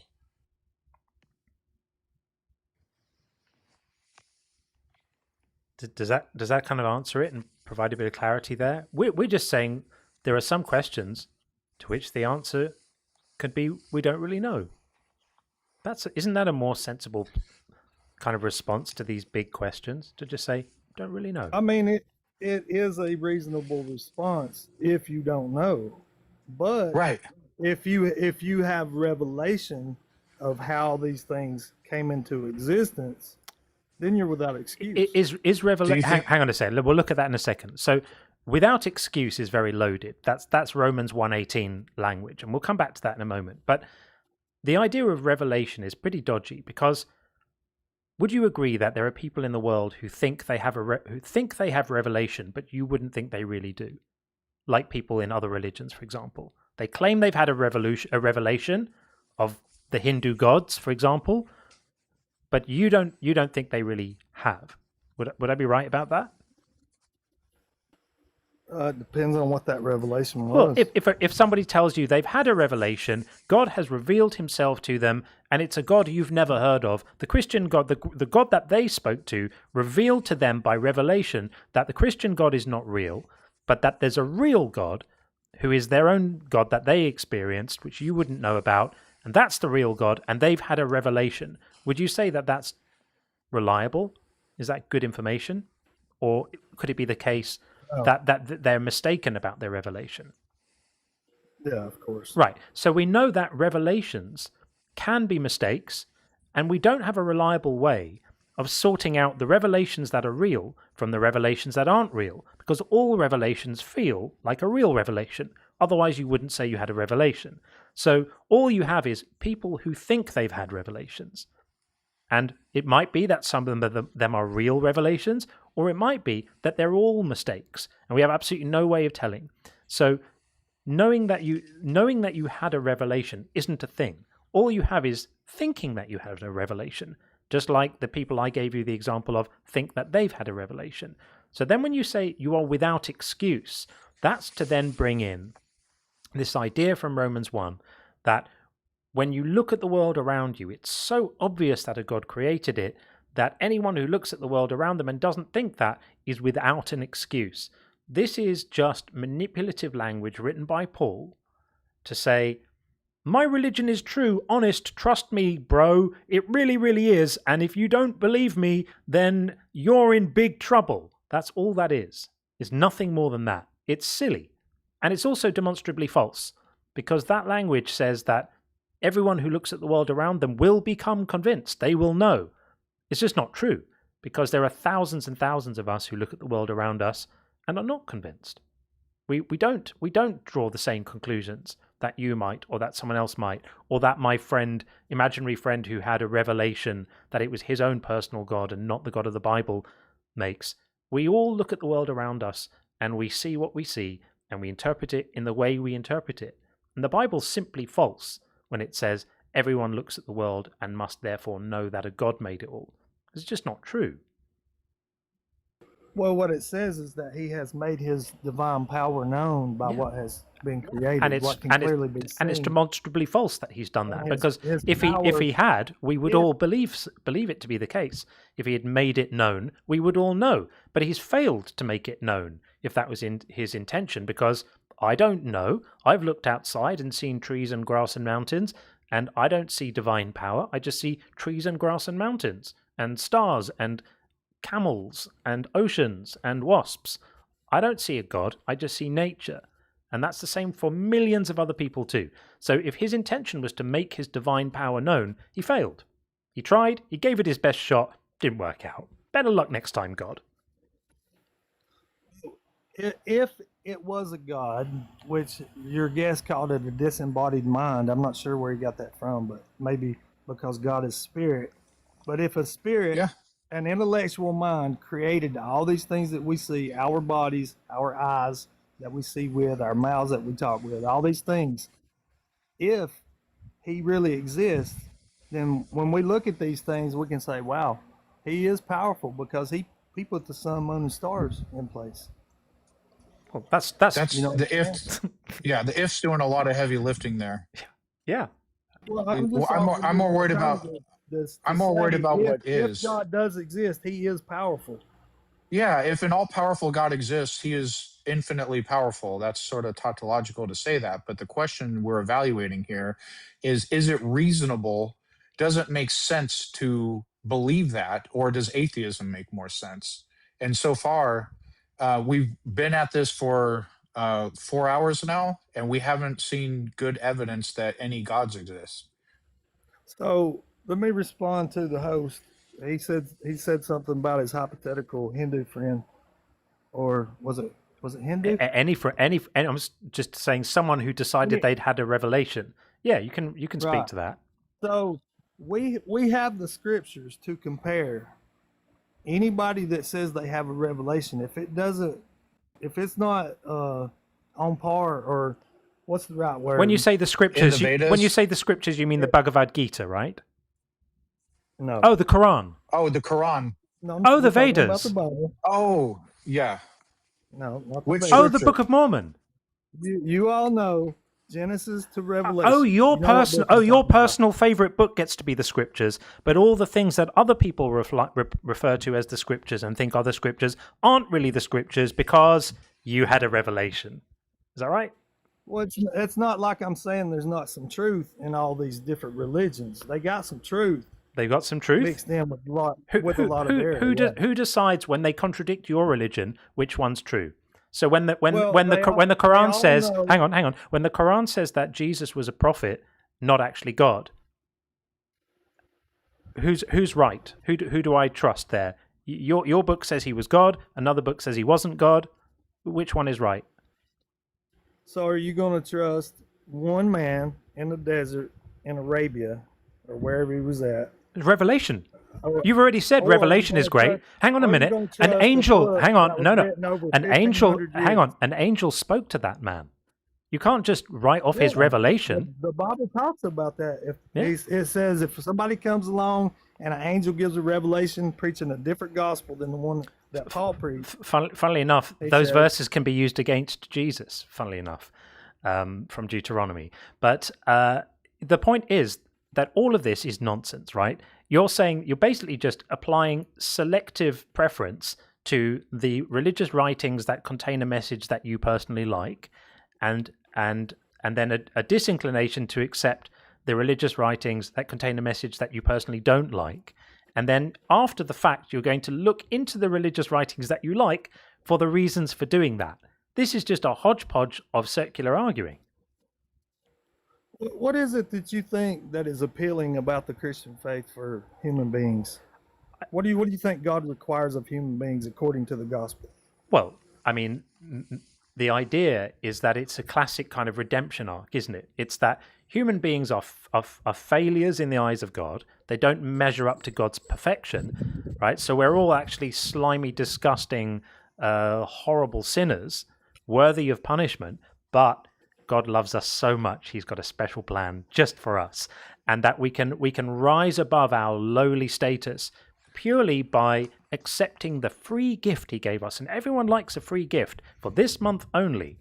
Everyone loves a free gift. And so I think that part of what appeals to people about this particular theology is the idea that even if you're a lowly person, you're special in the eyes of God, and you've got wonderful things waiting for you afterwards. So even if your life is really hard, if you do the correct propitiations and you say the right things and you find yourself convinced of the right stories, then you have a wonderful experience awaiting for you after your life, even if your actual life here has been full of pain and suffering. I can understand why people would find that appealing. And it's like the idea is that, when you die, you're not actually going to die. When you die, it's not going to be the saddest thing that's ever happened to you because your life is now finished. It's actually going to be the start of something magical and wonderful. The best thing that's ever happened to you is going to be when you die, and then you're going to be in heaven, and it's going to be great. It's obvious to me why people like this stuff. But that's got nothing to do with whether it's true or not. It's got nothing to do with whether it makes any sense, whether it's coherent, whether it's ethical, whether it makes any kind of sense at all to think that this stuff is true. That's a completely different subject. So you said a lot of stuff, and I lost my train of thought. I was going to ask you something, but yeah, I mean, you made a lot of good points. But the thing I was going to say, it came back to me, is you left part of the story out where you mentioned how gross and how terrible we are and all this other stuff. But what you left out is the fact that every person is made in the image of God. Saved a wretch like me. So- Amazing grace. so How sweet we- the sound. Saved a wretch like me. Is we God have a fallen. wretch? We are in a fallen state that's We're in a fallen state. we've fallen from what we're restored in Christ to be sons But of that- God. that's- which is that's to be exactly a what I good said. John went deed. over all that. It's exactly what I said. John We're, covered we're in a You- fallen you- state. That's what I'm saying. You left that part out, the fact that we are created in God's image. But it doesn't When you look matter. in the mirror, but you it doesn't. see the image of no, God. I don't. When I look in the mirror, I see the image of myself. But when you say we're in a fallen state, that's exactly what I was referring to when I said we're wretched, we're broken, we're disgusting. We're in this fallen state that God, by the way, inflicted on all of us as a matter of his own free will. He didn't have to make us in a fallen state. He chose to. He didn't have to. He could have punished Adam and Eve by banishing them from the garden and then not punishing the rest of the people who didn't commit that sin. He enacted this gross act of collective punishment on all of humankind and all of animal kind as well. Apparently, there was no death before that. You know, the sharks and the lions were all herbivores before that. The moment that Adam and Eve ate the fruit, all their digestive systems were instantly reconfigured away from plankton and grass to having to kill other animals, and death entered the world. It was all very, very sad. God had absolutely no choice but to do this, apparently. This is not complete nonsense.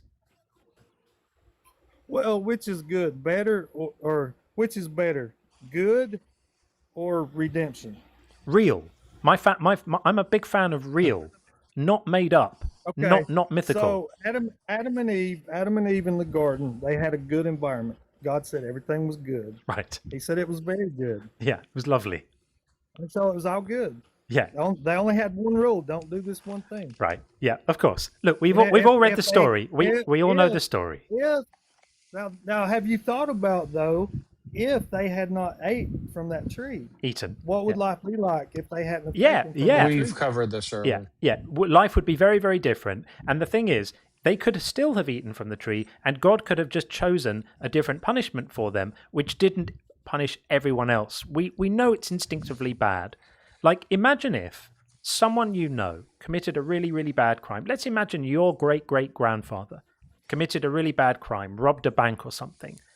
And now I came along and inflicted some terrible, painful punishment on you because your great-great-grandfather told a lie or robbed a bank or did some other unfavorable thing. You would know that that's not okay because you weren't involved in the commission of the crime. It doesn't make sense for you to be punished for it. The idea of justice is that punishment, where it's applied, should be applied to the individuals who committed the crime that's being punished, not to people who didn't commit the crime or who may not even have been born for thousands of years. Yet. Oh, do you not think that's why God waits until the very end to judge everybody? After all is said and done, everybody's actions are done. Well, apparently, all these people who suffer terribly during childbirth was part of the punishment. It says so in Genesis. God was so upset. God was so upset with Eve that he punished every other mother who was ever going to live with painful childbirth. This is the epitome of evil collective punishment. We would not even hesitate to put on trial and convict any human leader who did anything like that, who so easily and brazenly just inflicted punishment on innocent people because of the crimes of others. We would know that this was wrong. And yet when God does it, it's wonderful. It's fantastic. We just reconfigure in our minds what the word good means, and we love it because it's God doing it. It's crazy talk. Crazy. He did not inflict punishment on people that were not guilty. Sorry? He did not inflict punishment on people who were not guilty. Of the crime that's being punished. The get out that believers use here is they say they were guilty of a different crime. So that's a little bit like if your great-grandfather committed some impropriety, and then I come along and I chop the legs off your child for that crime. And then you say, but my child wasn't involved in that crime. And I say, yeah, but he was guilty of another crime. Well, by that logic, by that logic, I should chop the legs off everyone, shouldn't I? God punishes people. God punishes. It does. God punishes people who didn't do the crime for the crime all the time. Look what he did to the people of Israel after David did a census. That, by the way, God incited him to do. God incites David to do a census, or Satan, depending on which version of the story you read. God strokes Satan, incites David to do the census, and then to punish David for that, what does he do? So what crime did the people commit that God would incite Satan to incite David to take a census? And then God took out how many thousands of people? What sins did those people commit? Why should the people be punished with with their a own with a sins. pestilence, which kills randomly. By the way, a pestilence doesn't individually only target the people who have done naughty things. It kills one person, doesn't kill another person. It's like a plague, an illness, a pestilence, a terrible thing. Kills 70,000 people who are explicitly killed as a punishment for the crime that David does. They're not being killed for their own crimes. It says so. It says so. It's by this logic. That's what David said. No, that these people haven't committed any crime. it's what the He Bible was the one that says. committed the It's crime. what the Bible says. However, we don't know what God knows. It's what the Bible about says. Those people. But then why frame it? God But then had why not frame had a it? specific This is reason for nonsense. doing This that, is to nonsense. take those people It's out. nonsense. Then why frame it as a punishment for David? If all of those 70,000 people had Exactly. been so horrific that they all deserved the death sentence, death penalty, and by the way, that would have been children, the elderly, babies, right? Like the firstborn of Egypt, right? Are you going to tell me that all the firstborn children of Egypt, when God kills all of them to let the Israelites go from slavery, all of those children actually deserved it because they were bad babies and bad children? They all deserved to be killed. This is complete nonsense. These are the It had nothing to do with these whether or are not they deserved it. It did. It had to do whether or That's not the they point. had the blood over their door. Exactly. It was to do with all the ones who didn't have the blood over their door got killed. The children got killed because God was enacting a collective punishment on the children of the Egyptians. Those children didn't harden Pharaoh's heart. Those children didn't make Pharaoh enslave the Israelite people. This is another example of God enacting collective punishment on innocent people for the actions of another. And you see it all through the Bible. And the ultimate version of this is God. The ultimate version of this is God having enacted collective punishment on all of mankind forever because of the actions of two people in a mythical garden. And this is why we say that this is completely morally stupid. The logic of this religion is completely nuts. And then what's the get out at the end? The get out at the end is you get a pardon from the punishment that's coming to you that you all deserve for being in a fallen state that God made you be in as a matter of his own choice that he chose to do. And your reprieve from being in this fallen state is conditional on you. You just need to unmute your mic, friend. I just muted you for a second to make some space in the conversation, but you can unmute yourself now. Your reprieve from this sentence that God is planning for everyone is dependent on you believing certain things about Jesus. Well, what if you can't believe them? What if you're like me and you've looked at the evidence and you just simply find it unconvincing? Then I don't get access to God's special pardon, and I'm going to get thrown in the furnace like Jesus promises, and I'm going to have to wail and gnash my teeth. And I don't like wailing. You shouldn't go there. You don't have to go there. That's the good news. You don't have to go there. Well, how do I not go there? Let me frame it like this. Okay. The bad news is, as humanity, we're in a sinking ship. We're out in the ocean, middle of the ocean. Sure. We're sinking. We're going down. I'm sensing life raft metaphors approaching. Yeah. Yes. Jesus comes by, offers a life raft. A life raft. Could never have imagined it. Yeah. What if you can't see the life raft? What if you've looked around and you can't see a life raft and there is no life raft? You just see other people going, "Oh, this is a lovely life raft," while they, hold on to deck chairs or tables, and there are no life rafts. You can't see one. Everyone's convinced they're on a life raft, but you can't see one. This is why this stuff is so completely ludicrous, because the life raft you're being offered is only offered to people who believe certain things. And if you don't believe those things, there's no life raft. So according to your theology, I have no path to salvation unless I'm able to force my mind to be convinced of things that I currently don't find convincing. I can think of nothing more cruel, nothing more sadistic than a system like that. I get it. However, you have the scriptures. You can test the scriptures with reality. Does scripture match reality? Or, I use this all the time. Okay, how do we know that nobody's perfect? How do we know that? Everybody says it all the time. Nobody's perfect. It's cool. No, don't worry about it. Everybody makes mistakes. We infer it. We How do we infer it know from that? our own life experience that everybody does some things that we consider imperfect. It's just an inference. What's the point of your question? The point is, when the Bible says all have sinned and fall short of God's glory, I don't consider misses sinning the to be an mark of imperfection. perfection. I don't consider sinning to be an imperfection. So, for example, if a gay couple has an adult consensual relationship, I don't consider that an imperfect act you do. So you and I will disagree on that. So your version of imperfection will be different from my version of imperfection. Do you think it's okay to tell Like lies? I don't. Sometimes, yes, sometimes. Sometimes it's the only. Sometimes it's the only ethical thing to do. Is it okay to steal? Sometimes it's the only ethical thing Sometimes, to do. yeah.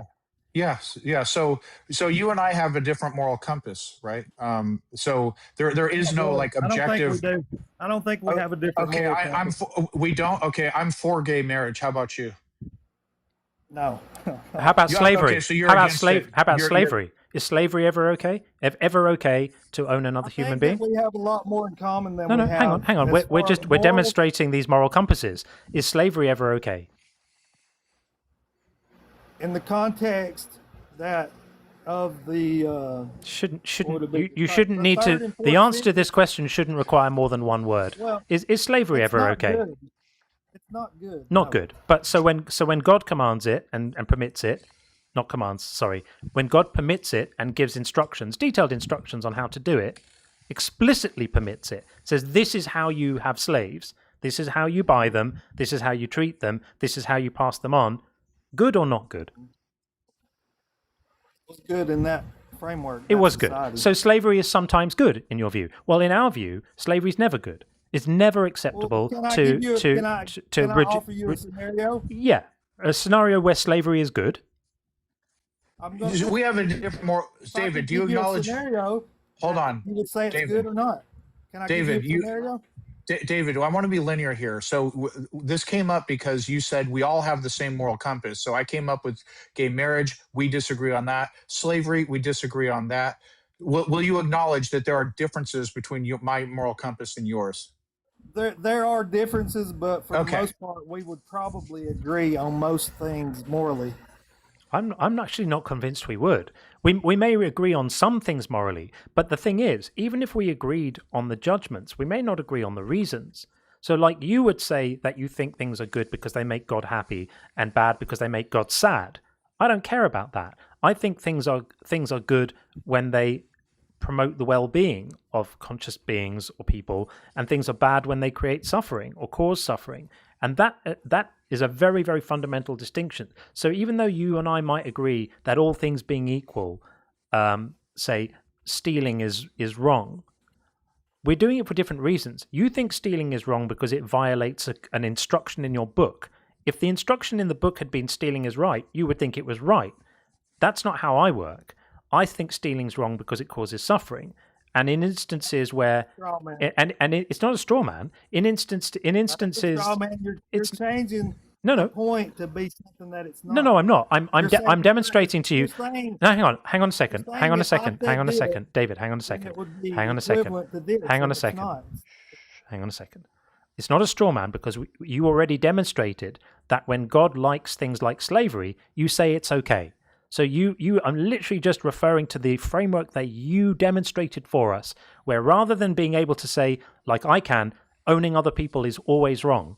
It's always wrong to own other people as property. You are not able to do that because you know that God permits it sometimes. So instead you retreat to, it's wrong apart from the times when God says it, in which case it's right. So I'm just saying, when we look at something like stealing, I'm able to say, stealing is wrong because it hurts other people. What you would have to say is, stealing is wrong unless my God likes it, in which case it's fine. And so we're coming at morals, coming at these things from a very, very different direction. You're coming at them deontologically, which means you have a set of rules. My book says this is good. My book says this is bad. I must do this. I must not do that. That's a very simplistic kind of ethics. I, rather than having rules, have got principles. My principles are avoid harm, maximize well-being. And from those principles, we can get to the areas where we have certain things in common and certain things that are different. Can you see how that's different? So you need to unmute your mic again. Yeah, I can see how it's different, but it's very much the same as love your neighbor as yourself. Basically, do no harm to others, but love your neighbor as yourself. As long as So they're a fellow basically Israelite. If they're not, you can enslave them. all you're doing is rephrasing Jesus's words because you don't believe in Jesus. No, So Jesus you know Jesus that didn't that's- invent this stuff, my friend. Reciprocal altruism was around for thousands of years before Jesus or any of that lot came along. Well, if we're going to be technical and biblical, Jesus invented all of it. No, he didn't, because we have ancient civilizations. We have ancient civilizations that explicated these principles long before the Bible was even written. So no, this is not an original idea invented by Christianity, I'm afraid. Here's what I was going to say is that you're conflating two things. You're saying it has to either be this way or this way, instead of realizing it don't have to be either or. It can be both and. It don't have to be. We follow the rules because God gave them, and then we have insight and we think about, we ponder, why did God make this rule up? And we think about that. And what if you can't come up with a good reason? Do you well, yeah. not just hold on. because God said it. Hold on. What if you said you ponder why did God make this rule? What if you can't come up with a good reason? You follow it anyway, right? I've never not found a good reason for why God. Okay, so why are you against gay marriage without saying God said so? Why are you against gay marriage? I think it goes against nature. Okay, so are cars natural? No, but that's okay. Is driving cars immoral? It's a false dichotomy. No, I didn't even give you a dichotomy. I asked you a simple question. Are cars natural? So first of all, like I don't want to say the S word, but gay stuff happens among other species of animals too. But let's set that aside. Is something being unnatural immoral? Cars are unnatural. Is driving cars immoral? Yes or no? No. Okay, so something being unnatural doesn't mean it's immoral. What's another reason why gay relationships are immoral? Because it ends in death. Okay, so everyone's gonna die, right? Yeah. Okay, so how does gay relationships end in death? That's a wild claim, by the way. That's a wild claim. Yeah. Very simply, very easily understood. If we take 100 gay couples and put them on an island. Oh dear. And we put 100 gay couples or 100. Okay, got it. Hold on. Hold on. Come back in 200 years. Yeah. I got your argument. I got your argument. So gay couples can't amongst themselves generate babies. Is it immoral for, if a woman has a hysterectomy, is it immoral for her to have a relationship with a man? No. Okay, can they produce babies? No. Okay, so if you take 200 women with hysterectomies and put them on an island with men and have them have relationships, all the population will end up dying off. So that's not an argument. What's the next argument? That's a false equivalent. It's a direct equivalence. No, it's literally a direct. You're arguing that the only reason people would ever want to express love and intimacy is for procreation. There are lots of people who make decisions in heterosexual relationships not to have children. Is that immoral? It's up to each individual. It's up to each individual. Is it immoral? Is it immoral? So I can't really answer that. Okay, I mean, so your inability to answer this reveals the fact that you haven't really thought about it. Reveals the fact that you haven't really thought about it, and I would suggest that in this instance, your aversion to gay people is just your own personal hang-up. That's what this is. You haven't really thought about it. You're preconditioned to be against it because you're preconditioned to be against it.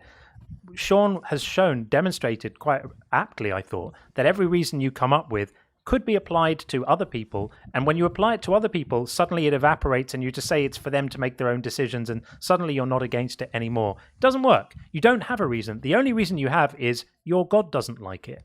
And one of the things I was going to say before we tie this up, because I want to get Church of James in next and then the real deal after that, is, it's fine for you to say it's a false dichotomy for you to say either you do things because of your own moral intuitions or because it says so in the Bible, but we can have both. The problem with that is when you see things in the Bible which your own moral intuitions tell you are wrong, like the support of slavery. or the commands to kill children, or the mistreatment of women, or things like that, which your own moral intuitions are then pulling in a different direction from what the Bible is telling you is good, then in those instances, you have to figure out how to relate to that. And what typically happens is you start making excuses for it. And rather than reasons, I call them excuses. So rather than having the moral courage to just say this was wrong, and if God commanded this, he was wrong, rather than having the moral courage to do that, what you instead do is you twist yourself into interesting shapes to try and justify why it might have been right. Why it might have been right for God to tell people to kill children. Why it might have been right to have you don't need to have young girls stoned to death. Why it might have been right for God to enable slavery and all of these terrible things, and ethnic cleansing, and war brides, and all of the barbarity, and why it might have been right for the New Testament to say that women should be subservient to their husbands. All of this stuff, which is all disgusting. When that goes against your own moral intuitions, you bury your own moral intuitions, and you instead elevate the Bible above your own. And that's the tragedy of this stuff: is it stops people reasoning, morally as normal human beings. Would you rather have a submissive wife or a rebellious wife? I'd rather have a wife who is my equal, and I object to the term. I object to both terms. The idea of a rebellious wife is such a disgusting thing to say, because it presumes that you're an authority for them to rebel against, and the idea of a submissive wife is so demeaning and patronizing. I don't know if you do have a wife, David, but if you do, we're all groaning and feeling sorry for her now, because it reveals a really, really deep strain of misogyny coming through in your language. And it's such a shame that at the end of a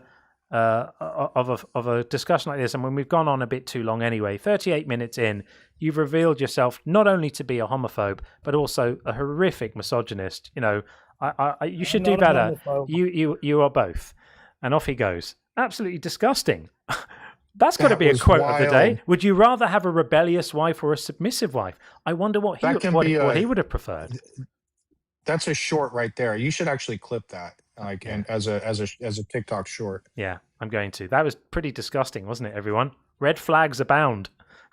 Absolutely disgusting. David, if you're still listening, be better, man. You don't need to be like that. That is really, really disgusting. Absolutely appalling. Okay. We're going to get the real deal in shortly, but poor old Church of James has been waiting ages, so I promise we're going to get Church of James in next. We'll just have a couple of super chats, and then we will do that. Babs said, free will and omniscient God. Thank you, Babs, by the way. Lovely to see you, as always. Free will and an omniscient God are mutually exclusive. One or the other, not both, your choice. Perfectly expressed. We've had this discussion before, even with you, Babs, I remember. And Babs always nails it exactly right. You can't have both. If God knows everything that's going to happen and is in control of the universe and can make it any way he wants, then you don't really have a choice about the actions in your life, because God would have chosen which version of reality is going to be playing out, and he chose the one where you become a postman or a lap dancer or a lion tamer or whatever it is you think you're in control of. So yeah, I completely agree with that, Babs. Well said. And Godwin said, you're right, John. Prayer requires commitment from no one. This was while, of course, we were speaking to humbleness. Humbleness isn't really a word, by the way. And Babs said, you mean I chose to be trans? I will never believe that. Some things are just facts about a person.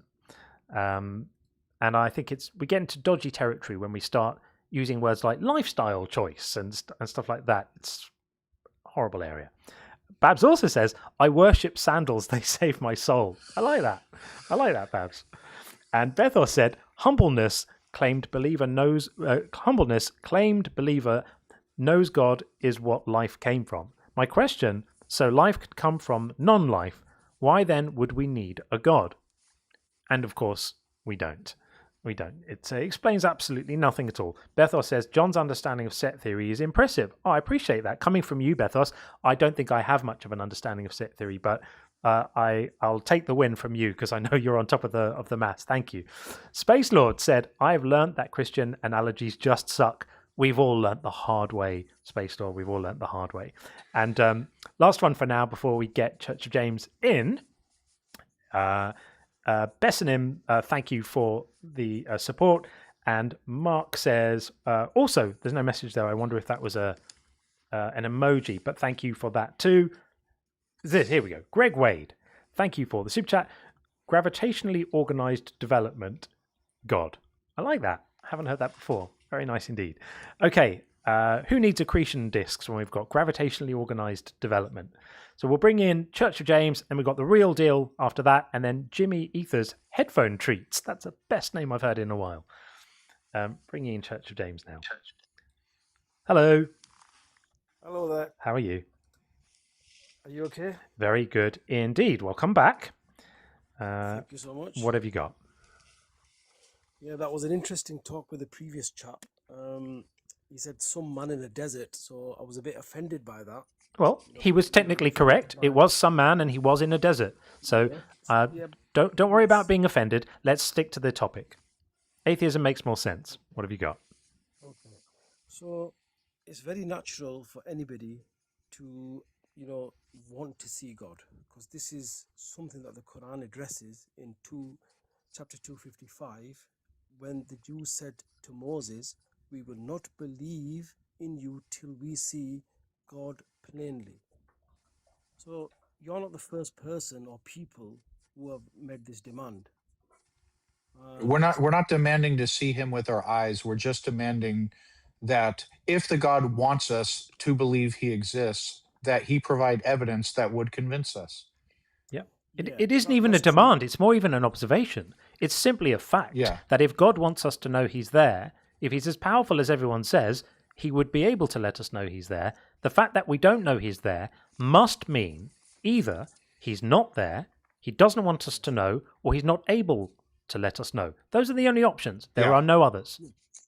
But what I'm saying is you're demanding much less than the people of Moses. They wanted to see him plainly. That's fine. Well, we're not comparing ourselves to the people of Moses. So what's the point here? I mean, my point is, you don't really need to see something to believe in it. You need You just need evidence. That's it. I covered that. I expressly said we're not demanding to see him with our eyes. We're just asking if God wants us to believe he exists, he should present evidence that he knows would convince us. It doesn't have to be something I could see with my eyes. I've literally never seen a black hole with my eyes, but I believe they exist due to evidence.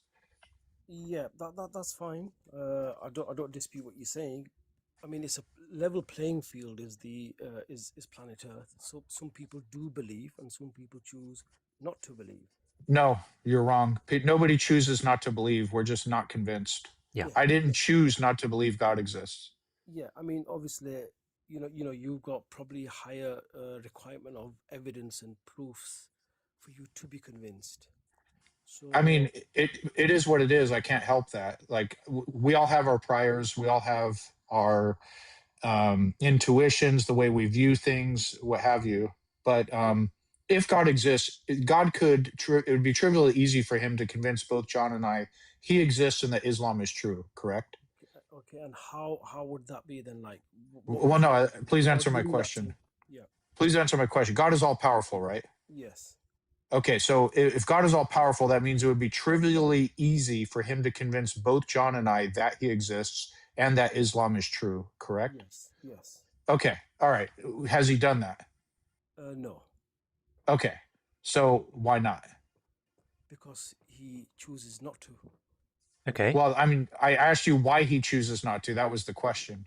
Because Allah can do whatever he wills. I mean, for example, that's not answering the question.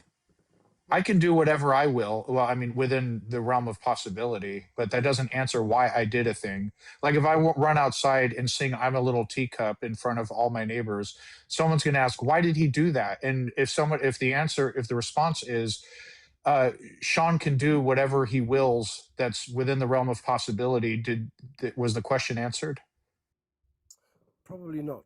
But all I can Okay. say is, So what's the reason he doesn't convince us? because like I say, just like he, say gives cancer to newborn babies, he wants to do that, he wills to do that, and he can do whatever he wants. It's as simple as that. So if my child had cancer, I would readily accept it. I wouldn't complain. I wouldn't, harbor any thoughts, because I have to look at the example of my prophet. He had newborn babies who passed away. You're not answering my question. Yes. Please preface the question. This will make it easier. The reason God doesn't let you guys know he exists is because, and then continue. Yeah, because he chooses to. That is his will. He cannot be questioned. I think we have a fundamental lack of understanding here. We know he chooses to. We've granted that he chooses to. If he's sovereign and in control, then obviously it's because he chooses to. The question Sean's asking you is why? I mean, that is something I cannot answer, because I simply do not know. I don't know. Okay. So do you agree it would make more sense, at least from maybe you're like, his reasons are higher, maybe he has some reason I don't understand, but from your standpoint right now, do you agree that it doesn't make sense that God wants us to know he exists but doesn't reveal himself to us? Yes, I mean, he's given us signs, like evidences on the earth or what. But besides that he knew would not convince John and I, right? But Why would a God give signs? Why would a God give signs? Surely if God wants people to know something, he can just make them know it. You don't have to give signs. Giving signs is such a pathetic way of trying to communicate important facts, because a significant number of people are going to miss the signs. Signs is the way you communicate when you want lots of people to not hear your message. If you want people to know stuff, you just let them know. You don't give signs. This is patent nonsense. So does God want people to... Because God spends a lot of time in the Quran talking about the terrible punishment that's going to await non-believers. There's no one spoken about more in an unfavorable way in the Quran than non-believers. All sorts of long descriptions about the punishments for them and how terrible they are and all of this stuff. God is completely obsessed with non-believers in this holy book. He's got a big hang-up with non-believers. But he could trivially make it so that there were no non-believers. Well, he tells us when he addresses the group of people that you belong to. Obviously, you're not a violent person. You've not killed anybody. You've just chosen to disbelieve. But there's no. Haven't chosen to disbelieve. No. Let's get this right. Haven't chosen to disbelieve.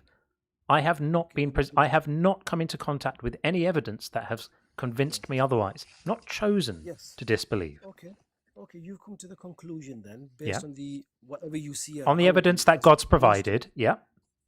Yeah, that's fine. Okay. So when in the Quran, which says, in chapter 15:14, he addresses you directly. He says, even if we open to them a gate of heaven and they kept mounting through it, they would say, our sight is bewitched. No, we are a people bewitched. So no matter what evidence is given to you, and God is just powerless. He's not powerful enough to get over that. There's a limitation that you're now placing on God, that God cannot. He's not powerful enough to provide people with evidence. He can send angels to go and speak to prophets, but he's not powerful enough to present evidence to the world such that the number of non-believers is zero. And then everyone could exalt him and talk about how wonderful and big he is, but he's just not powerful enough to do that. Do I understand you correctly? Yeah, I mean, he can't do it. Okay. If you're saying he's powerless. Yeah. No. Is God all powerful? Is God all powerful? Yes. Yeah. Okay, all means God can do all things that are logically possible, right? Yeah, I mean, as long as it. Okay, hold on. Yeah, so can I just answer? So he's all power. I'm going somewhere with this. God is all powerful, so that means he can do all things. Does convincing the entire world that he exists fall under the subset of all? Okay, let me answer that question in my way then, with a yes or no, or you haven't answered it. No. Right, Allah cannot do all things. Okay, so he's not all powerful. So he's not all powerful. Hear me out. Okay. He cannot create square circle. another Allah. He cannot create a version of himself because he is all powerful.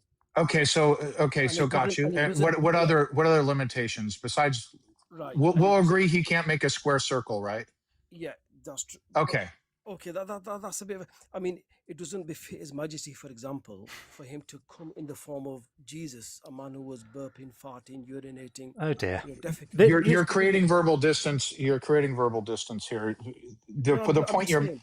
I'm just saying that it has to befit His Majesty as to what he is willing to So do. convincing. So letting everyone on the planet know he exists is not befitting of His Majesty.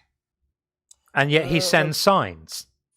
Okay. And yet he sends signs. So it's befitting of His Majesty to send just enough evidence that he knows would convince a minority of people in the world, but it's not befitting of His Majesty to send signs in such a way that he knows would convince the entire planet. So only convincing a fraction of the world is befitting of His Majesty, but not convincing the whole world. Make sense of that for me, please. Yes, I mean, like I say, it's a level playing field. People will make their own, That's irrelevant. Decision. That's irrelevant. You're literally avoiding the thing that we're saying to you, which is you say that God can do everything apart from, let's say, allow logically impossible things, but that it's beneath Him to let us all know that He's there, even though He plans to torture us for not knowing. Is it ludicrous? Right. Well, basically, he has let you know he exists. He hasn't. He hasn't. No. We don't know He exists, so He's failed. Does God fail at doing things? Right. He has let most of mankind know. He's failed. He hasn't. He has not let most of mankind know. So you said He's let us know. If God let us, can God try to let us know He exists and fail? No, what I'm saying is he's let the Christians know. No, please answer the question. Can God let us know? Try to let us know He exists and fail. He will let you know as He would let me know, and anybody. Is that a yes? Is that a yes or no? Can God try and fail to let me know He exists? No. Okay, so God can. He can. Okay, yeah. So. You said God let us, so that means if God does let us know He exists, He would not fail in doing so, and that would mean I would know He exists, right? Yes. Okay, and I don't know, and the fact that I don't know He exists means He did not let me know, because if He let me know, I would know, right? No, because you've failed yourself, and I've passed myself. That's the difference. What? Well, how did I fail myself? What? So did God let me know He exists or not? Yes. Okay, so He let me know, and He can't fail to let me know. In other words, He would be successful in letting me know every single time, correct? Yeah, He let you know by intuition, yes. Oh, okay. So if God cannot fail to let me know, so if that would mean if He let me know, that would mean I would know, right? Because that would mean success. Me knowing would be success. Me not knowing would be failure, right? Absolutely, yes. Okay. So God let me know, but yet I don't know. But if He did let me know, I would necessarily know. That's a contradiction. Please reconcile it. All I can say is God did let me know, and I accepted what He's provided. We're not talking about you. You didn't reconcile the. We're not talking about you. You didn't reconcile the contradiction. You only have two choices here. Either God is not capable, or God is not willing, because we don't know He's there. We have this conversation every time. You have to choose. You can't say God let you know, but you don't know. Because if we don't know, God didn't let us know. Is God powerful enough to provide evidence such that we would know He's there and we would be convinced of it, and it would be so compelling that we couldn't turn away from it and deny it? Yes. Is He powerful enough to do that? Yes. Why hasn't He done it then? Why hasn't He done it? Let me just answer your question. In the Quran, chapter 2, verse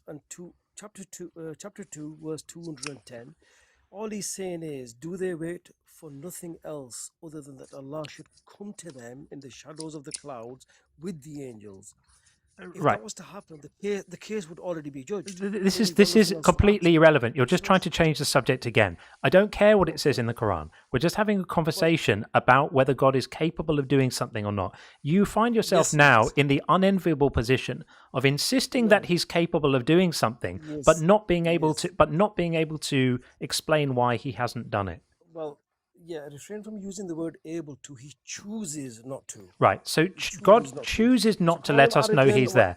So that's fine. Yes. God is Yes. entitled, if he's sovereign, to choose to do whatever he wants. But what would make him a big old meanie is if he chooses not to let people know he's there and then punishes them for not knowing he's there. That would mean it was his fault that we don't know he's there, not ours, because he could have made us know and he chose not to, and then he's going to punish us for not knowing. Why would a good God punish people for not having the experiences that he could have given them to know he's there, but they didn't have them? That would be horrendous. Why would a God do that? Well, God selects who he wills based on the evidence that he's provided on the level playing field. And, Well, you say it's a level playing field, but it's clearly not a level playing field. If he's giving you evidence so you know he's there, but holding it back from me, it's anything but a level playing field. This playing field is looking like the Canadian Rockies right now. Well, for you, maybe, yes, I can understand your... For anyone looking at this ludicrous conversation, they would say you're speaking absolute nonsense right now. I mean, it's no good me, providing you what the Quran says, because obviously you don't want to know, but you're not willing to provide what you're wanting. You're just saying, well, he should I don't have to provide anything. I don't have to provide anything because I don't know exactly what would persuade me, but God would know. If God exists, he would know exactly what evidence I would need to go, God, you're there, and know he's there. And he hasn't provided it. So, as you say, it means that God doesn't want me to be a believer. Now, if I happen to die tomorrow, before I've had a chance to take the Shahada and become a fellow Muslim with you, then if that happens, according to your Quran, God's going to burn the flesh off my bones and then replenish it to be burnt off again forever. I mean, why would you come to that conclusion that he has created you to punish you? I just don't understand. Because it says so. Because it says so in your book. Because it says so in your book. Well, you don't know what you're going to be doing at the brink of death. You may become a believer. But I'm saying to you, in the scenario where I don't, if I die tomorrow, then according to what it says in your book, I will then deserve an infinity, a never-ending punishment for the fact that God decided not to let me know he's there, and that the Quran is a book that I should pay attention to. Because when I look at the Quran, I just see a holy book alongside all the other holy books I also don't believe in. And it's interesting, and it's cultural, and that's fine, but I have no reason to think it is any more true than any of the other books that I also don't believe in, and God would know that. God would know that that's just me being intellectually honest, right? I simply do not know what your position is going to be, but you seem to have a very negative mindset process that you will be tortured for your, say, 70 years of your life. I'm just reading what it says in your book. In the Quran, it says that for the unbeliever, they will have the flesh roasted from their burned from their bones and then renewed so it can be burned again. I didn't make that up. That's in your holy book, not mine. I don't have a negative view about it. I'm just reading you what it says or telling you what it says. You will know these scriptures from the Quran. So rather than trying to pretend they're not there, admit that they are, and then try to explain to me that what we would all like to hear you do is explain why that makes moral sense. No. I mean, I can say 100% with certainty. Those verses are there. So explain why they make moral sense, please. Well, I'm just saying those, those, verses are really directed to the most extreme disbelievers. Say, for example, Pharaoh in his time, at the time of Moses. You would classify him as a killer, a murderer, It doesn't say anything about killing and murdering. It just says people who don't believe. People who don't believe in our verses, it says. Well, I'm a person who doesn't believe in your verses. Do I deserve to be burned alive forever because of that? Well, I don't know if it says specifically about an atheist being, burned alive forever. Do I deserve to be burned alive for any period of time? Maybe just for a little while. Is that your argument? Does it start being okay if it's only for a week or two? The torture. Okay, so how long do I deserve to be punished for being intellectually honest? Well, I'm just saying, for you, I'm not your creator. You are not my creator. You disbelieve in a creator that I believe in. I don't know what's going to happen to you. Neither do I know what's going to happen to me. You appear to be answering questions I haven't asked. I didn't ask you about any of that. I just said, do I deserve to be punished for my non-belief? Well, I don't believe that, you deserve to be punished in any way, shape, or form. So the Quran is wrong about that then? No, I personally, on a personal level, don't believe somebody who chooses to be an atheist. No one chooses. Nobody chooses to be an atheist. Okay. Somebody who rejects the creator, then. We don't even reject the creator. We're just not convinced by the stories we've been told. Just like you're not convinced of the stories that you might have heard from Hindus about their gods. You don't reject them. You're just not convinced that they're true. I mean, now that you brought the Hindus up, for example, every nation has been sent a messenger and a message. So I will not say that I would reject their scripture. There may be some elements of truth in there. So, fine, but the point remains that I could probably read you a list now of 20 religions that you don't accept to be true, right? You don't believe that. Do you mean before you go ahead with that one, there is religions that we partly believe are true. You might partly believe that they're true, but when Christianity says, for example, that Jesus is God, you don't believe it's true, right? When the Mormons talk about the angel Moroni, you don't believe that's true. When the Scientologists talk about Xenu, you don't believe that's true. When the Hare Krishnas sing about their stuff and make claims, you don't believe that's true. There are a whole load. When the Sikhs have various beliefs that you don't believe are true, there's a whole load of competing ideas in the marketplace of ideas. There are a whole load of things that you don't believe are true. So you know what it's like to be unconvinced of something that someone else is saying. You do it too. To be honest with you, I would personally say the most closest people to us in terms of the creator or the God, I would personally say are the atheists to me. I think they've recognized, this particular God far better than the Christians or the Hindus or any other religion. How have people who don't believe in a God recognized this particular God? What does that mean?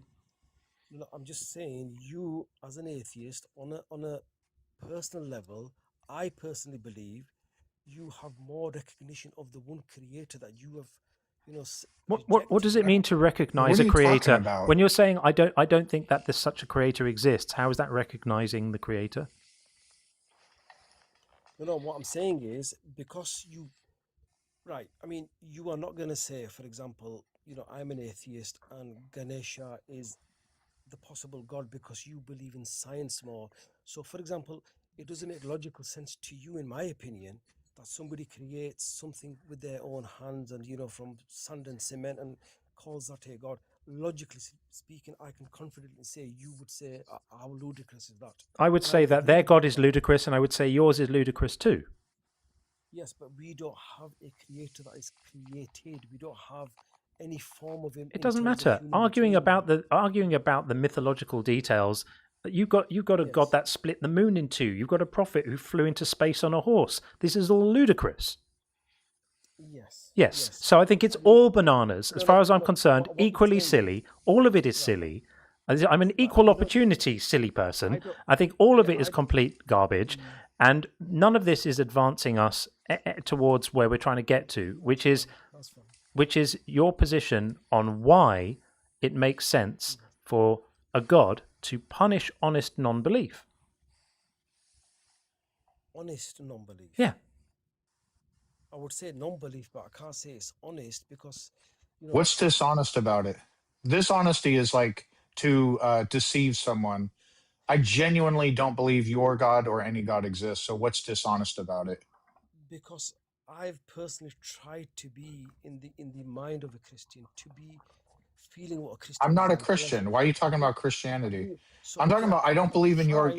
Okay, I've tried to be an atheist, thinking, okay, what's in their mind, and I've come to the conclusion it's psychologically impossible. Right, for you, that's right. Hold on, we have a breakthrough here. Yes.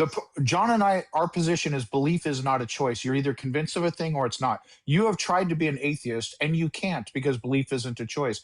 I have tried to be a theist, and I can't because belief is not a choice. So all belief and non-belief, by the way, is honest because we honestly hold that position. Yeah.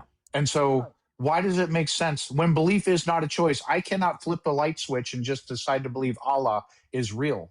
So why does it make moral sense to punish someone for non-belief, especially when Allah could be trivially easy to reveal himself to everybody or provide evidence in such a way that everyone will believe? Well, he chooses to reject you. It's as simple as No. that. Oh, he chooses to reject me. Yeah. It's his fault. It's his fault. Okay, if it's his fault, and because he is just reciprocating on what you want from your own life. How did you determine what I want? I want what I want crazy. is the truth. Hold on. Does Allah exist? Does Allah exist? 100%. He has to exist. Okay. Hold on. I'm going to tell you what I want. I want to know the truth. So if Allah actually exists, I genuinely want to know the truth. So you said Allah's just giving me what I want. So how, if I earnestly and honestly want to know the truth, and I do, how is Allah giving me what I want if he actually exists? Because he's giving me what I want. And we're on the same. No, I'm asking you, me. He's not going to hear. He's not going This to is silly. understand. Yeah, this is too. You're too narcissistic. You keep on bringing it back to yourself, and you're not seemingly able to engage with what Sean's trying to get you to think about, which is his position. You keep on saying me. I've had this. I know this. I think this. That's not what Sean's asking about. Look, we're approaching the half-hour mark, and I want to get the real deal in because they've been waiting ages. So sum up now. My intention wasn't that, but what you're wanting, you and your colleague, your pal, your friend, you're wanting the red carpet treatment that God has to give you the red carpet and convince you. Again, this is where we started out. You frame this as arrogance. We frame it simply as God God goes on and on and on about how terrible it is when people don't believe, but then by your own words, stops them believing. And the Quran also says that people will only believe by the will of Allah, which means that if people don't believe, it's because he doesn't want them to. That's not our arrogance. That's him being exclusive and elitist and deciding who he gives the treatment to and who he doesn't. And what's ludicrous is that you describe this as a level playing field. This is about as far from a level playing field as I've ever seen. So Church of James, feel free to come back another time. We appreciate you calling in again. Feel free to call back another time. I'm not on a higher pedestal than you are. We can tell that, yeah. So feel free to call back in another time, and we'll continue the conversation. So say goodbye to the boys and girls. Thank you very much. Okay, bye-bye. Level playing field, absolutely wild. Never heard such drivel in my life. Okay, the real deal seems to have disappeared. I was about to bring the real deal in. If you're still there, real deal, request up again. We'll get you straight in. But they vanished from the call queue. So I was trying to tie that call up so we could get them in, but they went. So while we wait for our next call, I will read a few super chats because we have a few here. Bab said, I got rid of my mirrors when they stopped working. Every time I looked in one, there was this old woman staring back at me. It happens, doesn't it? It's shocking. Yeah, happens to me too. And Space Lord said, God lied to Adam twice. He didn't carry out the punishment that he said he would, because he said, on this day you will surely die, which is a complete lie. And then he did something different and worse, right? Which is like everyone else is going to get messed up. This God character, not good. Not good at all. Not good at all. And Mediocre Thought said, Christians should be surprised when any defendant is found not guilty because they're guilty of something else and so should have been convicted anyway. Exactly. That's so well put. This whole idea that when God says he's going to impose a punishment and his punishment for the acts of person A is to kill a bunch of other people who weren't person A, and then the apologist explanation is that all of those people deserved it because they were bad for some other reason. I think you really nailed it there. Very, very nicely expressed. Completely crazy. Okay, let's get Lloyd in and we'll see what happens after that. We do have Jacob back, but let's see. We'll get Lloyd in first. Hey, Lloyd. How are you, John? You all right? I could not be better. Welcome. What have you got?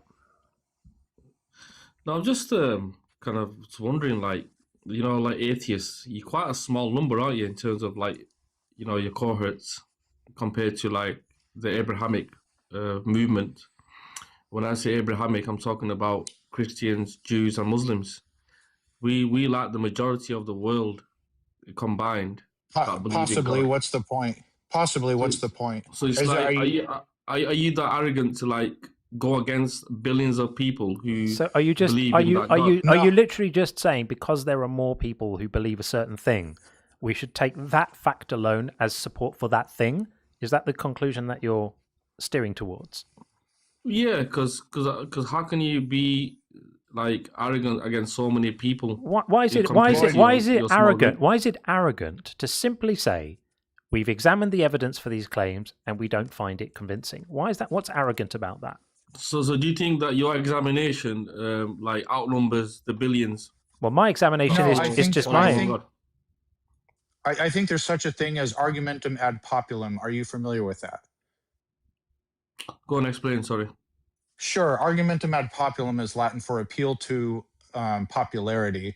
It is a logical. It's a well-established logical fallacy to believe something based on majority opinion or most people think X or Y. It tells you nothing about the truth value of a proposition, and so. It's not arrogance. It's just a personal desire to believe things that are actually true. I want to believe as many true things and as few false things as possible. The best way to do that is to have evidence-based belief and to avoid logical fallacies. There's all kind of, look them up, just Google what are all these different logical fallacies. You can read about them. You can improve your epistemology by doing that. So it's a desire to hone my epistemology, so I avoid believing things just because a belief is popular, and I look at evidence. And it's not arrogance, it's just a personal desire to believe things that are actually true. Yeah, I mean, I've traveled the world as well. So, for example, like I've been to Saudi Arabia 2 years ago for the first time. We've always looked at the Kaaba, for example, on a picture frame, or like obviously nowadays you have YouTube and internet. But to see it in person, it was quite enlightening. The fact that historically it links to our religion, the Abrahamic religion, But like Lloyd, so all of this is irrelevant. All of this is irrelevant. Do you know that there was a point where almost everyone in the world thought that the sun goes around the world and not the other way around? Did that make it reasonable to agree with that position, or did it make it right? Did it make it arrogant to push back against that, or the idea that the world is flat? There was a point where everyone thought the world is flat. By the way, the people who wrote the books of Abraham thought the world was flat. Was it arrogant for people to suggest that maybe the world isn't flat, that perhaps it may not be? Was that arrogant? With the recent technology, obviously we can't claim that anymore. For the Earth had to be flat, but obviously, this demolishes your argument, because you've come in saying that it's arrogant to take a view which is contrary to the majority. That's ludicrous. You're a very small minority. You don't decide what makes for a good argument based on the number of people who believe it. You decide what makes for a good argument based on the quality of the argument. So if everyone in the world starts believing that clouds are made of candy floss, it doesn't suddenly become reasonable to think that clouds are made of candy floss. It becomes reasonable to wonder why everyone in the world has gone insane. And when a number of people in the world still hold to the Abrahamic traditions of Christianity and Judaism and Islam and still think that the claims in these traditions are true, a sensible response is to wonder why. Because we ought to know better now. We do know better now. Enough of us do. And it continues to be to be a source of absolute astonishment to me that so many people in the world still think that these magical stories are really true. Grow up. This is nonsense. Billions, actually. Billions. Lloyd, billions. Lloyd, I have a question. If you say that you know the truth or you know more, but it's just more arrogance in my view. It's not. Okay. So so basically you're characterizing John and I instead of dealing with the substance. So would you agree that if the majority of people were believing in a God, but they were believing for bad reasons, it would be rational for us not to go with the majority. Would you agree with that, if that's the case? Well, it won't be for bad reasons, but Okay, so that wasn't my question. So, all right, so I'm going to circle back. The question's not going to go away. So, yes or no? I'm saying if. I'm not asking you to agree with the premise. So let's just say if it turns out a majority of people were believing in a God for bad reasons, then would it be rational for us to go against the majority? Yes or no? It's not a good hypothesis because the whole point of believing Okay, so in is God that is not about he can't engage with a hypothetical. He can't do it. Is that a yes or no? So I'm going to keep asking again, stubbornly. I promise you, I am more stubborn than you. Okay. John and I hold ourselves to a standard. If somebody asks us a yes or no question, we say yes or no the first time. We answer all questions It's directly. not a yes or no answer. Can you hold? Can you?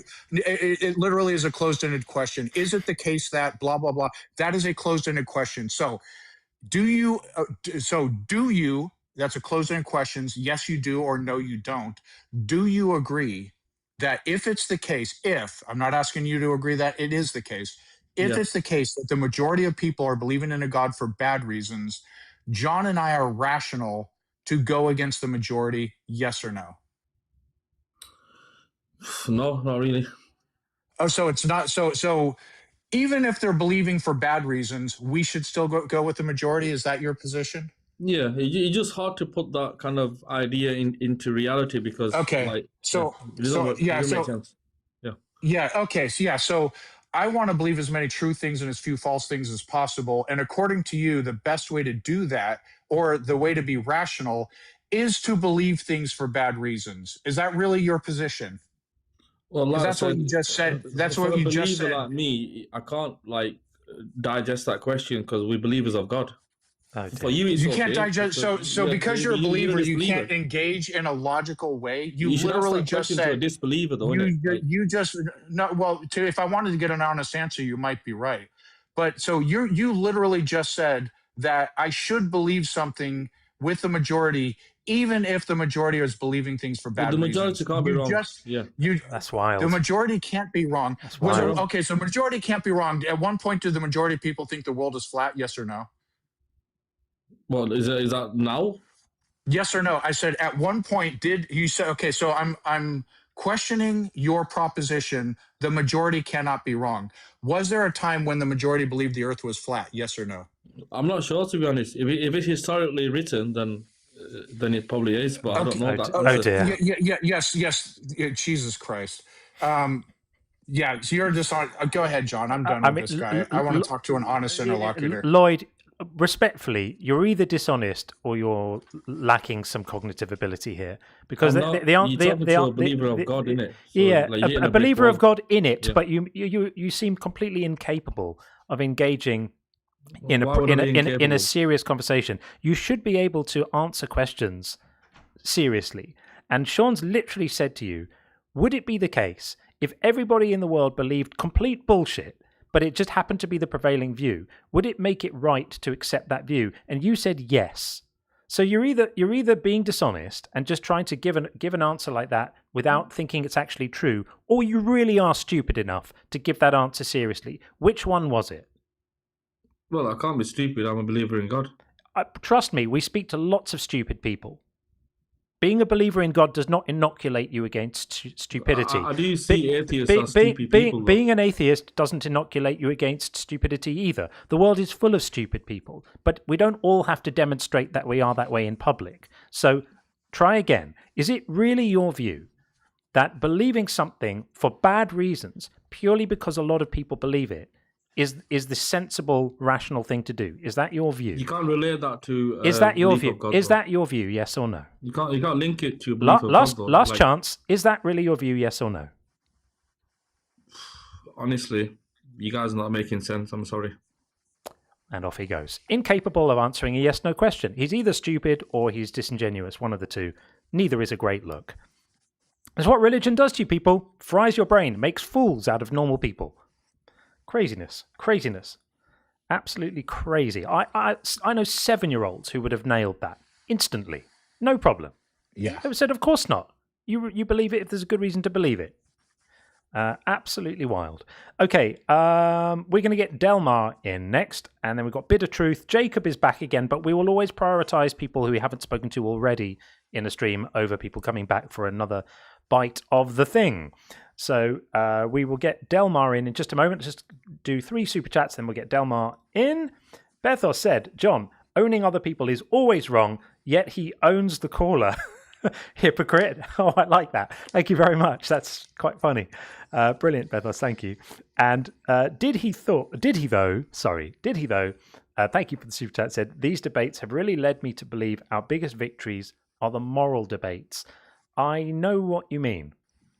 The sort of intellectual area is kind of fun and interesting, but I think when you bring it back to real human experience and suffering and how we ought to treat each other, for me, that's where the rubber really meets the road, which is why when we get into these discussions about meta-ethics and objective morality and subjective morality and all of that stuff, I will only give a conversation like that 10 or 15 minutes before we bring it back to specifics and like, okay, now let's talk about, is it right to stone young girls to death, or is it right to own slaves? Let's talk about really, really what we think is right. I agree with you. I think the moral debates are it. And last one for now, Discordia, thank you for the super chat. Really appreciate it. I really want to see Sean sing I'm a Little Teapot. Can we pay to see it? Oh, Jesus. It may happen one day. It may happen one day.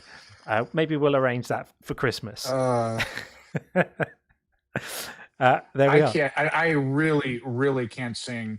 And to make matters worse, John was in the music industry, so he has a discerning ear. And I don't do karaoke for a reason. I spent a couple of weeks in the Philippines, and I didn't sing. It's karaoke everywhere. You go to apartments, there's karaoke, loud karaoke going on at like 2:00 in the morning. I did not sing one time. But maybe for you guys, I will. Maybe. It might have to happen. You'll have to dress up as well. Hi, Delmar.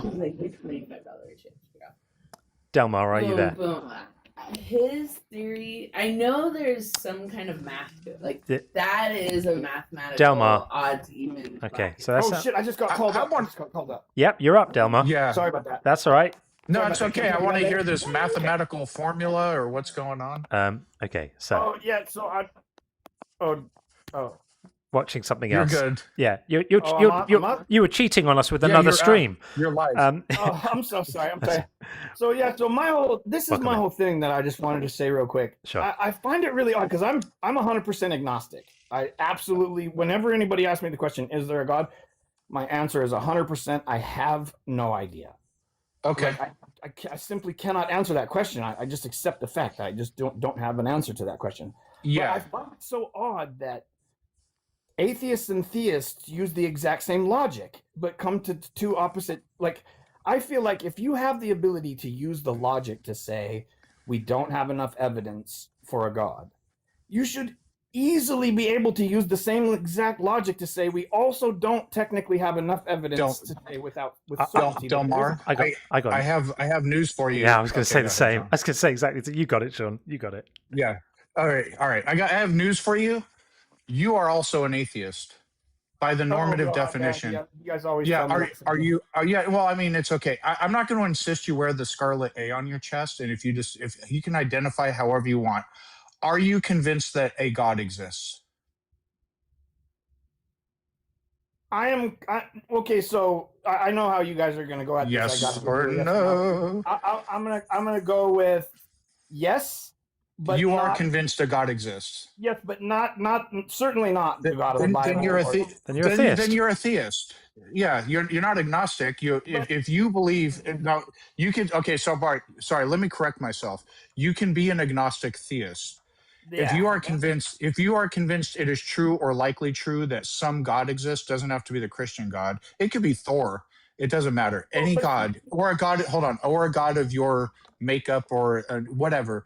If you are convinced it's true or likely true that God exists, you're a theist. Here's the thing, though. If you're unsure, let me finish. I could answer that question yes or no, depending on how you define God. Hold on. Sorry, just let me finish. If you are convinced some God exists, and it doesn't matter if it's the Christian God, Thor, or some God that you sort of like, it's kind of unique to your own belief or what have you, you are a theist. Even if you think it's likely true, you're a theist. If you're unsure, but you don't claim to know. You're an agnostic theist, and that's fine. We can have that conversation. Go ahead. You can unmute. Delmar, you can unmute. Maybe send him a. I don't know how to send a. There you go. Okay, yeah. So then I guess I'm that, because like depending on how you define God, like I believe there's something. I believe there's like intelligent design. Like I believe. Okay. I believe that there's something that puts, you know, logic and reason, you know, together, you know, in the universe or whatever. And like, and I think that's probably as good. That's probably as good a description of God as you're ever going to get. But like, I'm fine with that. I definitely don't believe in the God of the Bible. 100%. That's no, that's fine. Yeah, I'm fine with that. So you're a theist, and we're not convinced any gods exist. And I'm not claiming to know no gods exist. You're not claiming to know a God exists. So we are agnostic atheists. You're an agnostic theist. So now we can have a conversation. What convinces you that there is some God, like a creator God, out there?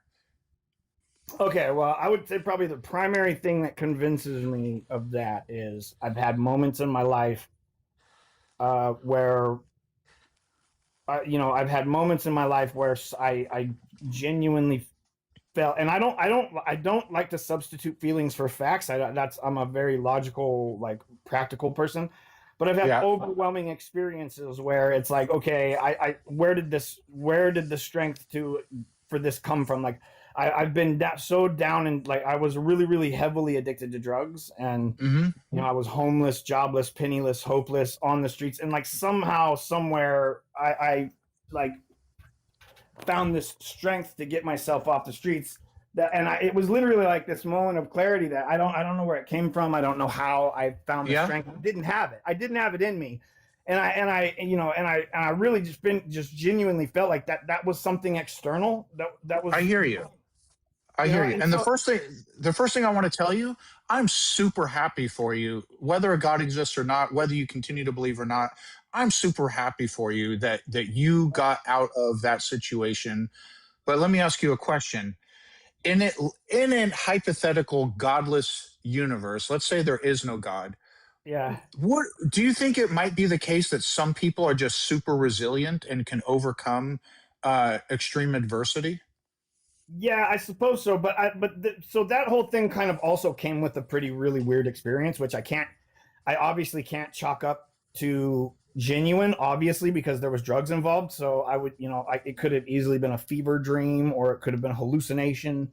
Yeah, I got you. I had an experience. I was in a detox center, and I had this pretty freaking profound experience, dude, where like I literally, a beam of light came shooting through the window, and all of a sudden, like, as I'm like curled up in a ball, praying to die, like literally begging to die, all of a sudden I started to feel better, and I started to feel warm, and the room disappeared, and I was like floating in this weird nebulous space, like on top of this crazy like fountain of life. And there was a being there, and he was like, "What's wrong with you?" And I was like, "Oh, well, I'm sick." And he was like, "Okay, but why are you sick?" And I was like, "Well, because, took a bunch of drugs and got all strung out." And he was like, "Well, so isn't that like your fault?" And I was like, "Well, yeah, but that doesn't change the fact." And he's like, "Okay, then he's like, well, what do you want then?" And I said, "Well, I want to die." And honestly, even though I had spent the last like 4 or 5 hours chanting that to myself, Delmar, I'm so sorry to cut you. If we granted time for everyone to give their own personal testimonies of the amazing experiences they'd had, we would literally fill the discussion up with kind of respectfully irrelevant nonsense, because everyone's got these stories. People in different faiths have got these stories. All people have these kind of personal stories, and whilst they're amazing, and I grant that they would have been very profound for you, we have lots of different ways of interpreting these stories as being the results of brain chemistry or drugs or psychotic episodes or whatever they might be. So in a way, they're irrelevant. Like, we're just interested. You see where I'm coming from. So exactly, and that's the problem I have with it. Is like I don't want, like, I'm the type of rational person where I'm like, no, that could easily be explained in any number of ways. Yeah. But also at the same time, having had the experience, it's like really hard to just discount it. You don't have to You know what I'm discount. You don't saying? have to discount it. You can be open to multiple different ways of interpreting it, and be open-minded about that. That would be the way to do it. So, if you'll forgive me, we're Right, gonna move on, Delmar, because we want to talk about ideas which relate to kind of the normal sort of sets of ideas that come with religious belief, and this is so far outside of that. I wonder if it might just be a bit too kind of personal to your experience. I want to echo what Sean said. Greatly happy that you're in a better place now, that you're not struggling with addiction, and that your life is okay. Genuinely pleased about that. Cool, right on. Okay, yeah. All right, friend. Thank you so much. Cheers, Delmar. All the best. All right. There we go. We are going to get Bitter Truth in next. We'll read a couple of messages and then get Bitter in.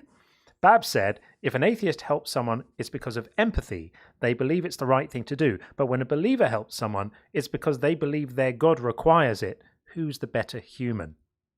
Nailed it, as always, Babs. Yeah.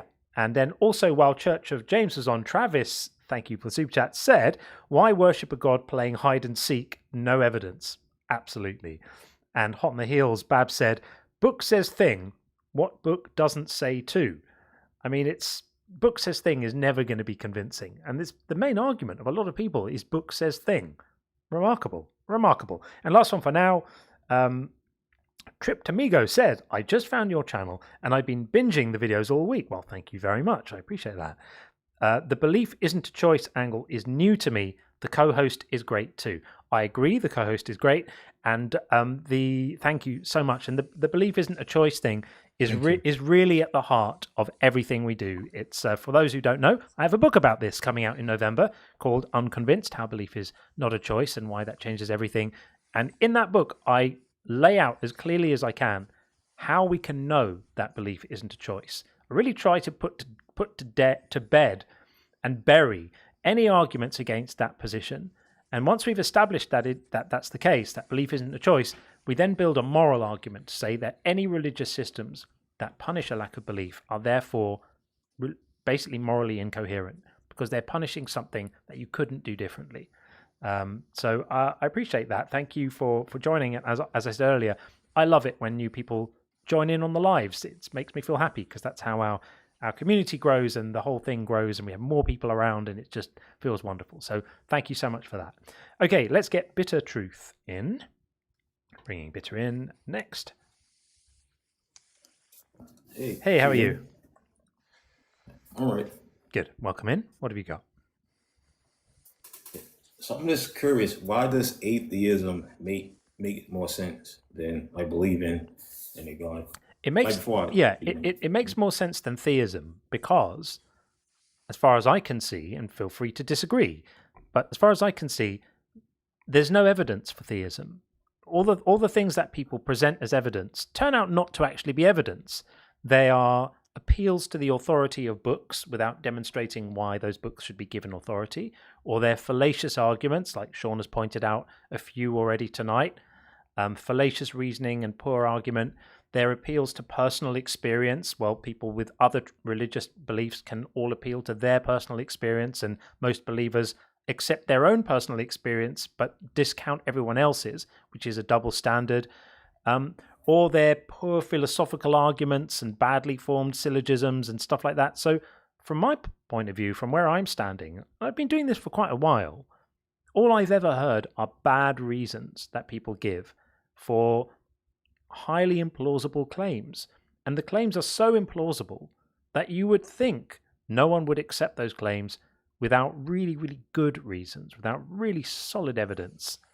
And I just don't see it. And so that's why I say it makes more sense. It makes more sense to just say, nah, this stuff is not convincing.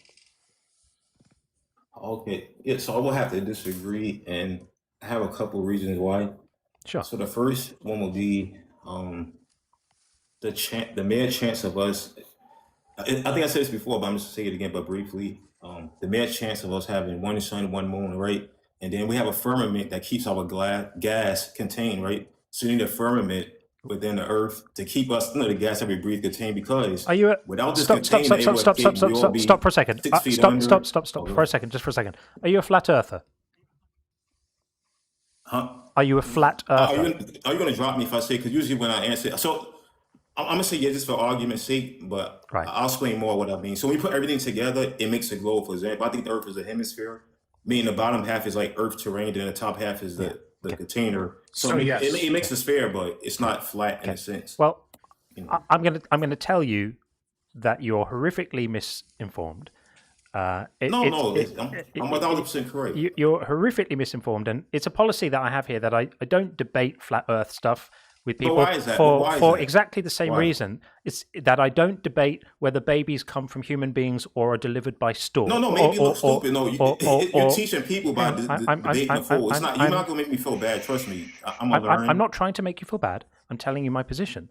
For the same reason that I don't waste the time of my audience. Oh, he's running. Just be very calm. Scary. I'm not running. I'm explaining my position. For the same reason that I don't disrespect my audience by using up the time that they so generously give, having debates about whether babies come from storks or human beings, I don't disrespect my audience talking about whether the world we live on is a hemisphere or flat or has a solid firmament, because the only people who believe that are people who are so horrifically misinformed that it's not going to be possible to have a productive to have a productive conversation with them, because anyone capable of coming to such an idiotic position is not capable of reasoning. And I prefer to have conversations with people who can reason. This is why my name is Bitter Truth. It makes people bitter. It does. But as I said, we're not going to have that conversation because I have too much respect for the audience to put them through me arguing with someone about whether babies come from storks or humans. So that's the equivalent. That's what you're doing. You're basically arguing for the stork theory of babies. I have precisely zero time for it. So go and be bitter somewhere else, but you ain't doing it here. Okay. And Dr. Blitz dedicating entire shows to just dealing with those people. I'm an atheist, but man, is he doing the Lord's work? Because I just can't. Yeah. He's so good at it too. So call Dr. Blitz show. He'll be happy to talk to you. And I'd love to watch. And my new friend Chase teaches physics in the YouTube chat was saying I'll debate him on the shape of the planet. I would love to hear that. But it is a bit of a thing. I won't do flat Earth debates here because I just think it's so massively disrespectful to all of science to spend time talking about this. It really is like it would if someone came up and said, I don't think babies come from human beings. I think storks deliver them. Would we give them the time of day to dignify that discussion? It's so completely idiotic that I won't do it.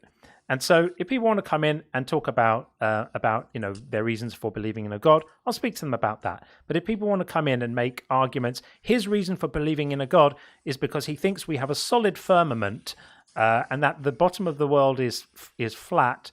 The world is a hemisphere, so it's a flat disc with a dome over the top. The guy's an idiot. I'm not going to give someone like that my time, and I'm not going to inflict their idiocy on everyone else. It's not going to happen. So, with that said, let's get Abs in next. We still have Jacob in the queue, but I will always prioritize new callers that we haven't spoken to already. Perhaps we'll get Jacob back in. If you want to stay where you are, Jacob, if we hit a spot where we don't have another call, I'll bring you in. But for now, let's get Abs in. Coming in right now. There we are. Hey, Abs. Hello. Hello. Hi. Okay, I just want to ask you, why do you believe it's so illogical to believe in God? It's illogical to it's illogical to it's illogical to believe in a God because there's no evidence for a God, and it's illogical to believe things without evidence. And as I said previously, all the things that we are presented as evidence turn out not to be evidence. They're just bad arguments, fallacious arguments, and all the same stuff I said earlier. So if you have some good evidence for a God, present it and we'll look at it together, and I'll show you in all likelihood why it's bad evidence, or perhaps you'll persuade me that it's good evidence, at which point I'll have no choice but to stop being an atheist. It'll happen automatically. Okay, I mean the scientific stance. is the fact that we can neither prove nor disprove God. So it's not a fact of there's no evidence. It's a fact of like it's a matter of how you interpret the supposed like some people would say that Abs, natural world is evidence. Right. Did you acknowledge we can So some people claim, neither prove? Hold on. Did you acknowledge we can neither prove nor disprove God? Yeah, of course. Okay. All right. So I have agree. reason to believe in God. Like, Hold. From my paradigm, I'll say, okay. Okay, so you neither prove nor disprove God, which would mean that in and of itself, in a vacuum, means it's rational to be an atheist, because if you cannot prove God, then it's irrational to believe it. But you did say do you have evidence that can reasonably infer, like, to justify belief that a God exists, or that a God likely exists? Yeah, in life, right, we have certain things that we're very like sure of, and then there are certain things that we use a probabilistic approach, right, and that's what I use with God. So when I see everything around me and the fact that I have this function of, like, for example, the way I see like the way that I understand the atheistic paradigm is, like you guys will say, there isn't an atheistic paradigm. Orders. There isn't an atheistic paradigm. I don't know what that means. That's not a thing. Okay. Well, the way that most scientists that claim to be atheists approach, the world, right? They will say that the world arose from natural processes, which somehow the world did somehow have the ability to actually build meaningful things. I find that very problematic, because like you can say natural processes, but then like how do you understand the fact that we even have natural processes to begin with? Why is there even a thing that can provide any sort of function in the first place? We don't know. It could be that the natural laws, the laws of physics, etc., have always been a thing. It could be the universe has always existed. If you're claiming to have an explanation, you have the burden of proof, and your burden can't be how do you explain this or how do you explain that, because our explanation, we may or may not say I don't know.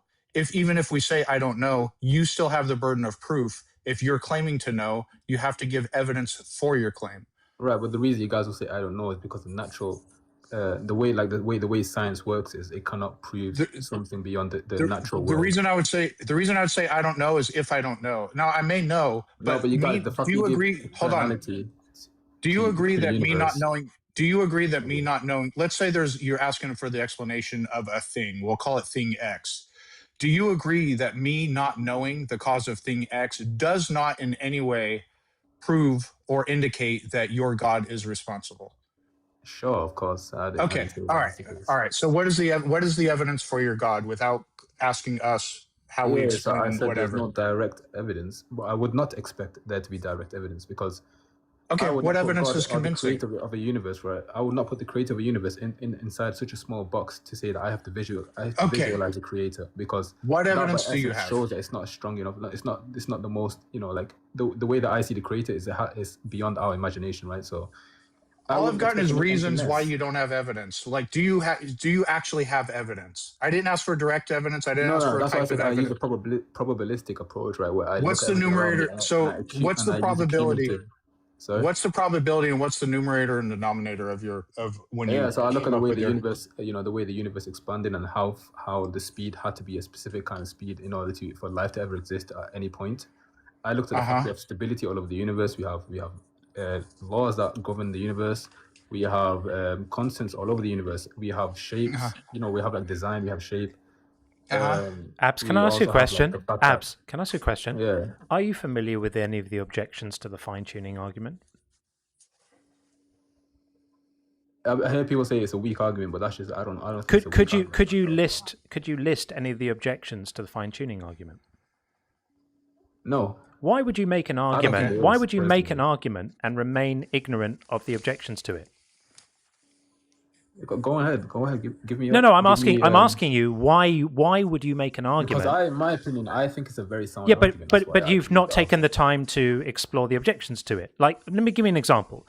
I wrote an entire book about the nature of belief, in which I claim that belief is involuntary, right? That you can't choose your beliefs. But what I did was I spent quite a long time researching the arguments against my position, and I list them in my book. I say, here are the arguments against my position.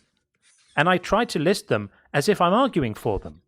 Because I think it's important, if you're going to make an argument, to be familiar enough with the subject matter you're talking about to be able to say, here are what people say against my position, and then you can address it, right? So have you taken the time, whilst you're on here in front of 1,000 and something people, making a bog standard vanilla fine-tuning argument, have you taken the time to learn and familiarize yourself with the objections to the fine-tuning argument and why it's not a good argument? Could you give us that? Like, the only people I've seen object the idea are like atheists that will use some sort of like understanding of whatever they believe in, right? Whatever they've been taught in school of evolution or whatever. I'm going to take that to be a no. What I'm hearing from you is no, you've not taken any time at all to explore. Okay, tell me. Go ahead. I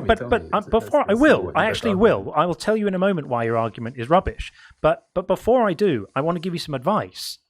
Don't go online and debate arguments if you don't know the terrain well enough to be familiar with the basic responses to the arguments you're making, because you just make yourself look ill-informed. It's silly. So it's not a fact though that we see stability all around us. The reason why we're not changing subject. We're going to address the fine-tuning argument that you're failing to make. So the fine-tuning argument fails for two main reasons. There are actually a few others, but the main reason why the fine-tuning argument fails, there are two. The first is that it commits the sharpshooter fallacy, which is that it assumes that the current state of the universe was intended at the beginning. That you say, what are the chances of the universe having just the right conditions for life and just the right expansion rate for this and just the right physical constants for that? And that whole argument is predicated on the idea that the current state of the universe was specified at the beginning, and that it's therefore a remarkable feat of engineering that we've managed to get to this pre-specified state, given all the other ways the universe could have been. That's, of course, completely fallacious. It's like a puddle, to quote Douglas Adams, saying, isn't it absolutely amazing that the hole I find myself in is shaped just like me? It completely misses the idea that the universe we find ourselves in has the characteristics that would follow from the constants that it has, the physical laws that it has, the expansion rate that it has. If it had different parameters, it would look different. This is how it looks because of the properties it has. You don't get to draw a target around where the arrow landed and then declare that you aimed the arrow well. So that's the first reason it fails. The second reason it fails is you used the phrase yourself, a probability argument. And Sean was getting at this earlier. He was asking you about numerators and denominators. If you're going to make a probability argument, you have to know it's called the possibility space. You need to know what the possibility space is. So an example I like to use is if you roll a die and you say, well, what are the chances of me rolling a 6?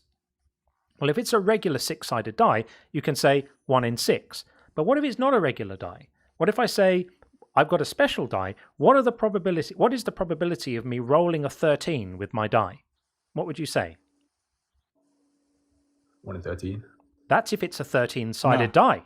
But it might be a 26-sided die or a 150-sided die, or it may have 1,000,000 sides. Until you know what the number of options are, you can't make a probability argument. And the fine-tuning arguments assume that there's an. Why do you give inherent specialty to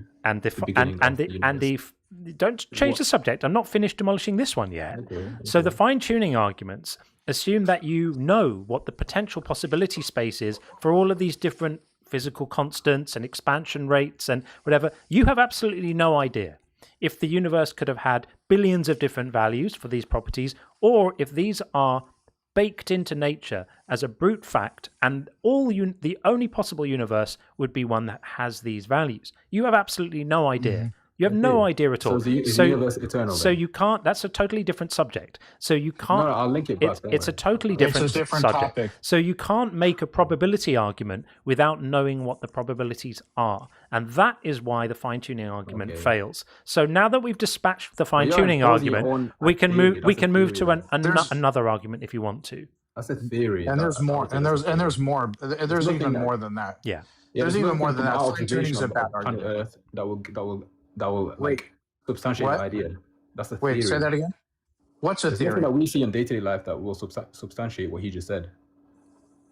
Everything he said was purely logical. He didn't make a claim about science. He was talking about how to look at what hypothetical did he give? I didn't make an appeal to anything hypothetical. I just told you how probability works, and I told you what the logical fallacy of the sharpshooter fallacy is. Yeah, because you are saying that the universal constants are such that they're conducive to life, so somebody must have created it that way for life. But that's making the unfounded assumption that life was the goal to begin with. It could just be it landed where it landed, and this happens to be conducive to life. Right, it could be that hold on. It could be that the universal constants just are what they are. And by the way, if God exists, is God all powerful? Yes. Okay, if God is all powerful, then the universal constants are completely fucking arbitrary, because God would not need any of the universal constants or the laws of nature for us to exist. We could just be magically delicious and exist magically. If God is all powerful, we could literally walk on the sun and be perfectly fine. Yeah, that's fallacious, the laws of nature. No, name the fallacy. Go ahead. Yeah, the fallacy is you're not seeing the wisdom behind that's not a fallacy. That's not a fallacy. You're saying if God is all powerful, then we should also be all powerful. That's not what he's saying. First of all, that's literally. First of all, that's literally not what I said. Second of all, I don't think you know what a fallacy is. You can't even name a fallacy. Fallacies are like argumentum ad populum, appeal to authority, et cetera, et cetera, et cetera. There's a bunch of named fallacies. That wasn't a fallacy. I actually named a fallacy. Do you agree? Do you agree? Is God powerful enough so that we could exist without the universal constants? Yes or no? Sure. Okay, so that means that they're arbitrary. Arbitrary meaning unnecessary. So in theory, God could have created the universal constants for reasons, whatever that might be, but they would be completely arbitrary and unnecessary. If God is all powerful, we wouldn't need the universal constants for the universe to exist or for us to exist. Except the universe is not serving us, and God shows us limitation in order to teach people a lesson, right? You don't want to be. God is showing you there's wisdom behind that, so you assume that you know the picture when you don't know anything, right? You see a pixel, assuming you know the picture. Again, that's the reason why I say it's fallacious. Well, you don't know you didn't name a fallacy. You just anyway. Speak on behalf of God. You're saying if God created the universe. No, I didn't speak on behalf of God. I simply stated a fact that you agreed with, that God could have instantiated the universe without the universal constants. The universal constants are not necessary for us to even exist, which you agreed to. Yeah, it could have been God had reasons. That's literally what I said. So one, you agreed with me, and two, you accused me of a fallacy that you were unable to name. But anyway, what's your next argument for God? Okay, now we can. That's fine. We can change subject. That's fine. Okay. So earlier you given the idea that the universe is kind of eternal. Well, I said it could be eternal. There's no kind of eternal. It's either eternal or not. Kind of eternal is not. Would you also say that God could exist? I don't know if it's not logically impossible. I don't know if it's nomologically impossible for a being to exist with a disembodied mind who is all powerful and all knowing. That may be nomologically impossible. Possibility has to be demonstrated. But it's logically possible, but that doesn't mean much because it's logically possible for me to jump to the moon. Let's go about that. But you said the universe is eternal. We haven't said the universe. Hang on, pay attention, Abs. We haven't said the universe is eternal. So you just said the universe is eternal. We have never said. No, Abs. Open your ears. Pay attention. Open your ears. We've never said the universe is eternal. We've said the universe may be eternal. And I said a possibility. May be eternal. Yeah, I said the possibility of eternality. Yeah. So the universe may be eternal. Yeah. Right. This is why. But then when it came to God, he said that it's nominal. Like I forgot the word. Nomenologically. I don't know if it's possible for a God. Yeah. It depends. It depends how you define the God. Because if you think God is all powerful and all knowing, there are problems with that. Why? Because if God is all knowing, then on Monday, does he know what he's going to do on Friday? What? If God is all-knowing, follow me. If God is all-knowing, then God is not bound by space time. If God is all-knowing, on Monday, does he know what he's going to do at some future point? Does God right now know? Does God right now know what he's going to do at some future point? It's already yes, happened. Yeah. right. So when that future point comes, is he free to change his mind? No, because God is perfect. So he's not all powerful then, because it means that if he has knowledge now of his actions in the future, then when that point arrives, he's not going to be free to change his. He's going to be constrained. He's going to be constrained by the knowledge he had at a previous point in time. And you appealing to a God outside of space and time is just defining your God out of existence, because a God that exists in 0 locations for 0 seconds is a God that doesn't exist. So if that's the way you want to go, I'll happily join you there. Not a naturalistic worldview. No, it's just using words and concepts according to what they actually mean. So if you think that God exists for 0 moments in 0 locations, I'll join you in that. Is that your position? No, of course not. Okay. So if God knows now what he's going to do at some point in the future, when that point comes about, he's constrained by his prior knowledge and is therefore not able to change his mind. You're using a linear. Hold on. Let me just 1 second. Let me just reply. Yeah. Yeah, you're using a linear approach to understand God when God is not linear at all. Sure, that's the issue. That's a special pleading that you're doing saying God is not linear. It's just bullshit. It's just another way of saying. It's just another way of. Hang on. Don't apply logic. Don't use logic. It's just another. Let's say abs. Hang on. It's just another way of special pleading your way out of the normal rules of logic and reason that apply to things we're talking. It doesn't matter. You describing it as not a natural. You describing it as not a natural thing isn't a kind of get out of jail from reason card. It doesn't allow you to make bullshit statements about the stuff that should then be taken seriously purely because you've said it's not a natural thing. That isn't reasonable dialectics. It's outside the laws of nature. So it's outside the laws of nature, and yet if it wasn't outside the laws of nature, if it wasn't, and yet. I love the heads I win, tails you lose thing where Abs you can attempt to use hold on. You can attempt to use logic to like demonstrate that God exists or show it's reasonable to believe God exists. So you can use reason. And then when John uses reason showing that, hey, this actually doesn't make sense. Now God's above using logic. You can't use linear logic because he's not an okay. Oh, great. So John, I said the way God manifests, we can understand. We can understand the concept of what God is. The way God refute the logic that John just provided. Either he can use logic or he can't. Can he use logic to argue against your God? Yes or no?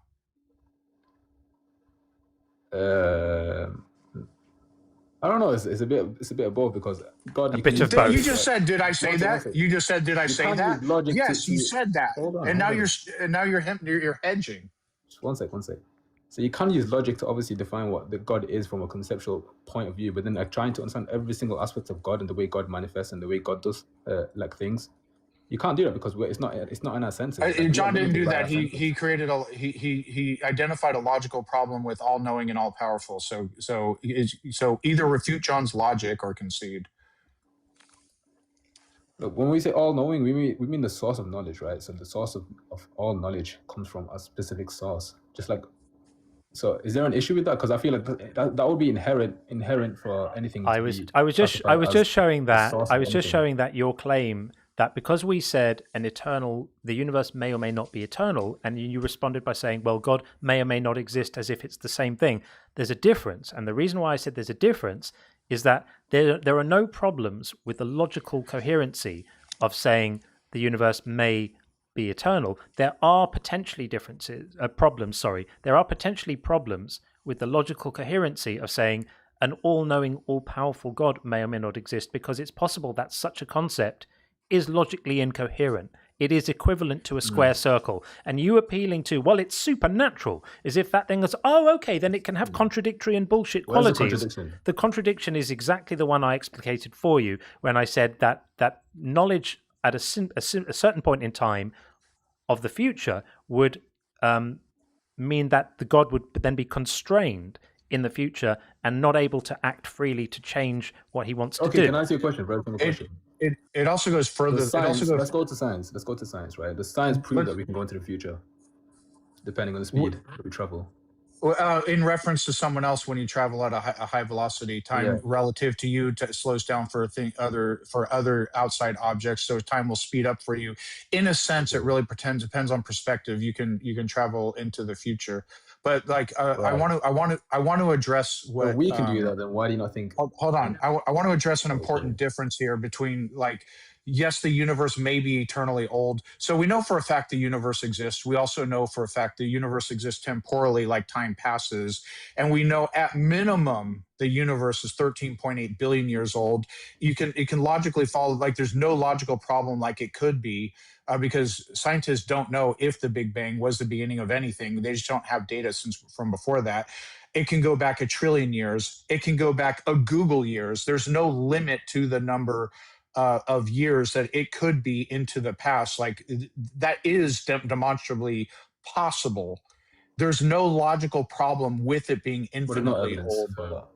Well, correct. And it may not be infinite, but it may be infinite, and it's logically possible. It's also nomologically possible for it to be infinite into the past, because there's nothing that if it can be 1 billion years into the past, it can be 13.8 billion, it can be 1 trillion, it could be a Google. There's no limit to how large the number can be. And we actually know that the universe exists. Not so for a God. No example of a disembodied mind, because God isn't a physical being with a physical brain, according to you, and the ability to know everything and literally do anything. There's no established mechanism whatsoever freaking ever for any of that to be possible. Okay, do you think things can arise from a vacuum? Things can arise from a vacuum? Actually, I believe in quantum mechanics that's actually true. A true vacuum has... Well, it is a vacuum. It absolutely is a vacuum. Okay, well, absolute, like nothing in space. Like read Lawrence Krauss's A Universe from Nothing. Nothing in space. There's still stuff actually there, and it gets on it. It gets on it. It gets. Yeah, I'm talking about a true vacuum. I'm absolutely talking about a true vacuum. Forget vacuum and the absence of anything. I don't even know if such thing is possible, but anyway. Go ahead, John. Yeah, I think we've just drifted from one poor argument to another, like we're playing bad apologetics whack-a-mole at the moment. Maybe this is a sensible point, Abs, to say thank you for calling in, and feel free to call us back another time. I'll be back. I'll be back in the UK next week on my normal streaming rig with all the good stuff and all of that. So come back again by all means. Thanks, Abs. Last question. Last question. If it's a quick one, go for it. Yeah. Go on then. Okay. So I just want to very quickly, right, to summarize what we've been talking about. I just want you guys to keep the same energy, right? So when it comes to God, you can either prove or disprove God. The same way the universe. Hang on, that's not a question. This is you monologuing. I was going to ask you a question. So ask your question. Don't worry. Ask your question. Your question is. Okay. So my question is going to be very simple. Yeah. Do you acknowledge you have bias when you approach this subject? When what? Do we what? You acknowledge that you have some bias. Bias. Everyone has bias. Yeah, you have bias. Everyone has bias, and some people try harder than others to acknowledge it and mitigate it. And mitigate it. That proves that your whole approach is biased. No, it doesn't. Okay, yeah. So everybody has bias. But some people do more than others. Some people don't do anything at all to make themselves aware of it and to mitigate it. Yeah, that's it. You have bias as well. Do you take efforts to make yourself aware of them and to mitigate them? Yes or no? Yes. Okay. Well, so do we. So we're in the same boat then. Yeah. Thanks, Abs. Yeah, but why do you say is that?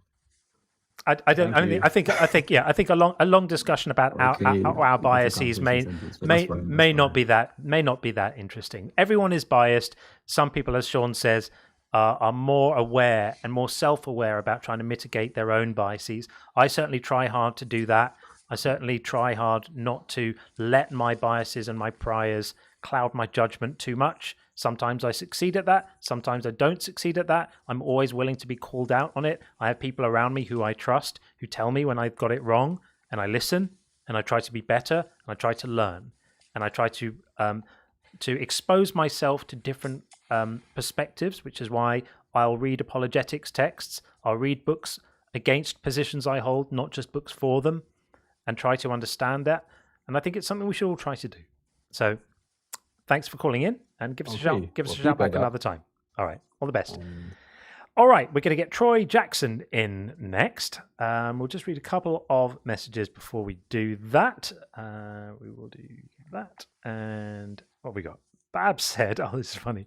Bab said, John, stop scratching your beard. Bad for your skin. I know, but it's so soft. It's like having a little cat with me. I don't have normally I've got my cat on my lap, and normally I'm like, I'll be kind of stroking my cat and tickling an ear and stuff. I don't have my cat here. So the next best thing is my facial hair. I'm having a bit of a play with it today. It's quite nice. Thank you, Babs. And Coffee College says, I have proof that Jesus is real because my dog farted and it smelled like shit and disappointment. I think he farted out Jesus. Jesus has risen. Well, I guess that's one position. That's one potential way of engaging with the evidence. You could be onto something. You could be onto something there. And Gordon Loves Science. Great to see you always, Gordon. Has sent out 5 Unconvinced gift memberships. Always so generous with the memberships, Gordon. Thank you so much. And great to see you around. Not seen you for a bit, so it's great to see you in. Thank you, friend. And Space Lord said, most people have to be wrong about God. And this is just statistically true. Because whatever your view is on God, there's going to be a greater number of people who have a different view on God. Because there is no one single view about the nature of God that is common to a greater number of people. So whether you're a Christian, you're going to be outnumbered by other people. If you're a Jew, you're going to be outnumbered by other people. If you're a Muslim, you're going to be outnumbered by other people. And everyone thinks that they alone have it right and everyone else has it wrong, which is just remarkable. Never stops being amusing and hilarious to me. Bethos said, Lloyd, no atheists claim to know less, not more, but also know only what can be demonstrated about a certain claim. That's it. That's what it's about. It's amazing that people call our position arrogant. It's really not arrogant to say we recognize the limitations of our knowledge, and so we're being circumspect about what we take on and label true. It really is. Yeah. It's like the utmost intellectual humility to just say, we don't know, and we're going to just admit we don't know. Right. But humble is, I know all the greatest mysteries of the universe, and I know that the universe, an all-knowing, all-powerful God made the universe just for me. Exactly, yeah. That's humble. Let's get Troy Jackson in now. Has been waiting very patiently. Coming in right now. Hey, Troy. Hey, how's it going? Good. Yeah, we got you. Thank you for waiting. You are up and live. Yeah, thank you for waiting. So atheism makes more sense is our position. What's your view on this? Great. Appreciate you for letting me have the floor and conversate with you. Sure. So how are you defining atheism, and what's your claim to that it makes more sense? Yeah, perfect. We have some support. Yeah, perfect. So atheism. Great questions. Yeah, thank you for asking it. So rather than presuming it. So props to you for that. So atheism is the lack of theism. So everyone in the world either believes a God or God exists, or they don't. And anyone who believes a God or gods exist is a theist, and anyone who doesn't hold that view is an atheist. And then within that, you've got smaller subsections of people who go maybe one step further and will make claims like there are no gods or stuff like that. But at its core, atheism just means not being a theist. And so that's what I mean when I'm saying atheism. And the reason why I think it makes more sense is that I think it makes sense to believe things when there's evidence for them. And as far as I can see, there's no evidence for the claims of theism. So that's why I think it makes more sense to be an atheist. Okay, that's a fair definition. So I guess to that point, my counterclaim would be specifically for Christianity, is the Bible evidence? I don't think the Bible is evidence. I think that the Bible is a book or collection of books that people point to as evidence. But I think the Bible is kind of the claim. You know, the Bible is the thing saying there's this God and he made the world and he did it in 6 days and he likes foreskins and all of this sort of stuff. That's the claim. The evidence would have to be something outside of the Bible presented to give us a reason to think that we should pay any attention to what the Bible says, because I look at the Bible exactly the same way I look at the Quran or the Bhagavad Gita or the Vedas or the Book of Mormon or any other text associated with a religion. It's a set of claims and stories and accounts and proclamations that require evidence in order to justify accepting them. Okay, I think that's where a challenge comes in, because that the Bible could be considered evidence, because you might call it a book, but we know it's a compilation of a bunch of different books by a bunch of different people in a bunch of different time periods. Yeah. So that not only that it gives evidence of first-hand experience, second-hand experience, and then some anecdotal evidence with analogies and metaphors. Very little first-hand experience in the Bible. It's mostly people telling stories about other people. Yeah, I guess that would have to be one thing that's proof. I can't prove it, and you can't disprove it. It says that it's a first-hand experience. Some of the books say that it's a first-hand experience. Some, yeah. Very, I mean, some, but most of the Bible is just like, this happened and this guy said this, like not even claiming to be like first-person, like accountings, right? I mean, like Paul, talked about his own like Damascus Road experience or what have you, but like, there's not a whole lot of that in the Bible, is there? I mean, I would say not any of the books of the New Testament, but a lot of the Gospels that claim to be written by the person that the book is named after. But some are written by another person. They're all anonymous. Well, they're all anonymous. We don't know. Like Matthew, Mark, Luke, and John was like an interpolation later on, like names that were actually given. I agree that there are some that can be claimed as written by others, but anonymous is not proof that it's by someone else. Yeah, we can get into a philosophical discussion about what constitutes evidence and what doesn't. And my take is if somebody is like it can be testimony if person is attesting to what they themselves witnessed or experienced. It's not necessarily the strongest type of evidence. It's certainly not like, for example, let's say I claim to you, not just me, my sister, and like 3 of my father's close friends all claim to see him risen from the dead. And you can examine us and talk to us, and you actually know who we are. Would our testimony alone be sufficient for you to believe my father actually rose from the dead? And I think that's the key part. It would be enough. That's the for you to believe? No, I'm asking you. Go ahead.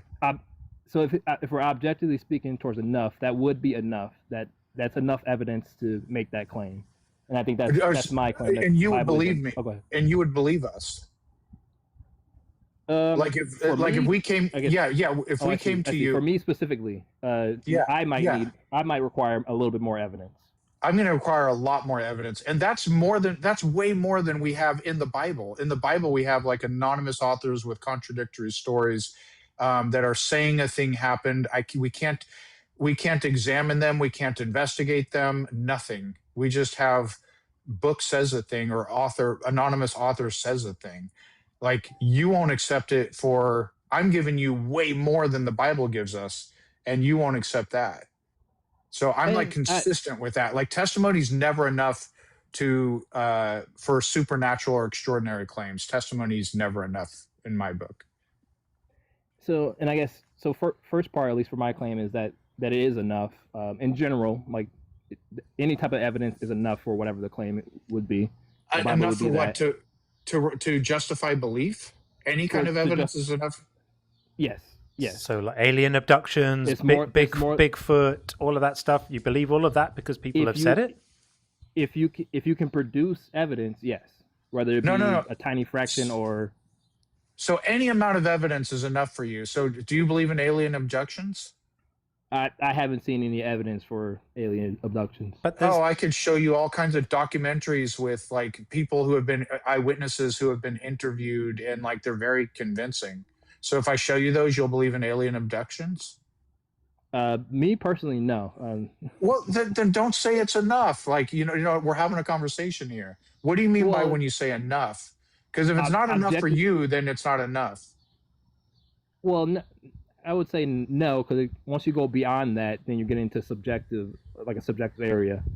Okay, so when you say enough, do you mean just to count as evidence? In terms of the Bible, it's enough to go ahead. Yeah. So when I use the term enough, I mean it is sufficient enough that a rational person should believe the claim. That's what I'm saying. So are these? Okay. So my definition difference there. Okay. All right. So there's the disconnect there. All right. So if I came to you with all these witnesses, just like I said, that my father rose from the dead, would you consider that sufficient so that a rational person should believe my claim? So I personally, like I said before, would say no, but I think the key part is why does rationale have to come? Why does rationale have to be the exception or the next? Next point? Why should we be rational in what we believe to be true? Not why should we not why should we be rational? Why is rational the next case? Because once again, rationale is subjective. Rational is subjective. Not really. We have and rational isn't necessarily subjective. So you can objectively define what would be the conditions for a reasonable argument, for reasonable evidence, and what isn't. You could spell it out. You could say things like, you could say, for example, you could stipulate things like independent corroboration from multiple witnesses. That's a standard which isn't subjective. It's the kind of standards that are employed in law courts every day, where people will say to juries, this isn't about what your inner gut says, it's about whether you think the evidence is sufficient to establish guilt beyond a reasonable doubt. And they'll say to them, these are the sorts of things that are evidence, right? They'll say to them, these are the sorts of things that you're looking for that make an appropriate standard of evidence. And there's a degree of intuition and subjectivity involved in judging whether something's met those thresholds, but you can actually define what the thresholds are. And so much of the time, we hear people come onto these discussions and present objectively fallacious arguments, like arguments which are not subjectively unconvincing, objectively fallacious. They're jumping from one thing to another. They're saying A and B, and that suddenly gets you to L, and it doesn't. It's just poor reasoning. And so much of what we hear is just poor reasoning or appeals to a body of evidence that just isn't there. I'll give you an example. Someone will say, well, the resurrection had 500 eyewitnesses, and they present that as if that's a piece of a data point that we need to incorporate into our judgment. Except we don't know that the resurrection had 500 eyewitnesses because we don't have any accounts from any of them. We don't know who any of them were, and we just heard from Paul that there were 500 eyewitnesses. But he heard from someone else, I think, that there were 500 eyewitnesses. So this is a person telling another person that there were 500 eyewitnesses. This is not evidence. This is myth making. This is storytelling, and so it would be objectively bad reasoning to go from the claim that here's a piece of evidence to therefore this supports the resurrection. It doesn't, it isn't, it wouldn't be, it ain't. And so these are the reasons why we say that in terms of appealing to the historicity of the resurrection to support the claims about a God is crazy, because all we have are stories in a book. That's it right now. And there are lots of other faiths and beliefs that have stories in books too. And I guess my challenge is because it sounds like when you use the word rationale and you said it can be objective, but even then it's still subjective. Because if I say like, hey, the Bible has these firsthand experience, in your opinion, like, no, those aren't firsthand experience. Your why was because it's anonymous. Well, no. We don't know. We don't. That's what I heard you say. So maybe no. So if someone wrote down, I personally saw X, or I saw X, or I talked to whoever, that is at least a claim. Now, it may or may not be true, but that is at least somebody claiming to be an eyewitness account. And technically that's evidence, although very weak evidence, depending on the context. But if somebody just says this thing happened, they aren't even claiming to be an eyewitness. If somebody says there were 500 witnesses, that counts as 0 eyewitness accounts. That's someone saying there were witnesses, but that's not a somebody's firsthand account at all. Yeah. I mean, Troy, think about this. You know the story of Jesus wandering in the Garden of Gethsemane, right? And he's having this thoughts and dialogue with himself and pontificating and thinking about stuff. Who was with him while he was doing that? Well, in that story, it sounds like it was just Jesus, so nobody. No one, right? So, and yet, when you read this in the book, in the Bible, in the New Testament, it reads like a scene from a movie. It tells you he's walking along. It tells you what he's thinking. It tells you what's going through his head. Who would have reported this? Bear in mind, none of this was written down for 30 or 40 years. You're talking about somebody writing down decades later what happened with a person who was walking along on their own somewhere with no one documenting and no one was scurrying after him, filming or taking notes or doing an interview or asking him. He didn't have a dictaphone with him. This is clearly storytelling. Clearly. And much of the Bible is embellished in this way.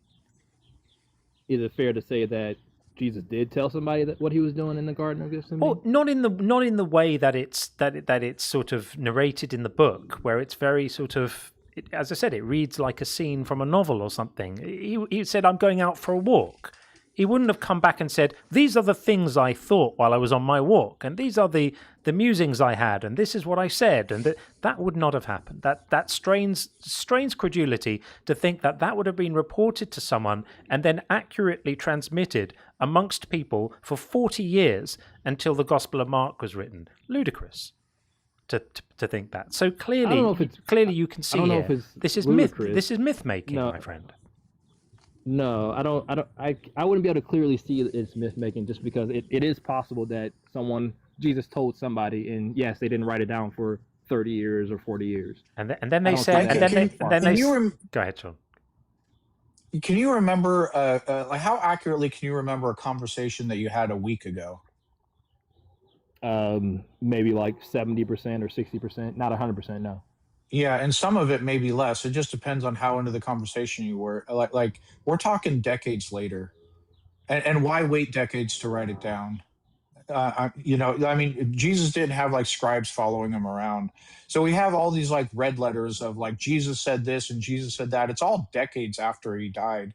Like there's no reason to have the only reason to have any confidence in the accuracy of any of this crap is if you go on the presupposition that it was divinely inspired and there was some like God magic involved. But if you look at this objectively as just like a literature, there's no reason to believe the accuracy of any of it. Yeah. So my problem with it is I don't necessarily think it's God magic or anything like that. I just thinking, is there any chance that any of it can be possible? Yes. There's not anything I've read so far that is possibility has to be demonstrated. Is it possible for people? Is it possible for someone to rise from the dead? So based off the one claim in the Bible, yes. Okay, so you're establishing. You're post hoc establishing the possibility to say that Jesus could have risen from the dead, but if it's not written, so basically you're assuming. My claim again is like the Bible is enough evidence for me. If the claim is someone rose from the dead, then the Bible has enough evidence for me to believe that. Let me ask you a question on that. So the scenario I gave you with me and my sister and our friends attesting and telling you know who we are, we're telling you our Father rose from the dead. Which evidence is stronger, the one I gave you in that scenario, or the biblical evidence for Jesus rising from the dead? And the one that you gave is stronger, but I don't think the question is what is stronger. Is the question is it enough? And I guess you hold on. Talked about it earlier. Go ahead. According to you, okay. So check this out. I want you to think about this. You would not believe our story, which is stronger, about my Father rising from the dead, but you do believe the story in the Bible, which you admitted was weaker. But then you said the stronger one isn't enough, but somehow, the Bible one, which is weaker, is enough. So, like, how do you reconcile that?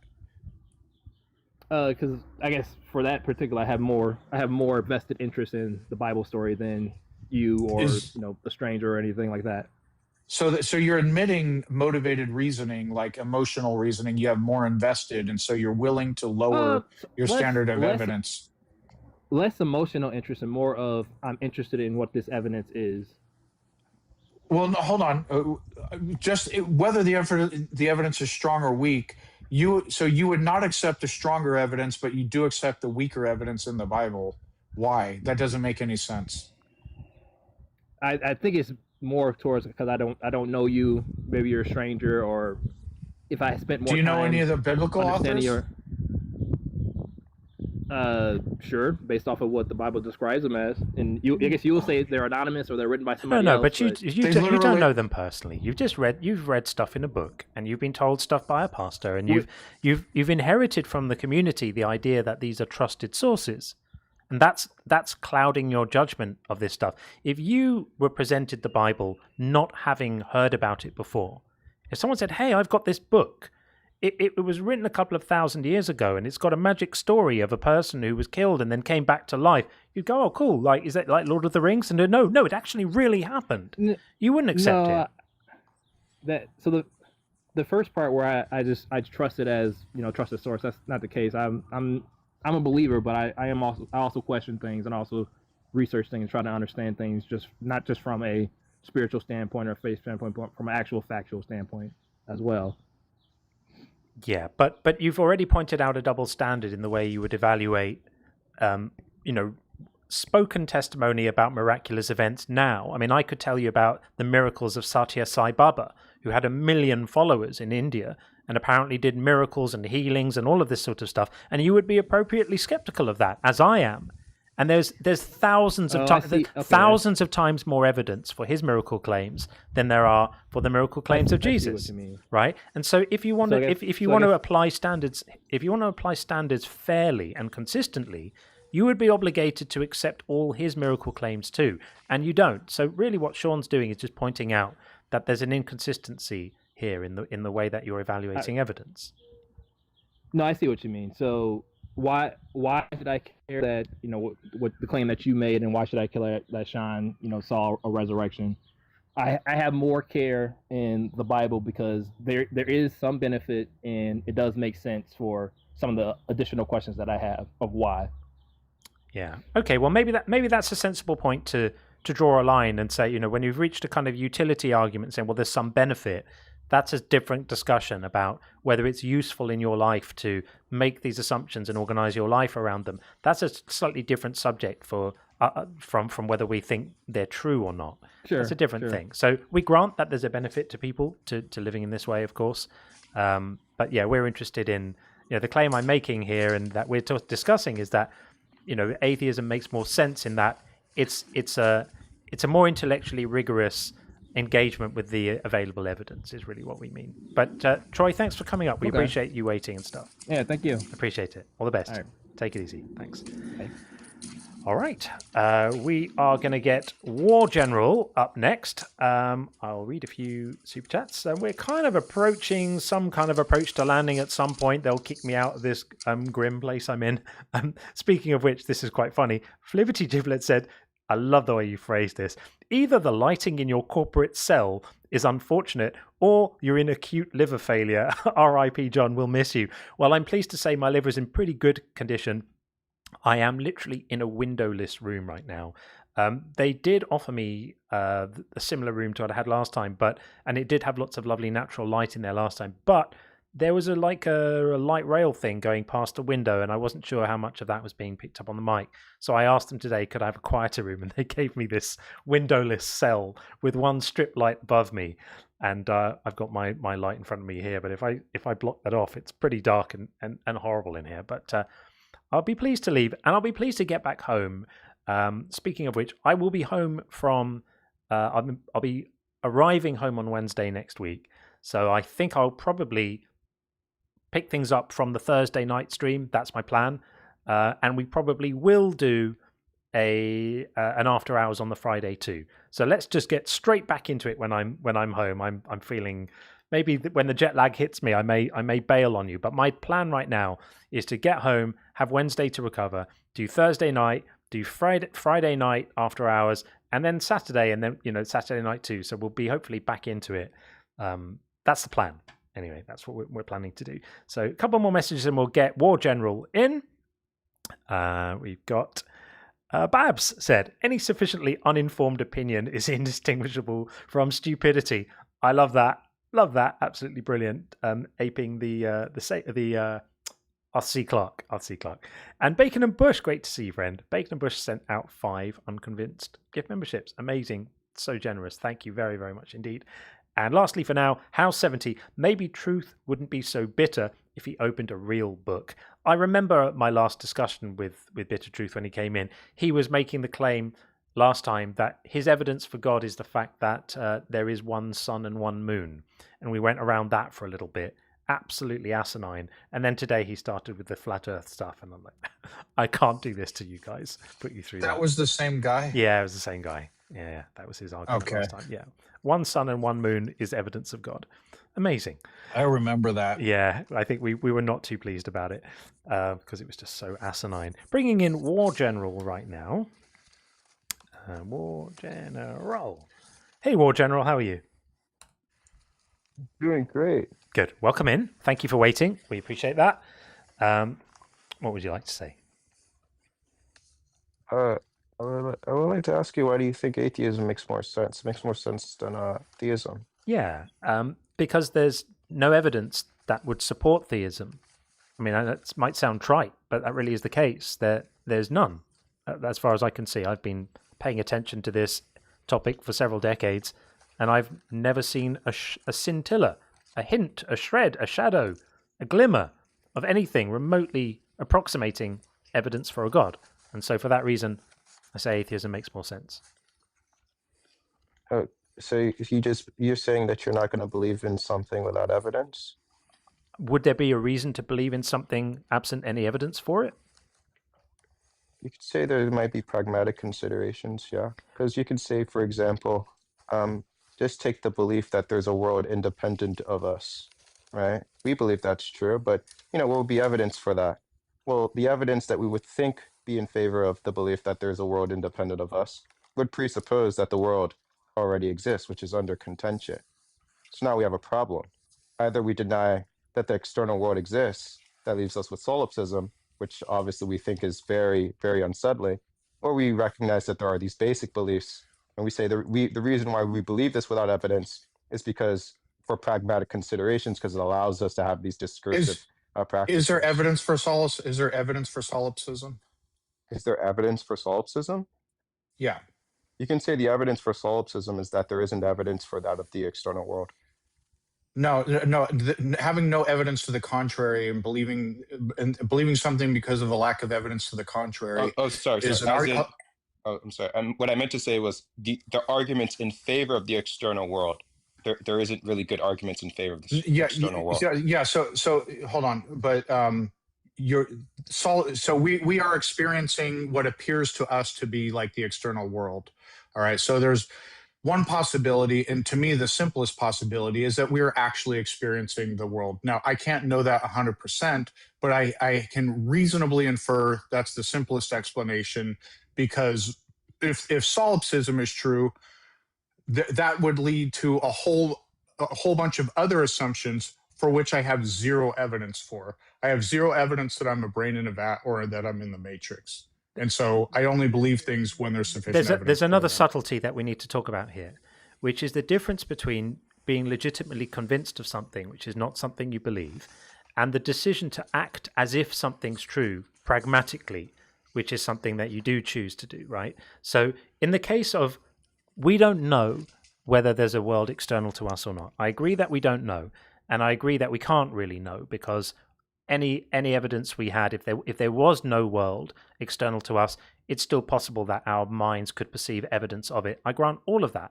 But what we choose to do is not be convinced or not convinced. What we choose to do is behave as if we're assuming that truth. But that's not the same as actually believing it. The pragmatic bit, which you correctly identified, is the same reason that we pragmatically accept induction, right? The belief that the future will be like the past. the sun has risen every day, and the idea that we expect the sun to rise tomorrow because it's risen every other day is itself reliant on the expectation that induction will continue to work. But the only reason you could think induction is going to continue to work is itself inductive. And so what you do is you pragmatically say, okay, well, we don't know if induction is going to suddenly stop working tomorrow and the future will stop being like the past. But what we do is we pragmatically say, well, we're going to just behave as if this is the case because it serves us well to do that. And I think that's what's going on here. So I still don't think that what you're saying is quite right. We don't decide to believe there's an external world. We find ourselves convinced of the idea that there is, and it happens to be pragmatic for us to behave as if that thing is true. Wait, what do you think a belief is? It's the condition of being persuaded that something is true or likely true. Okay, and then by something being pragmatic doesn't, if it's pragmatic to our discursive practices and it convinces you, why would that not serve as persuasion to accept it being true? You accept it's true if you find it convincing, and then you can behave as if it's true because it delivers a survival benefit, for example. Like, I know I have to eat. And let's imagine I start thinking, well, there's no real world, and because there's no real world, I'm not going to bother to eat. Well, I'm going to start feeling the pain of starvation, and I don't like pain. So because I want to avoid pain, I behave in a way that I need to find food, right? And the way I find food is behave as if there really is an external world which involves food that I can go and find and appropriate and eat. And so there's a survival advantage to behaving as if the world really exists. And those who don't do it soon start suffering. So there's a pragmatic thing there. But that's not why you believe things. You believe things because you're persuaded by them. Yeah, and for God, for belief that there's an external world, we can have a long, drawn-out conversation as to whether or not you think my belief that there is one is rationally justified or not. I think it's justified. I don't claim to have solved hard solipsism. I don't claim to know, but I believe that I can reasonably infer that there is an external world, and there is a practical element to it. Both of those things are lacking when it comes to God belief. There's no practical reason for me to believe that there's a God, or no forcing mechanism, other than for some people feels like maybe they have like a sense of meaning or something or what have you, but none of that means it's actually true. I'm lacking the intellectual assent, the evidence that would give me intellectual assent, and I'm lacking there's no practical forcing mechanism. Like, we sort of have to accept that the laws of logic work and will continue to work. We sort of have to go about our lives as if the external world exists. No such thing is present for like God belief, nor is there any like rational justification to believe it. Yeah, okay, maybe we can have a conversation about that. Yeah, sure. I just want to comment on the whole belief thing and see what you guys were saying about that. But yeah, in terms of like rational justification, I think fine-tuning works, specifically that of discoverability. I just want to know your reasons as to why you don't think it works, if you're familiar with the argument already. I don't know what discoverability means, but do you mean that the fine-tuning provides discoverability for a God? Is that what you're saying? No, discoverability just means in this case that when it comes to constructing empirical theories or empirical models, there's a high ratio of predictive success. That's what it means by discoverability. Right. I mean, predictive success. What novel prediction does like the God claim make? No. That's separate from what I'm talking about. Okay, I don't know what you're saying. Yeah, because what I'm saying is that there's going to be conditions in which allow us to have high ratio of predictive success when it comes to that. Predicting what? Yeah, I'm not tracking. So an example would be that of Einstein's general relativity. The way we confirmed that was due to us analyzing the ratio between the sun and the moon during the solar eclipse, if you're familiar with the experiment in 1919.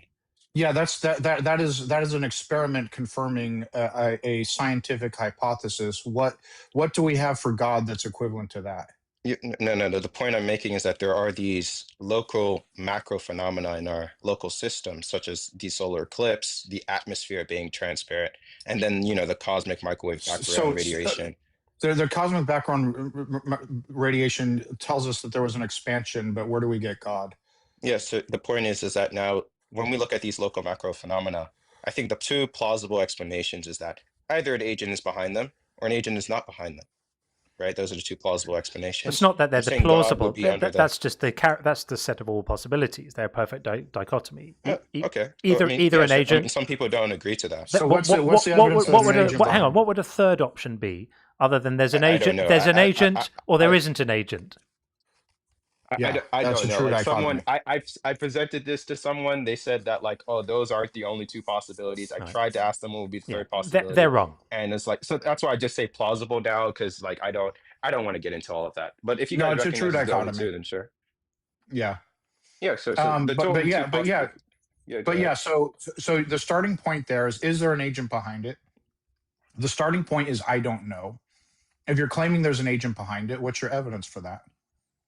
Okay, so the reason why I'm saying that there's likely an agent behind this, because we can condition upon what agents tend to do, which is that what agents tend to do when it comes to them creating things, they just seems to be intelligible in structure.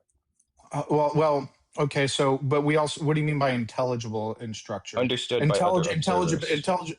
The only thing required for something to be intelligible means to be understood by another observer.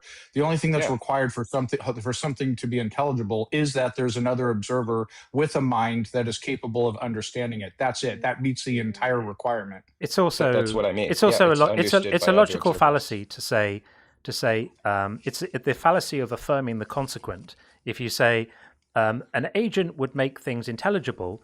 Things are intelligible, therefore there must be an agent. Because it's also possible that not an agent would result in things being intelligible. So that's a fallacious argument. No, that's not what affirming the consequent is. Hold on. If the moon, like we have a good idea how the moon formed, and it wasn't like an agent that created it. It was an impact with the Earth, and then debris came up, and then gravity acted upon it, and then you had the moon. So you have something that was not created by a thinking agent in that case. Now you could argue, like, let's say you're arguing, forget the argument that God created the universe, but nature itself created the moon, right? All that's required for that to be intelligible is for life to come about that has a mind that is capable of understanding it. And if it's intelligible to that mind, then it meets the criteria of being intelligible. If no minds exist, then nothing is intelligible. We are the minds that make things intelligible because things are intelligible to us. Oh no, that's sort of like the entropic objection, but that doesn't work here because the minds could exist and they could never know about the moon, right? Because it could be the case that the atmosphere is not transparent enough to see the moon, but it's the only thing required to survive. But the only thing that's required for the moon to be intelligible is for a mind to come about that could understand the moon, which we have. The minds could understand it; they just can't see it.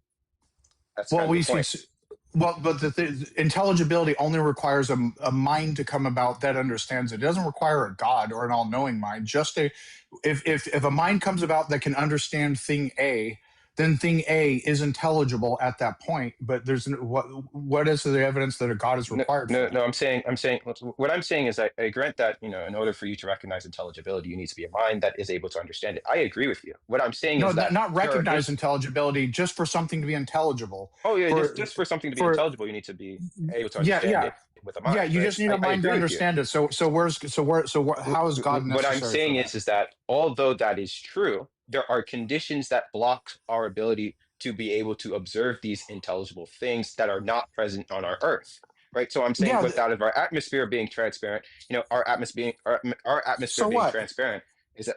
I'm sorry. So what? There are things in the universe that are in principle intelligible to us that we just physically can't see, and likely no life can see certain spots, can observe certain spots of the universe. And so they are intelligible in principle, where their minds actually exist that can understand them, but no eyes can see them. I agree. If we had an atmosphere that didn't allow us to see the moon and somehow we're still alive, then the moon we would not understand the moon because we don't know it's there. But so what? Where does God come in? No, okay. The reason why it's so what? Well, I don't understand why you're saying so what. And also, your other thing is I'm talking about our local system. right? And just within our system, I think we're able to understand our system. If there are things that are beyond our reach and are completely inaccessible to our means, I mean, I just won't grant that they exist. Nor would any of the other other scientists would grant that they exist. If they're not detectable or discoverable by any means, then just wouldn't they exist. So did black holes exist? Do black holes exist before we discovered them, or did they just come into existence simultaneously when we discovered them? No, they've always existed. Okay, so if we weren't, so the things we don't have eyes on, you're saying scientists won't grant that they exist, but they exist whether we are aware of them or not. Right? Yeah, I'm saying, they exist when they exist insofar as like we're able to, what's it called, verify them. Because note that like we had theories that black holes existed. We just never verified their existence up until someone. There was a time when we didn't even have There was a time we didn't even have theories and black holes still existed. So their existence is independent. I agree that independent. There's just no evidence for the claim. So what? How do you get us to God? Get us to God. That's why I mean. So the point is that where I'm getting here is that well, God here is, in the way I understand God, has he's infinitely knowledgeable. He's an infinitely good being, and also he's really powerful. But the main two parts that are really relevant here is that he's infinitely knowledgeable and infinitely loving. Since he's infinitely knowledgeable, then he has access to like knowledge facts. He also has access to like moral facts as well, and all of those would serve and benefit to the. And since he's an agent, he has goals. Presumably, he has goals. He has desires. Whatever. I'm saying that when it comes to him creating the universe, and him having access to these knowledge facts and these moral facts. I'm saying whatever his goals were when designing the universe is present in this case. What's your evidence that he exists, though? It's wild to me that for 15 minutes of talking about fine tuning, and then you drop God is infinitely knowledgeable, powerful, and good, which completely obviates the need to talk about anything fine tuning at all. We can easily demonstrate that God doesn't exist. Okay. How would you demonstrate that God doesn't exist? Have you ever spent any time on a children's cancer ward? If you're just going to deploy the problem of evil, I can answer that. But that's separate. Please do. Go for it. Oh, so the answer to the problem of evil is that there's different. The omni properties are value laden. If you don't know what that means, it just basically means your conception or the interpretations of what it means to be all powerful, all good, or all loving, all good and all knowledgeable, is dependent upon the prior values you accept before coming into contact of these terms. So now, let me ask you about that. Let me ask you about that real quick. Sure. Yeah. So would you agree that causing or allowing unnecessary suffering is always bad? I would say it's generally bad. Wouldn't say it's always bad. Well, when is it good to instantiate or allow unnecessary suffering? If it were to save like 1 billion people, that would be necessary. That would be necessary suffering. No, it wouldn't be necessary because it would be necessary to save. Hold on. Maybe we need to clarify. What do you mean by unnecessary suffering? Meaning it's not needed in order to instantiate a greater good. Like not needed logically? Not necessary in order to achieve a greater good. Oh, but then yeah, that if always it were to bad, save right? 1 billion people. Yeah. That wouldn't be unnecessary. That would be necessary suffering. That would be suffering which is created in order to achieve a greater good. So this person has no, because if God's all powerful, he could have achieved this without you. Then it's unnecessary, and you didn't need the suffering. You could have God could have saved the 1 billion people without the suffering. Therefore, it's unnecessary. Therefore, not good. Okay, what Sean was getting at is suffering created for its own purpose rather than for some other purpose, which you can then assign the goodness to.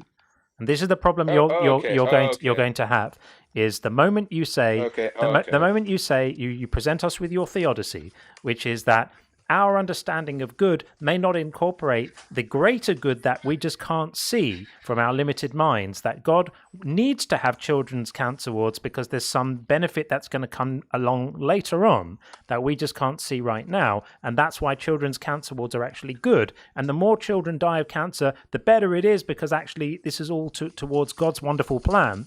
The reason this doesn't work is if you think God is all-powerful, then he could achieve his plan without the children dying of cancer. No need for the children's cancer wards. And this is, as Sean said, unnecessary suffering. This is suffering that God is choosing to impose for the purposes of the suffering itself, not for any reason extrinsic to the suffering.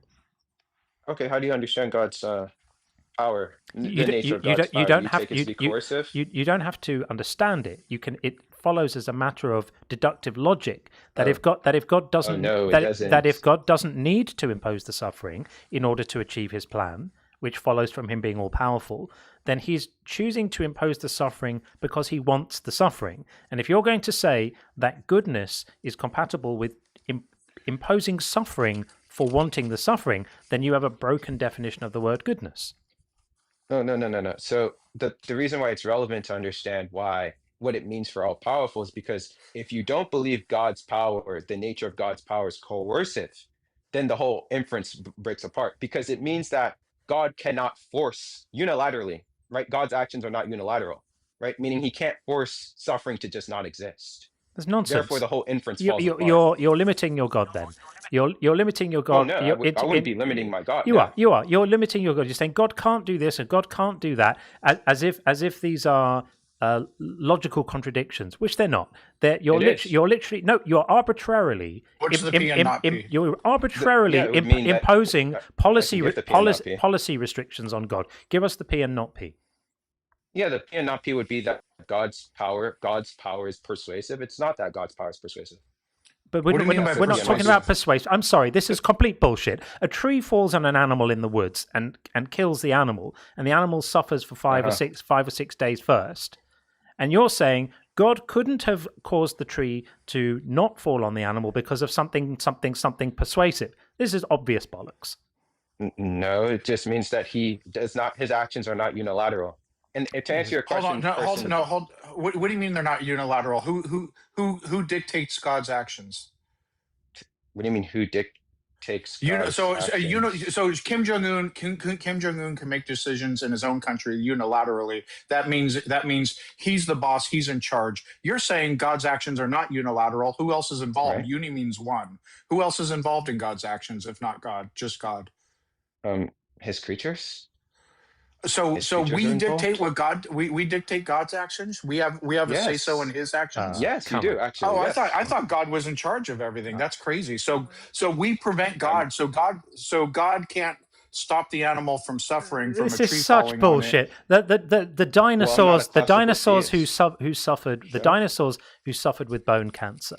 You're suggesting that dinosaurs suffered with bone cancer because of some opinion that we are expressing now is what caused the dinosaurs to suffer with bone cancer 100 million years ago. That's not what I'm saying at all. I'm saying the creatures our opinions as creatures are taken into the account of God's calculus. If God's power was coercive, right? Why would he care about our opinions? This is such nonsense. He doesn't have to care about our opinions. Your suggestion is that God gave dinosaurs cancer because he was taking the opinions of the dinosaurs? He had a council of triceratops sitting around? Cancer is just the byproduct.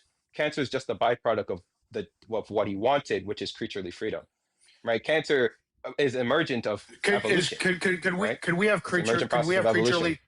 Was God capable of instantiating creaturely freedom without the cancer? No, because that would mean evolution. It would mean that they. You're limited. You're making your God absolutely tiny and pathetic. If he's listening to you right now, he's very upset. Very upset. Well, you're using a coercive notion of all powerful. It's not. It's not coercive. This is complete. What does the word all mean to you? This is just gibberish. What does the word all mean to you? Yeah, it is. Yeah. All just means there's not a further reduction. No, it doesn't. That's not what all means. It means encompassing everything.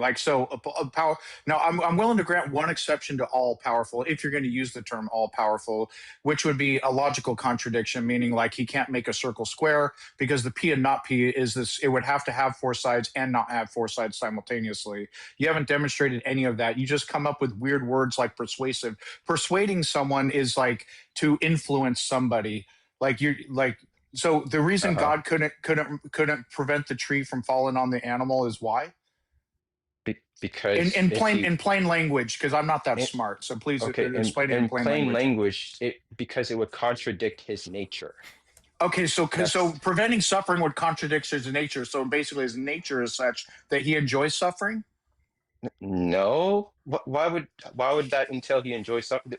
Does that mean because God cannot create square circles? Wait. Because God cannot create square circles means he enjoys square circles?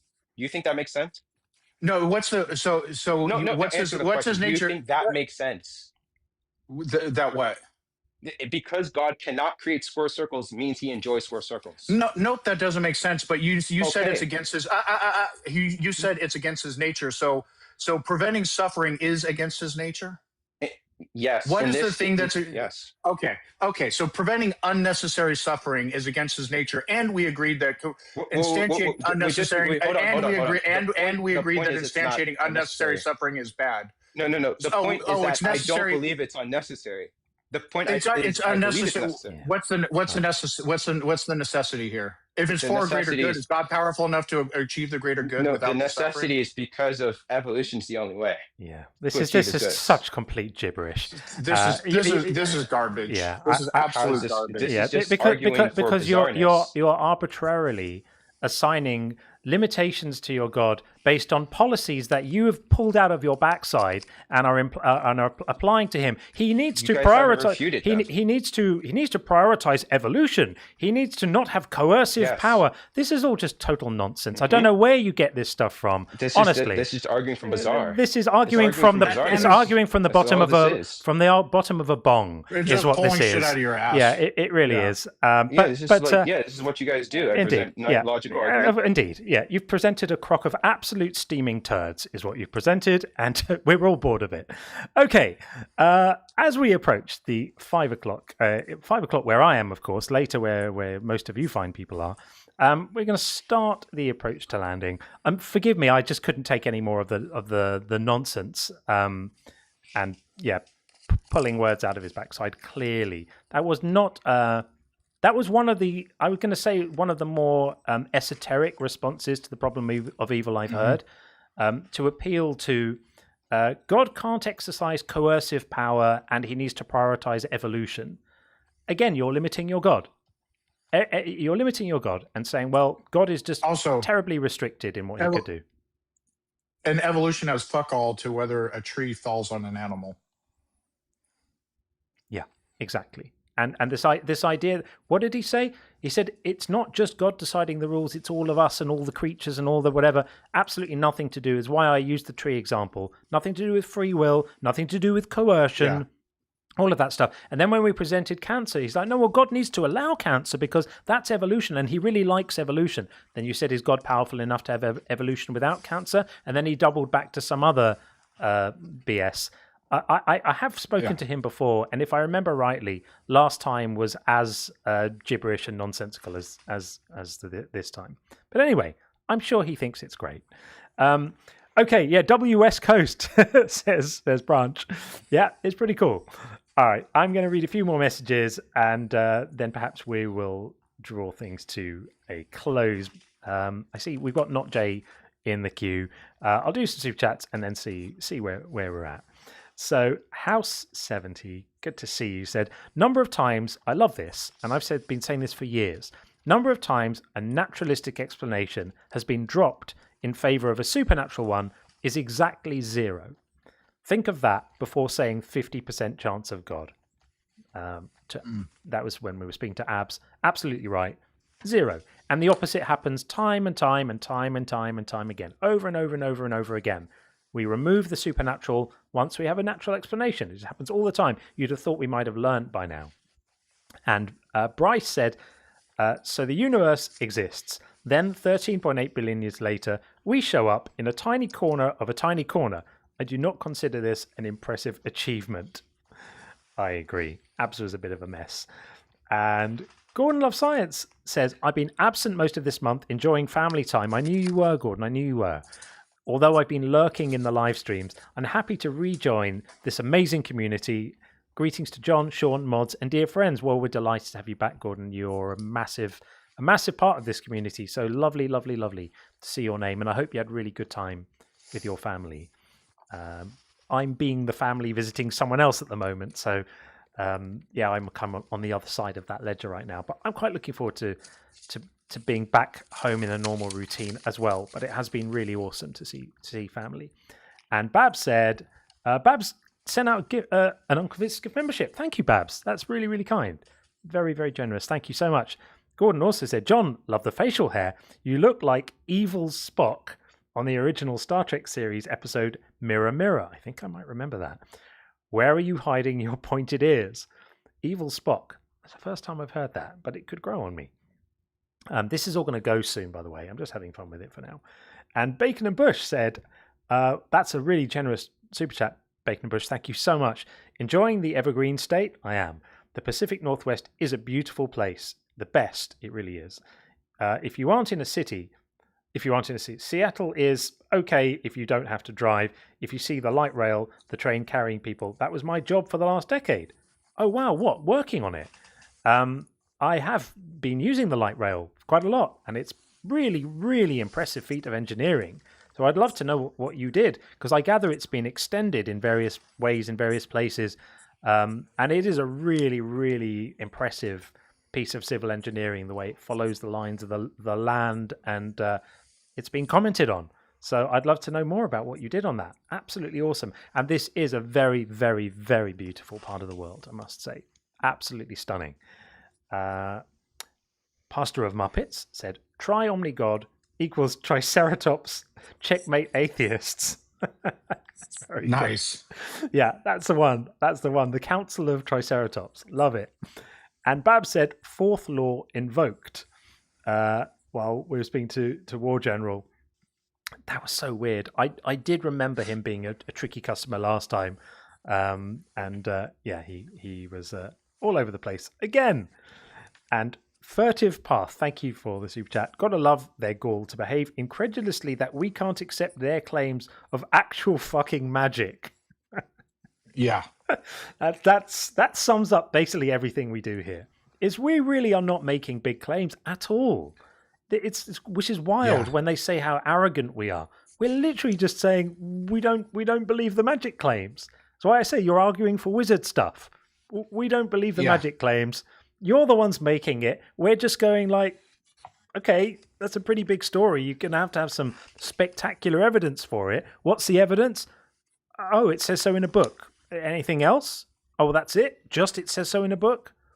Oh, you had a nice dream as well. Okay, so you had a dream and it says so in a book. And now we're supposed to believe in magic, and if not, we're arrogant. Wild. I think that was perfect framing by Furtive. Yeah. Perfect framing. Brilliant. Absolutely brilliant. Gotta love their gall to behave incredulously that we can't accept their claims of actual fucking magic. I love that. Brilliant. Perfect. And Don Juan says, Don Juanantoine. Wow. I'm probably completely... Don Juan Antoine. Don Juan Antoine. That's it. I'm all over the place. Sorry, I can't see. They never answer questions. They don't. Oh, I know. They just freaking don't. Yeah. Forgive me for massacring your name, but perfectly said. They don't. I wish it was like 25% of the time. Like, I'll even accept that. Yeah. I mean, it should be like 90%. Like, you having conversations on deep topics. Both sides always answer questions. That should be the norm. But I swear it's like 4 out of 5. Yeah. We'll just incessantly dodge questions. And you always say it, Sean. We will. Ask us a straightforward yes/no question. You'll get a straight answer. And we may qualify answer it after it. But you'll get a straight answer out of us because we are willing to be coherent. And then I'm not going to try to pronounce this, but thank you so much for the super chat. I'm not sure how one would correctly pronounce this name, but thank you so much. Plantinger does this BS with trans world depravity. If there is no possible world where agents can freely choose the God, then God is limited by human will. Yeah, all of these kind of weird arguments. I mean, I suppose got to give them something for a little bit of a kind of originality. At least it's not the where did everything come from argument again, I suppose. A bit of credit for that. But there we are. All right, folks. Well, maybe that's it. We're just on the hour. That's probably about time for me to get out of this interesting place. I am looking forward to being back on my normal rig, horizontal stream for the YouTubes, and the usual thanks to everyone.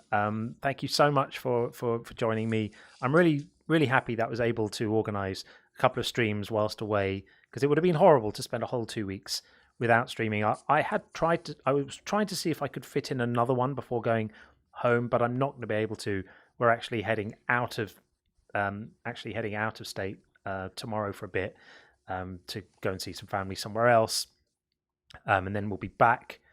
We'll be back on Sunday and then leaving Tuesday, and it's just not going to be possible to get another stream in. John, not J186 said he would love to come up, but he doesn't want to get clipped into a video.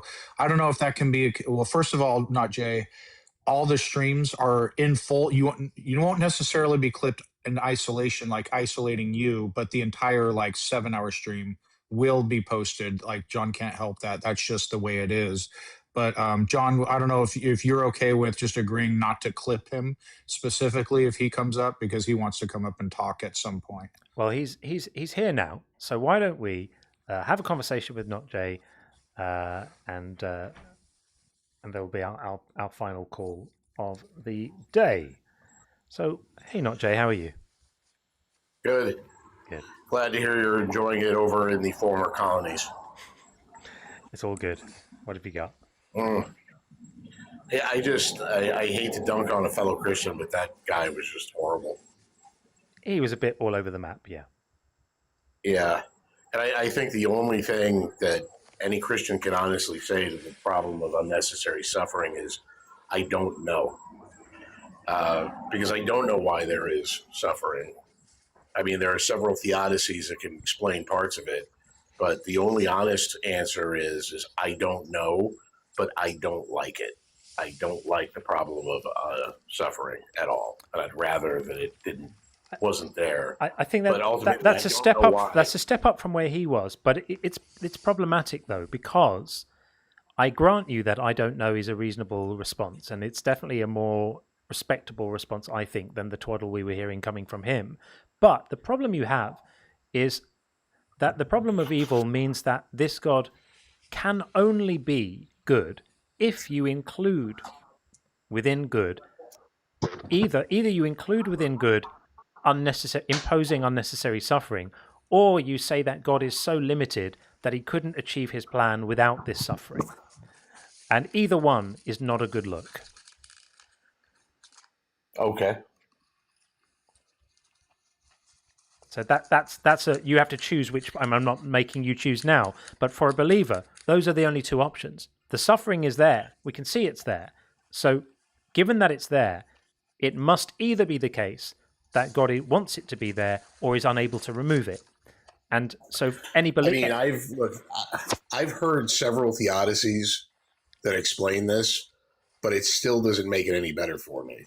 Yeah. So I'm not going to offer any of them up, because your objection would be the same objection that I had. Yeah, and any theodicy is going to cost God either his power or his goodness. There are no theodicies that don't cost God one of those, which is why I have the eponymous seesaw of shit, with his goodness on one side and his power on the other. And anything you do to elevate his power, to elevate his goodness by saying, well, he needed to do this and his plan would only work if detracts from his power. And every time you boost his power back up to say, well, he could achieve his plan regardless, you diminish his goodness because you're smuggling in to goodness unnecessary suffering, that God wants the suffering. So I don't envy you having to grapple with that, but I respect your honesty in owning it. Well, I wouldn't go as far as you say with the seesaw thing at all.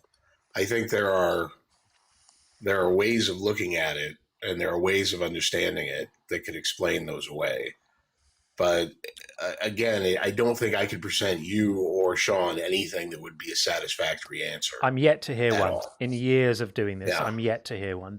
They always, there's an equivocation around what necessary means, or and eventually you look at it and you go, no, actually it is. It's costing him power. It's costing him goodness. There isn't a way, because you can't escape the logic of this. He either is unable to remove the suffering or unwilling to. There's no third option, because the suffering's there. Yeah. So you have to pick one. But that aside, what was it you wanted to say before we draw a line on this one?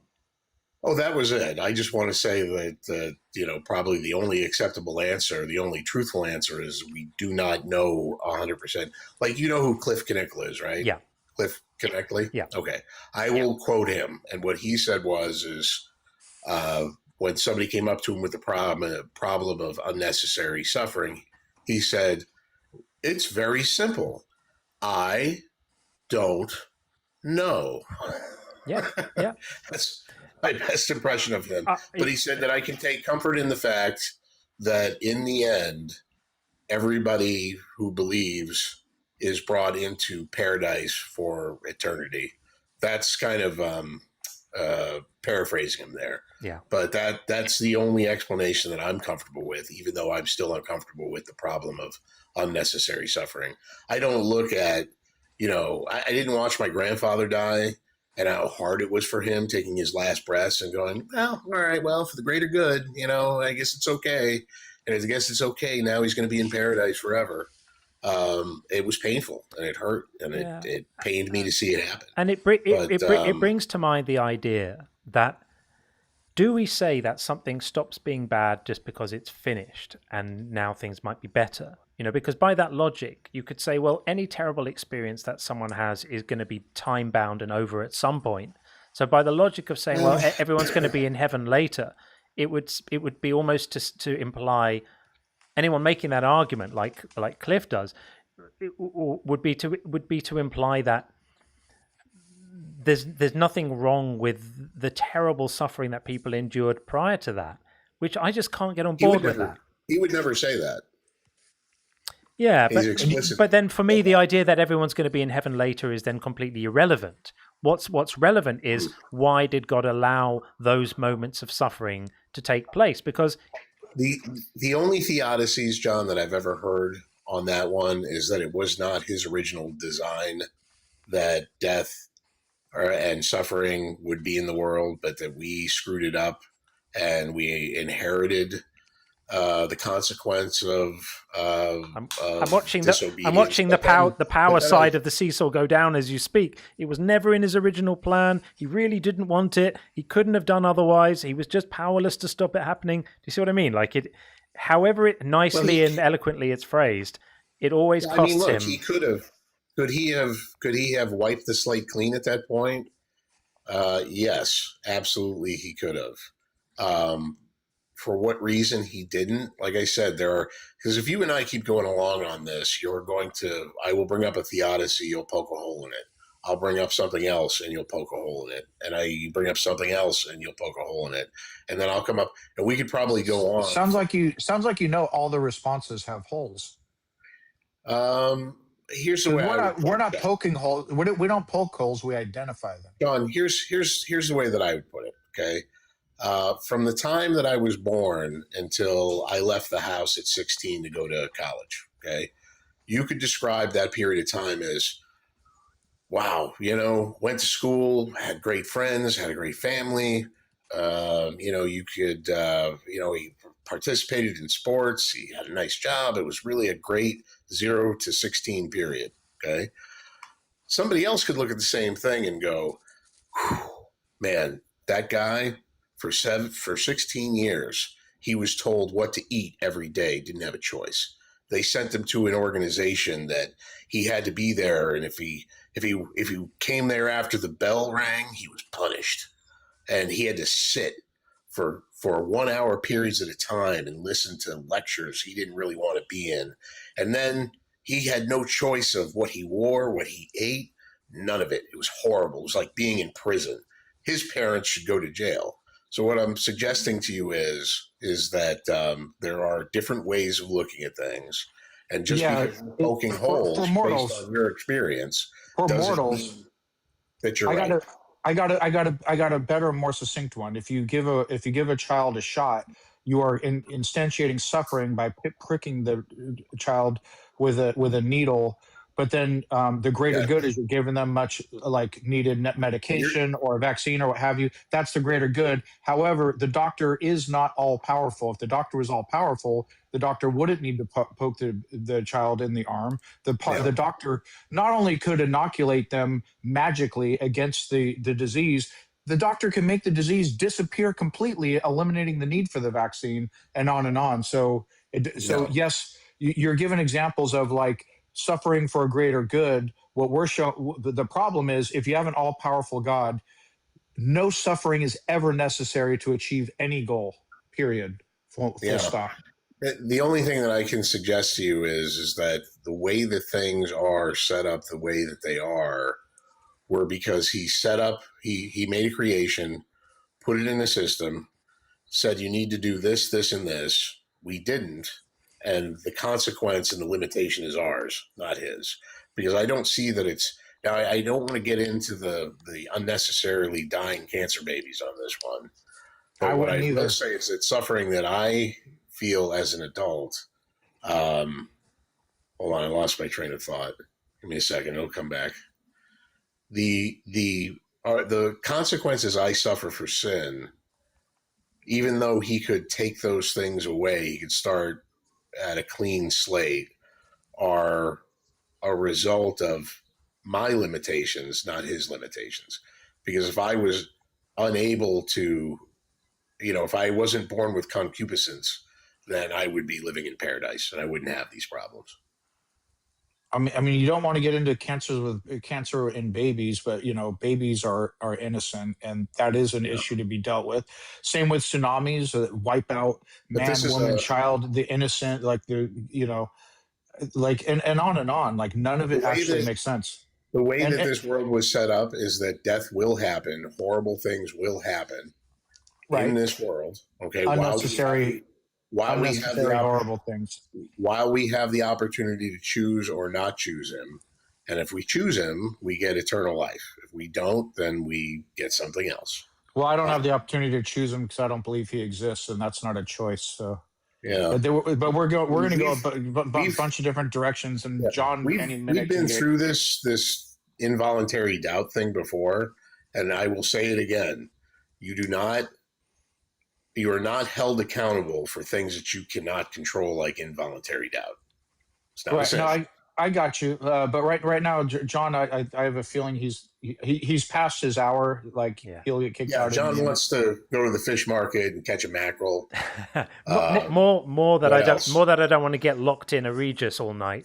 So on that note, a Regis. What's a Regis? It's a. I want a Regis. What's a Regis? It's a rental office room where I'm streaming from that has a stable internet connection that I can't find anywhere else right now. So, hey, John, have a safe flight back. Thank you, friend. I hope you're flying Lufthansa, and talk to you another time. Keep well. Thanks, Not Jay. Take care. Bye-bye. All right, a couple more messages have come in, which of course I must read for you fine people before we close it up. One more skateboarder said, "Welcome to Seattle. Wish I could buy you a Seattle dog. They are true magic. Go get one." Well, thank you very much. I may just do that in the time. I must say I have eaten extremely well this week. The food here is off the scale. So good. Pricey, but really, really good. I've eaten some of the best food I've had in years over here. And Dancing Chipmunk says, "Enjoy the rest of your vacation." Thank you so much. I will try to do this. And Six Wave Hold Down said, "First time catching the live stream in the couple of months I've seen y'all's videos. Been watching these kinds of debates since I was a teen in the beginnings of YouTube, and you and Sean are the best to do it, I believe. Thank you." Well, that's really, really kind. Thank you so much. Big compliment. That's a huge compliment because we know how good the other people in this community doing this stuff are. And they are really amazing. The bar is high. So thank you very, very much for that. And we're delighted to have you along, of course. Fantastic. And then the last one is from our good friend Richie. Screaming Silence. "Always puny humans' fault. Always victim blaming." Yeah, I think on some level that is true. If God wanted it to be different. I love the Hulk reference. I didn't get that. Is there a Hulk reference there? Yeah, puny human. I think that that's definitely a Hulk line. I'm missing some of the cultural references here. Gotcha. But it's if God wanted it to be different, it would be different.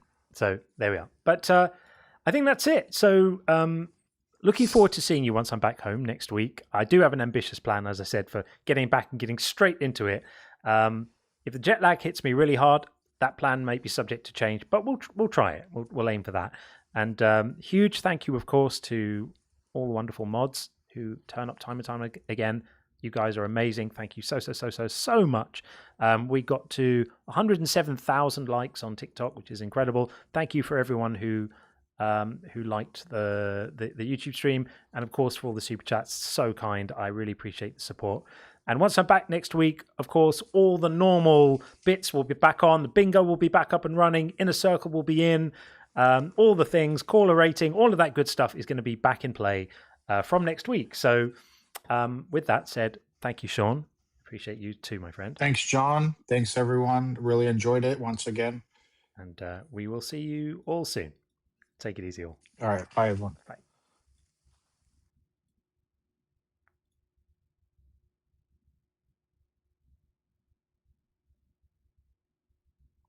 Nearly there. Still streaming here. How do we switch this one off?